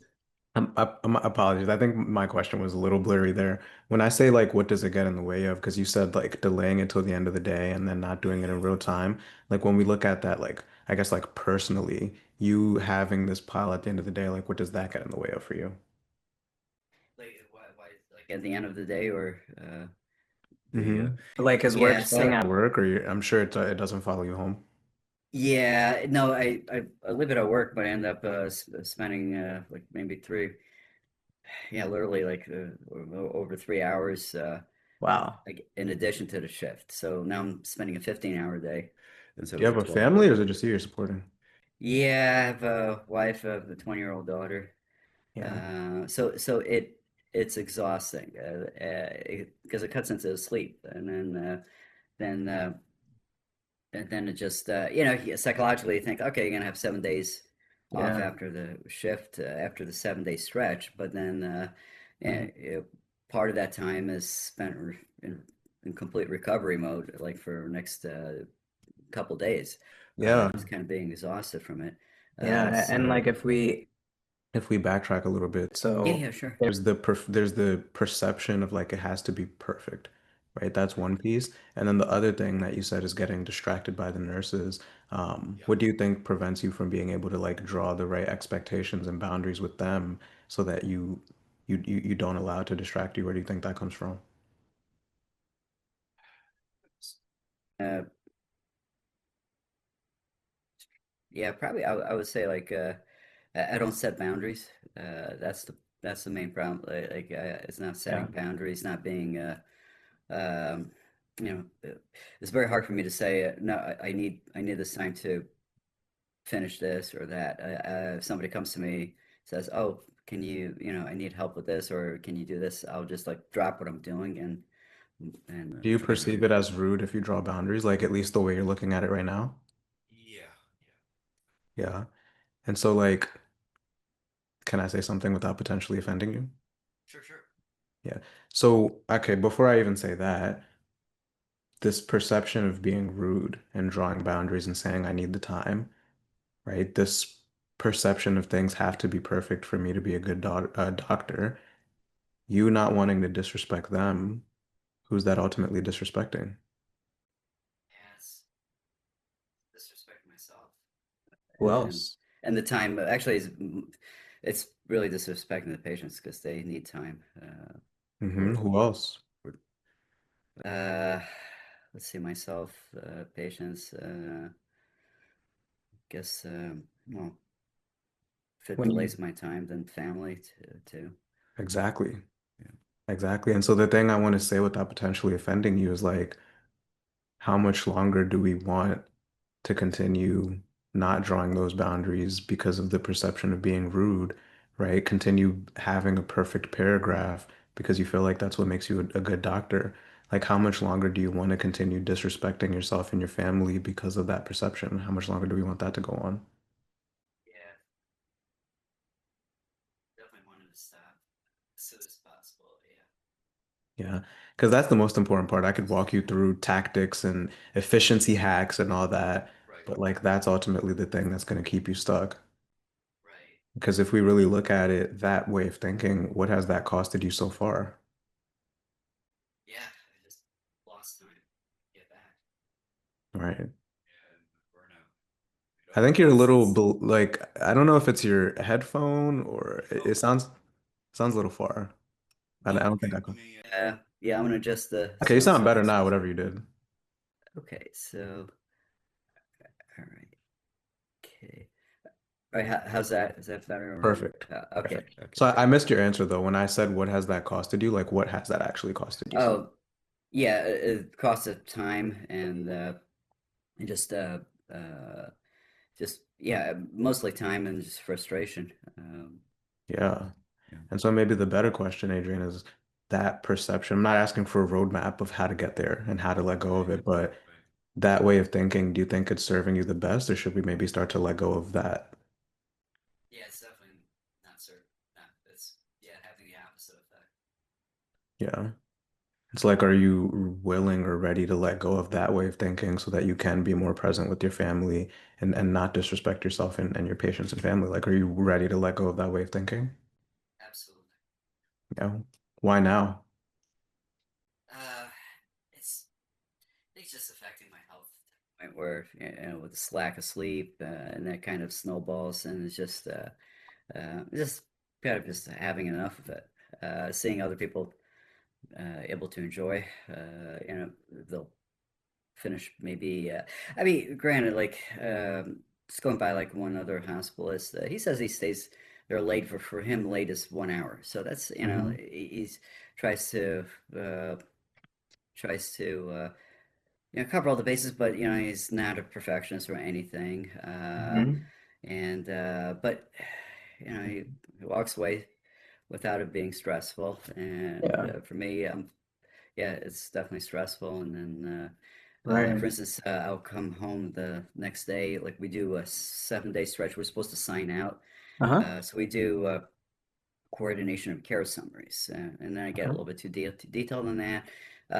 What it turns out is then the discharge summaries I will leave on for the next day when I'm not working, when I should be doing it on the day of discharge. And that is like a huge thing, is that I kick off my discharge summaries to like the day after Mm. when I'm not working, and now I've lost an additional day. So So we're that's losing, So we're losing 3 hours a day, and then you're yeah. working. 7 on, 7 off. And part Yeah, of the 7 off you said is recovery, but then you're also right. doing your work on that day off as a result of Yeah, boundaries and perfectionism. Am I missing it? correct. No, Yeah. that's correct. Yeah. And I respect the hell out of you because you're being transparent and honest, right? Like Mm. you're looking within and seeing what can I change. Like that says a lot about you. So we have a demanding career. We have a 20-year-old daughter. And then you also said you have a lady. You said you have a wife, Yeah. right? This relationship with work, how does it affect your ability to show up and be the husband that you want to be there when you have the husband hat on? It it doesn't. I'm basically like absent, like mentally, physically absent for not physically, mentally absent for the whole week. So it's like like nothing gets done for the week, and then I'm stressed out for the next couple of days. So I don't spend time, you know, with them, especially if there's issues or something going on at home and during that week, I'm like kind of Mhm. not really, I'm not present really. Yeah. Yeah. And how does your lady feel about that? She's not happy about it, so yeah, she's a little frustrated about that. Yeah, Yeah. And as women are funny, man. They're yeah. not always super expressive, but sometimes you could read it. Is she expressive of the fact she's not happy, or is it you reading her? Reading her, yeah, What do you read in kind her? of. Just yeah, like I guess less closeness. Kind of just that she's not happy about that. Yeah. Which again, that's the most And then important thing to them. Uh-huh. yeah, yeah. So kind of yeah, I guess yeah, I miss out a lot on the communications because it's just Right. kind of like like in like not there present. I'm there physically, but not present. Mhm. Like you're there, but you're not there, right? Right, When you look right. at it that way, how does that make you feel as a husband? Um, Not good. Not just not adequate. I'm not doing. Not being there when I should be there. Yeah. And how long has this been going on for? It's been going on for years, I would say. How many? Uh, well, it's been, let's see. Yeah, this is, I mean, it varies to varying degrees, but it's been going on since 2000, 2002. So it's a long 23 years. time. Yeah, 23 years. And Yeah, Can I make another observation without sure. potentially offending you? Yeah. Yeah, So we're talking about pretty heavy things here, yeah. right? We're talking about being mentally absent. losing closeness, you losing communication, not feeling adequate as a husband. We're talking about pretty heavy things, but I notice when you talk about it, there's a laugh at the end of it. What's behind that? There's a line for the Like when we talk about these very yeah, yeah, heavy yeah. things, there's a Yeah. laugh, there's a laugh at the end of it. Like what's behind that? The laugh. Oh, I'm just kind of, well, actually, I'm just embarrassed about it. Okay. Yeah, Okay, I should I have it respect all. that. I should have it all together by now, I basically. respect that. Is it like a defense mechanism to not feel what you need to feel? Yeah, I would say so. Yeah, yeah. That's a dangerous place to be, Mm. right? Because if we're talking about these heavy things, but then you laugh at the end of it to protect yourself from not feeling what you need to feel, then there's no urgency to actually change it. Yeah, you're right. And so just man to man here, like, are you willing to actually feel what you need to feel so that you could take it more serious, so that you can have that urgency to change it? Yeah. I just don't know how. It's like the Okay. I don't know. I feel like I try to come up with some plan. Do this, do that, and just for some reason it's just not working. That's the Okay, man. frustrating part about it. Yeah, We could talk about the yeah, how, we could yeah, talk about the plan to get you there. yeah, yeah. But But if in the back of your mind you talk about it and then you cover it up with the laugh to protect yourself from not being embarrassed, well then nothing is going to change. You see what I'm saying? I see. Yeah, and so are you in a place where you're willing to take it more serious and to look it in the mirror and say like this is what's going on, this is what I need to change so that you can actually have that urgency? Yeah. Yeah. Good. Because that's key. That's what'll get you out of this. Right. And like what's different, especially after 23 years, what's different now that you're willing to actually grab it by the horns and take it more serious so that you can change it? What's different now? It's just getting tired. I don't know. I try to grin and bear through it. It's putting pressure at work, and not seeing not getting things done in a timely fashion is affecting me professionally. So essentially, like the like well, I haven't heard anything recently, but maybe it was about 6 months ago. One of the Hmm. administrators talked to me about, you have to get your charts done, or else, you might lose your job. So yeah, so Shit. I've been kind of yeah, so it's been kind of struggling with that. So far, it's all right. I mean, it's not all right. It's not okay. Good, you caught So it. You so caught it. Because I yeah, was gonna yes, say it's not all right. it's not okay. They haven't said anything, but yeah, the concern is real, and Yeah. yeah, I feel like I just have this intuition that has to be, I have to change now and now. Yeah. So Really, professionally, your job is potentially at risk. Personally, that closeness and communication with your lady is at risk. Is that what I'm hearing? that's correct.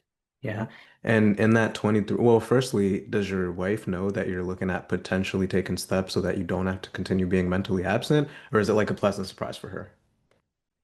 So for let's right. Yeah, no, Mhm. it's no, she's not aware. I haven't Yeah. talked to her about it. How do you think she'd feel? I think she'll be very supportive. Good. Good. So it sounds like for her, she's in a place where she just wants you more present. She wants the communication back, wants you to feel better. Whatever that looks like, she kind of trusts your judgment and leadership on that. Hell yeah. Sounds like you have a good one. What's her name? We keep saying wife. Oh, Lisa. Lisa. That's my girl's name too. Nice. And and like so you said this has been happening for 23 years. In that 23 years, what steps would you say you've taken towards being able to overcome the boundaries, the perfectionism? Never tried it, didn't work. So uh, I don't. I think that's the thing. I come up with the mentality that I'm going to overcome it, and then when I try to, it just like it feels like I'm facing like a headwind, that mental headwind that it Okay. prevents me. Which I don't know. Maybe it's part of it is. like the yeah, actually, I have OCD, so it's like the real OCD, and not like the one like, oh, I'm OCD-ish, I can't do this, I can't do Yeah. that. Yeah, like I have to do this perfectly. It's like it's there, and I have a therapist for that and everything. Try to medications for that. But so that part, I don't feel like that, like the true obsessions and compulsions, but the perfectionism, and I think, well, not I think, I know what's driving it is like essentially, I feel like if I don't do this right, it's just going to result in bad patient outcome. When in reality, it's actually the opposite, because if I kind of just get it done just right, so it's not missing out. Like for instance, with the just a quick side thing, Sure. the with this new computer system, the Epic, I've and actually they never told me to do this, so I don't know why in my head I have this, but there are a lot of other people that they'll put down like maybe 10, 20, not 20, but like 10 problem lists. Like, if somebody's there for I don't know, a foot infection, a toe infection or something, a foot infection. They talk about I don't know, cholesterol, and they're not in the hospital for that. I mean, that's like, something in Yeah. You outpatient. find yourself do that? So I find myself like listing all these points, and it and then it's, if I focus on just the most important ones, why they're there, then I feel like, that'll be much better patient care, because I'll be able to actually focus on those problems that are Yeah. there. But then I find myself going through all those bullet points and going through all this diagnosis. So Okay. it So is, it's the same thing and of I the feel like something's perfection. gonna, yeah, it's like I feel like something, that I'm not taking good enough care And because I'm again, not I doing respect that. that. I Yeah, respect you for you're being very honest with yourself. Go yeah, ahead. yeah. And the thing is, actually, it's detracting from good medical care, because it's like you're taking good care of the chart. The chart's in good health. Maybe they'll maximize billing. Maybe they'll get a few extra bucks from the insurance company. But the patient really needs help in this. I should see them earlier, get the right medical care opted. So basically, I'm taking care of the chart first and the Mm-hmm. patient second. And And Yeah. in that 23 years this has been happening, I know you said therapy. Yeah. When it comes Yeah. to getting like more like executive coaching or support around Yeah. the career specific things, what steps would you say you've taken there? yeah, I haven't really had any. Yeah, that's the thing. I haven't had any like coaching Okay. training. Yeah, and What's I prevented think you so far? that's the I don't know. I didn't think there was anything out there, so I didn't realize it until I came across your ads. And then I kind of like clicked, like, oh yeah, there's actually something to help We're out. gonna have some light bulb moments, okay? We're gonna have some light bulb Yeah, moments. Yeah. right. So, like, did you try to seek, even if you didn't know we existed before the video you saw of Yeah. us, did you try to maybe seek like what kind of support can doctors get with being more efficient, drawing better boundaries, or have you just been trying to figure it out alone?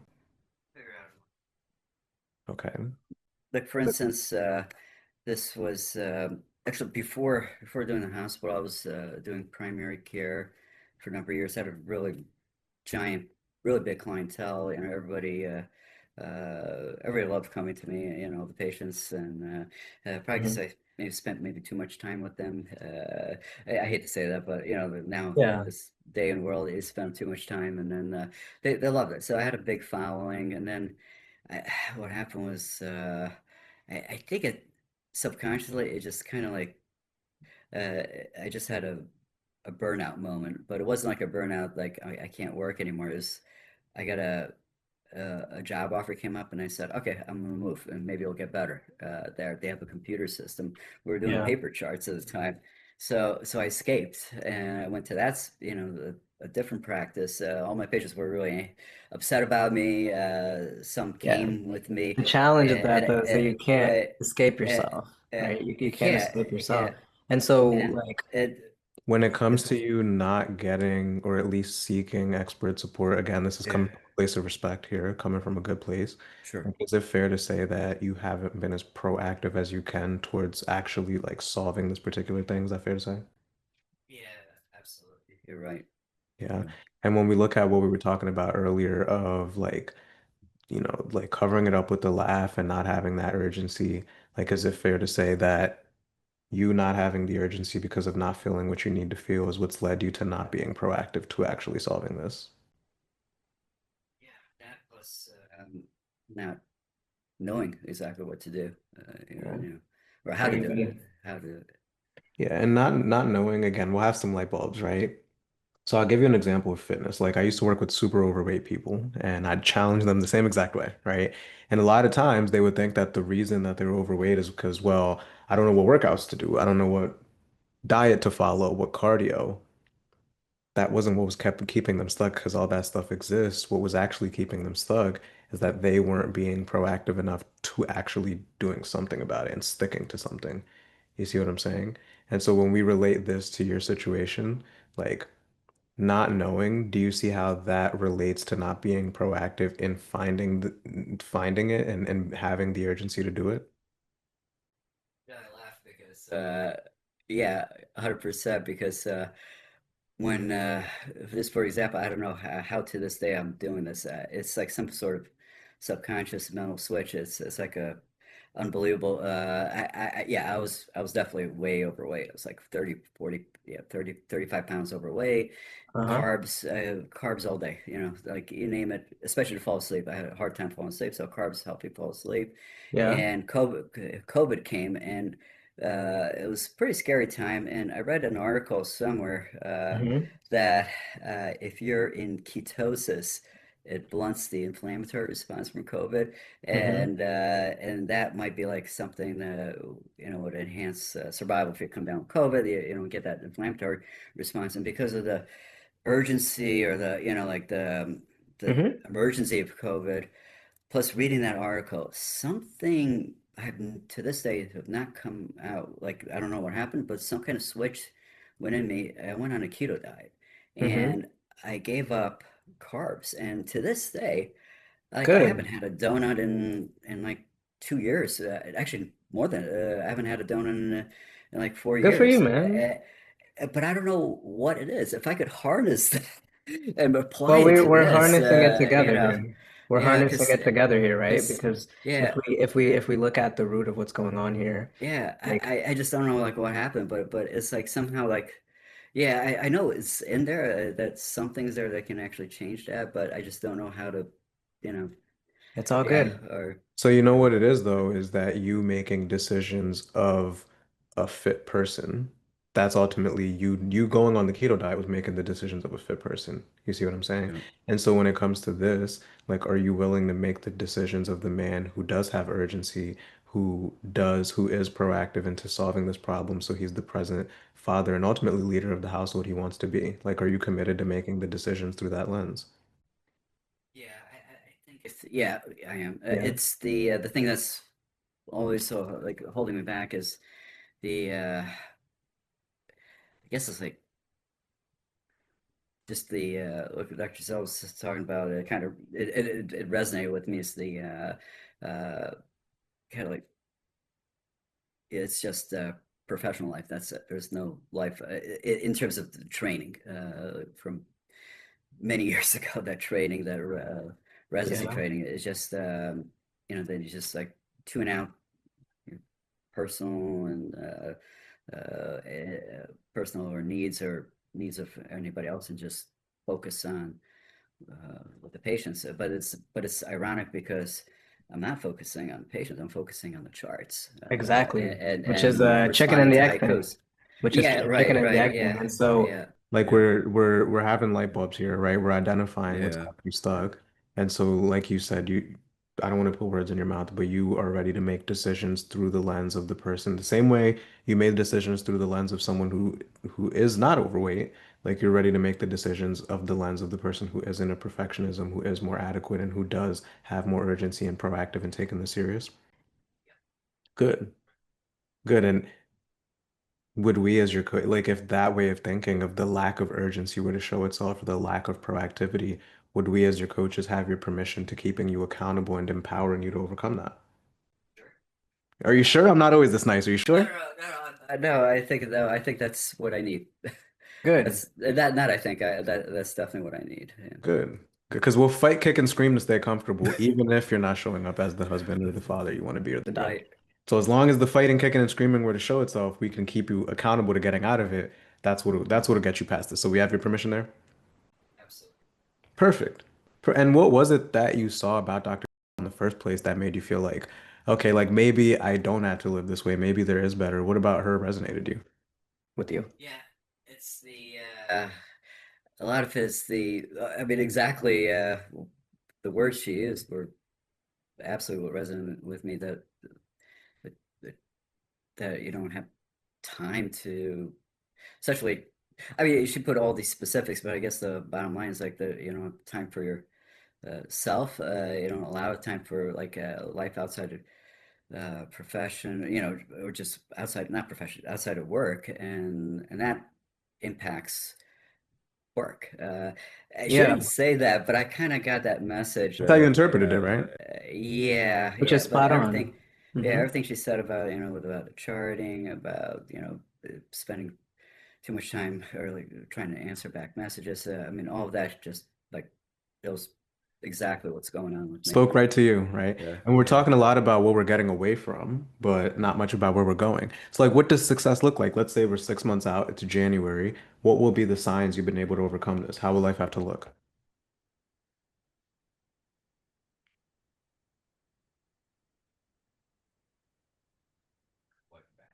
Percent. Be able Say it one more time. Work-life balance. Okay, okay. Just to have that, just to not be stressed out all the time. Working on preventing that's a huge thing, the physician burnout. And I just don't have don't have any enjoyment taking care of patients. Well, I take it back. I mean, a little bit of enjoyment. There are moments in a day, but most of the time it's just under stress mode. So I want to get away from that fight or How do you flight think that'll mode. reflect in the way you show up at home? Be more relaxed, more open, able to do things, maybe go on some trips. Hell yeah. And just kind of, be able to relax and enjoy things. Hell Be yeah. How do you present think with your lady family. would take So, that? yeah, she'll be very happy. Yeah, and you know what they say about a happy wife, right? Yeah, Um, yep. She uses that phrase a lot. Yeah. And like I keep saying, the tactics and the efficiencies are less Right, important than who you need to right, be. So right. when we It, look 6 months from now, we could call this man Adrian 2.0. What characteristics or traits do you think he has, the one you're stepping into? uh, being, being more efficient, not second guessing myself all the time, just kind of being more efficient, actually taking the time to think before saying something Okay. it is, so basically being able to say something and kind of stick with it, being I guess the thing is Yeah, I yeah, envision as being calmer, totally. say, be able to have a conversation without like, you mean like just freaking out or going over. Let's just kind of like look at things and kind of take a step back and kind of say, okay, we can do this, this, this. These are the solutions, Mm-hmm. and have that time be so much more efficient that you can actually do things. 100%. Actually, yeah, actually, with the hospice thing, I know there's another hospitalist who's starting out doing a part-time in functional medicine, and she's still working as a hospitalist.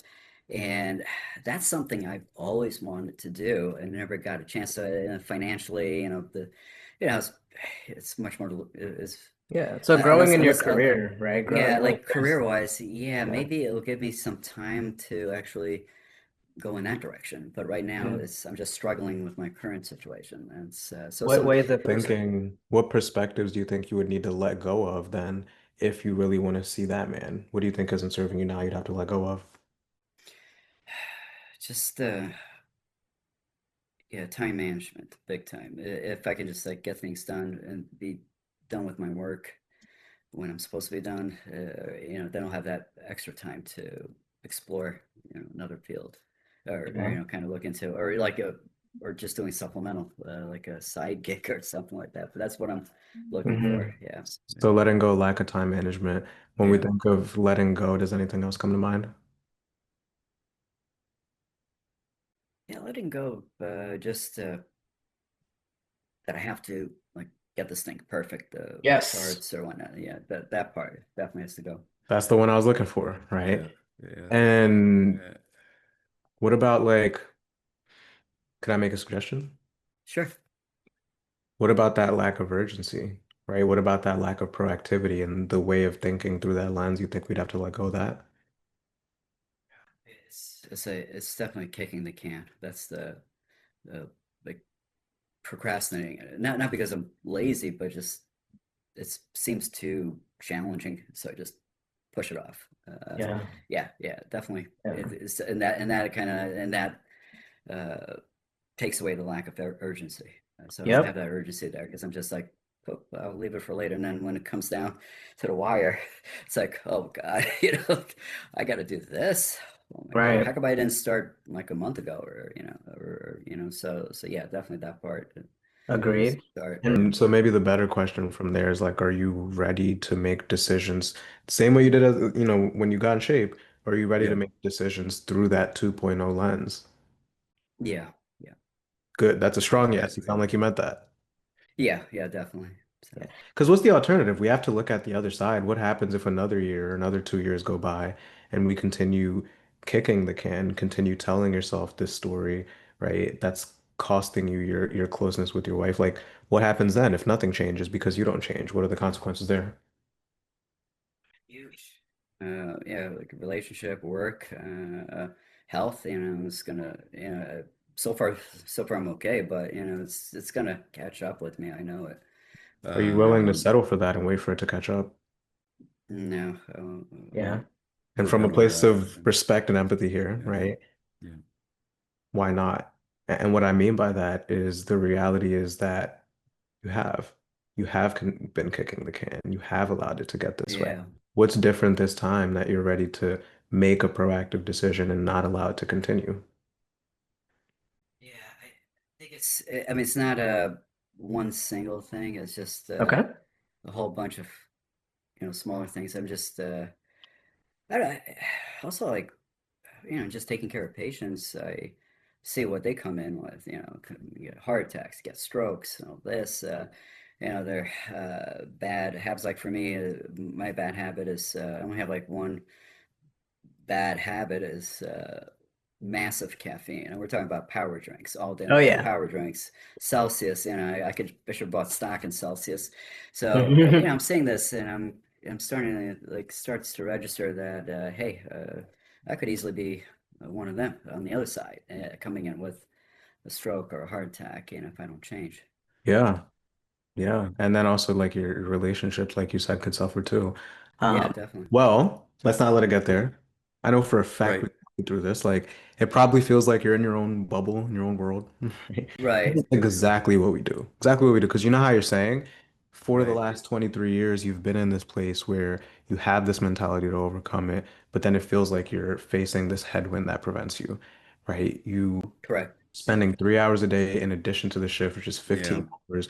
You're not present. You want to have that balance. You want to have that enjoyment, but the question is how? How do you actually get there? That's exactly what we do here. So I'll start by telling you what this is not, okay? This isn't one of those things where we're gonna throw a bunch of videos at you and PDFs and say, figure it out, Adrian, you're on your own. That's not us. Okay. We're also not going to throw you in a Zoom with 50 other doctors and say, everybody just close your eyes and meditate, and all your problems will disappear. You're just going to meditate them away.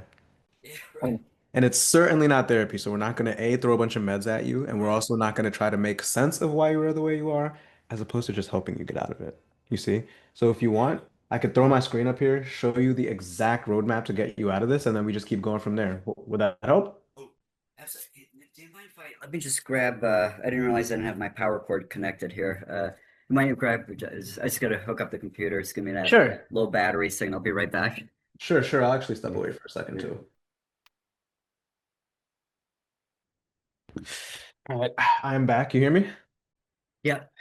Okay, sweet. So So let me know. yeah, I'm real glad to hear that from you because, like with the solutions, because when I was at my other job, actually, because I was doing primary care, and then uh, I left that job. I quit because it, it was so see like the primary care part with the constant barrage of uh, actually I'm going to simplify it. So whatever I said now and then Mhm. plus going home and falling asleep with the laptop on top of me because I'm doing patient notes. So they actually they're concerned about like ADHD or ADD I should say. So I went to this ADD expert. I don't know. Someone was like a therapist. That's all we did. We did like meditations. We did like some just talk about things but I didn't have any solutions and that Yeah. and so when I heard you said solutions, that is like, yeah, That's exactly what we do. That's exactly yeah, what we do. Let's perfect. get you some solutions. Sounds really good. I just hope that, well, yeah, you mentioned like the one doctor was a little bit skeptical. Yeah, because he'd been doing it so many years, but so I'm afraid of that. But I feel like, what if it doesn't work? But the fact that you mentioned that 2 months extra, that really helps. But I definitely want to get my go in and get this thing done because it's just not sustainable. That's right. So yeah, no, I'm excited. I'm excited. Oh yeah. I'm excited. And does this feel like the path of getting you to that point where you're not absent, you're more present, and you're enjoying medicine again, or how do you feel? Yeah, no, I feel like this Yeah. definitely will Sweet. give you I'm always curious, what Hopefully, actually makes you feel like it is? yeah, yeah. It's like yeah, you hope it works, but because I tried, I didn't really try much of anything, but other than just going in like, okay, I'm gonna get all my charts done on time. Like of course that's not gonna work because how are you gonna get all your charts on time if you don't know how to do it or you go in there and then it's like going to a gym like I'm gonna lift X amount of pounds and like Right. no start out with 5 pounds or something like Totally. so I think that's you know yeah it's like I definitely did it. I definitely there's a part of me that's kind of like what if it doesn't work? What if this but that's Yeah. So a that's lot of times something we that we're look gonna at work what on. if, Yeah. A lot of times we look at what if I do it and it doesn't work, but what we never look at is what if I don't do anything, nothing changes, right? Yeah, I think it's just my general anxiety type of deal. It's not like logically I'm saying it's not going to work. It's just a more emotional part of that. Okay. That's what it is. Yeah, And are you willing to listen to the irrational emotional side or give your best foot forward? best foot forward. Want to hear next steps? Sure. Next steps, Yep. super simple, super easy. What we would do is first make an arrangement to handle the investment and then get you direct access to everything and then book that very first call. And so the total investment so that you can have the workflows to have more balance so that you're more present and not absent with your family anymore is 7,800. Um, Most docs like to just knock it out in one shot and get it out the way, but we could also break it down and make it more manageable if we need to. And actually, my the company I work with, the hospital, they have a CME fund too. So I probably can use that. I can see if I can find out if I can use that on top of it. Yeah, so with the CMEs, usually Yeah. you'll make the investment, and then if they cover it, then they'll cover it after. I'd like to reimburse you. Yeah, it's kind of like the CME is more of you can use it for anything basically. Like so instead of getting a this or this, like of course that actually benefits everybody, myself, and even benefits the hospital because I'll be more efficient. So it's kind exactly. of like a win-win situation. Yep, yep. Cool. Well, then, yeah, next steps is we'd get you going. Should we get you going? Yeah, sure. Sweet, sweet. Did you want to go debit, credit? What were you thinking? Okay, so let's see. probably I'll say yeah, credit would be. Hell yeah. Are you excited? Yeah. What are you excited for? So yeah, no, just definitely the change part. And the let's see. I'm just trying to think what the. Okay, yeah. I'm just kind of going a few things about that C&E money. So And what has you leaning I into can being I proactive can and no, I can definitely get that. I'm just trying to think of how they would give me. I'll talk to them about that. Just if I can just cash out the CME money and do that, cool? and then add that, and then yeah, then work out with the credit. Yeah, that's fine. Sweet. Sweet. So let's Let's do it. Sometimes they'll want me to get it to do, first do that myself, and then after that, uh, they'll reimburse. So yeah, this that's is how it probably works. yeah. Yep. Cool. So let's get you going. Let me pull this up here. All right. And then okay, I'm ready for the card when you are. So actually, I'll have to get my. I have to talk to my wife first. So that's because she's the manager kind of deal. So let me talk to my wife and then I'm gonna do the card. So because she's gonna want to know the reimbursement status. So someone has to talk to work about that. But yeah, that's something. Now you mentioned some financing parts. How does that work? There's different ways we could go about that differently. Yeah, sure. Yeah, Money aside, if I can, money's if easy. I can hear that. Is there anything else that'd keep you from feeling good besides money? Uh, so what do you mean? I'm saying money is easy. We could figure out a different Oh payment. yeah, sure. Yeah. If we can figure it out, that'd be great. Yeah. Cool. Yep. So Cool. yeah, probably just go through the financing part and go Okay. from there. So then what most docs do then is we could just split it down the middle and we could do 39 right here. And then the remaining, we could just break that down. Okay. And then we can do like a installment plan or Yeah. okay. All right. So let me see if I can. Yeah, actually, that'll fall under my reimbursement. So I can do that right there. And okay. Let me, yeah, say I hate to say something and that will have it come true. Let me double check with work about the reimbursement thing. Because if they say yes, then definitely I'll do it. Yeah, I just want to make sure that they'll reimburse for this. So worst case scenario, if they don't, then we'll just work with you and figure out a way to make it more manageable, make it work. Okay. Yeah. So we could just start with that half and then figure out what they'll do. And if they can, then whatever, we'll figure it out together. Okay? Well, I mean, if they cover that, then yeah, it's no problem. But I would like to see about seeing how. I just want to be sure that they're able to reimburse that part.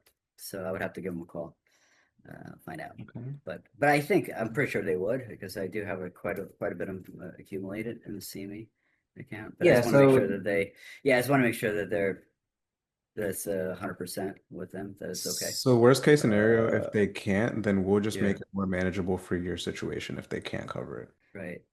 Yeah. The most important part is you making the commitment to you.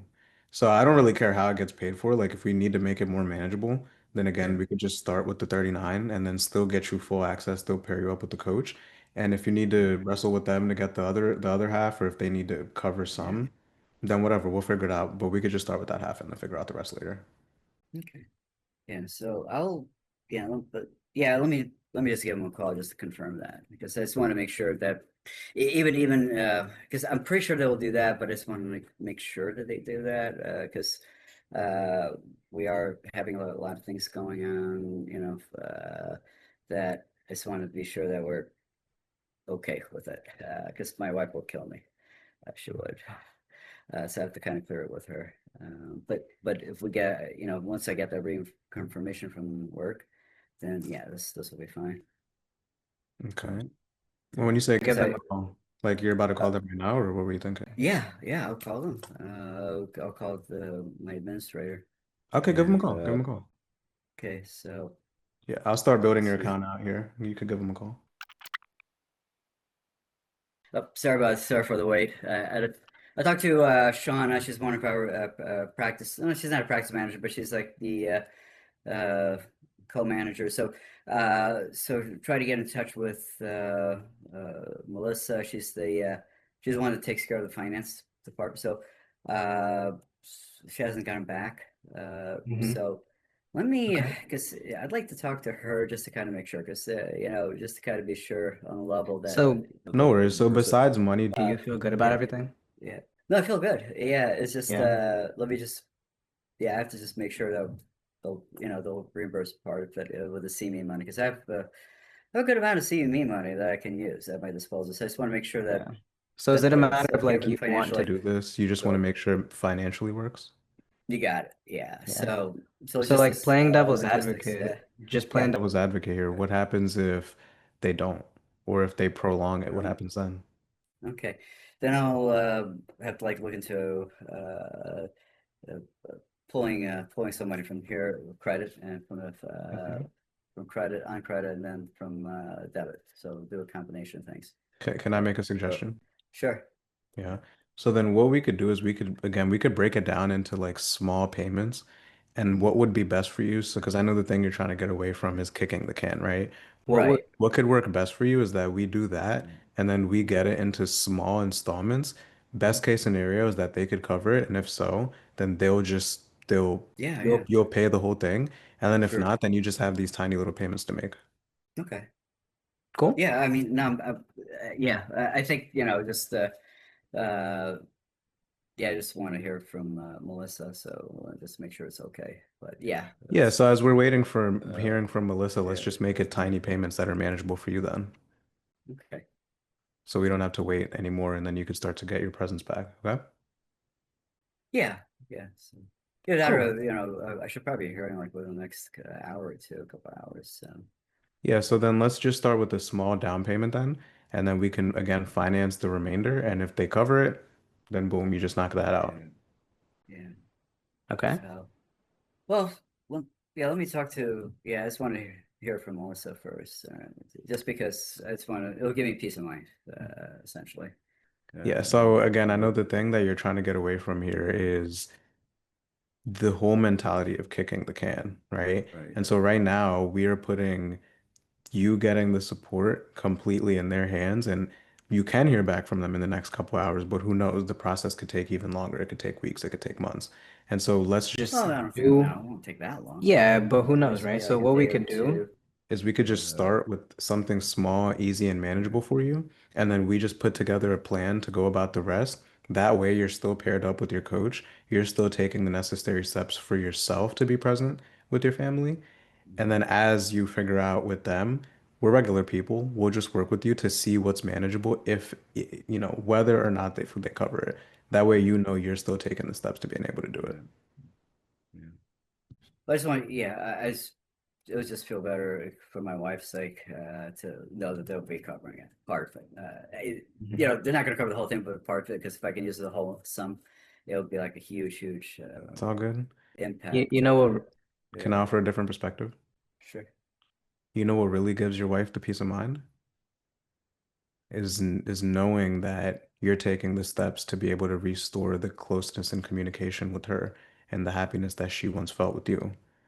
And so I don't really care how it gets paid for, right? But if we need to get creative and we need to figure out a way to make it work that fits your situation, playing devil's advocate, worst case scenario is that they don't cover it, then we can do that because again, we're regular people. But the key thing here is me keeping you accountable to taking a step to making this happen for yourself. Put the Right. job aside so that we don't have to continue staying in this loop. So, all right. No, I hear you. I 100% hear you. I'm just trying to think if she'll flip. I'll have to talk to her because she'll see it on the account. Okay, I think I see what's going on. So is it a matter of you not wanting her to see 7,800, her wanting her to see 7,800 missing out of the account? Yeah, that's Easy. This is easy. This is super easy. So this is what we could do then. With the financing, we could break it down into small payments and nothing would be due today. And so what we could do is take that route. It's $0 down today. You get access to everything. We still get you going. 7,800 doesn't leave the account. And then as for her, she could start to see the change in you. And then if you're able to get that reimbursement, then you could put that towards the finance. Okay. Cool? All right. Yeah. Easy stuff. So then here, I'll give you the link and then I'll show you how to do it. Okay. Sure. So by now you have watched 5 hours of real calls with prospects who gave every objection under the sun, every excuse you could think of, and you saw exactly how I handled them and why I said what I said and think the way I think. Out of all these hours, find one thing to bring to your next conversation. I know it's probably exciting that you probably learned a bunch of cool new shit, but just pick one thing. And if you're ready to stop piecing it together and want to work with someone who's actually made 30K a month consistently, who's collected millions in this space, and can actually tell you what is going on in your calls and what to fix, hit the first link in the description, see if you qualify for one-on-one coaching and placement. I'm gonna talk to either me or my team to see if this is a fit. As always, make sure you like, comment, and subscribe, and I'll see you in the next one.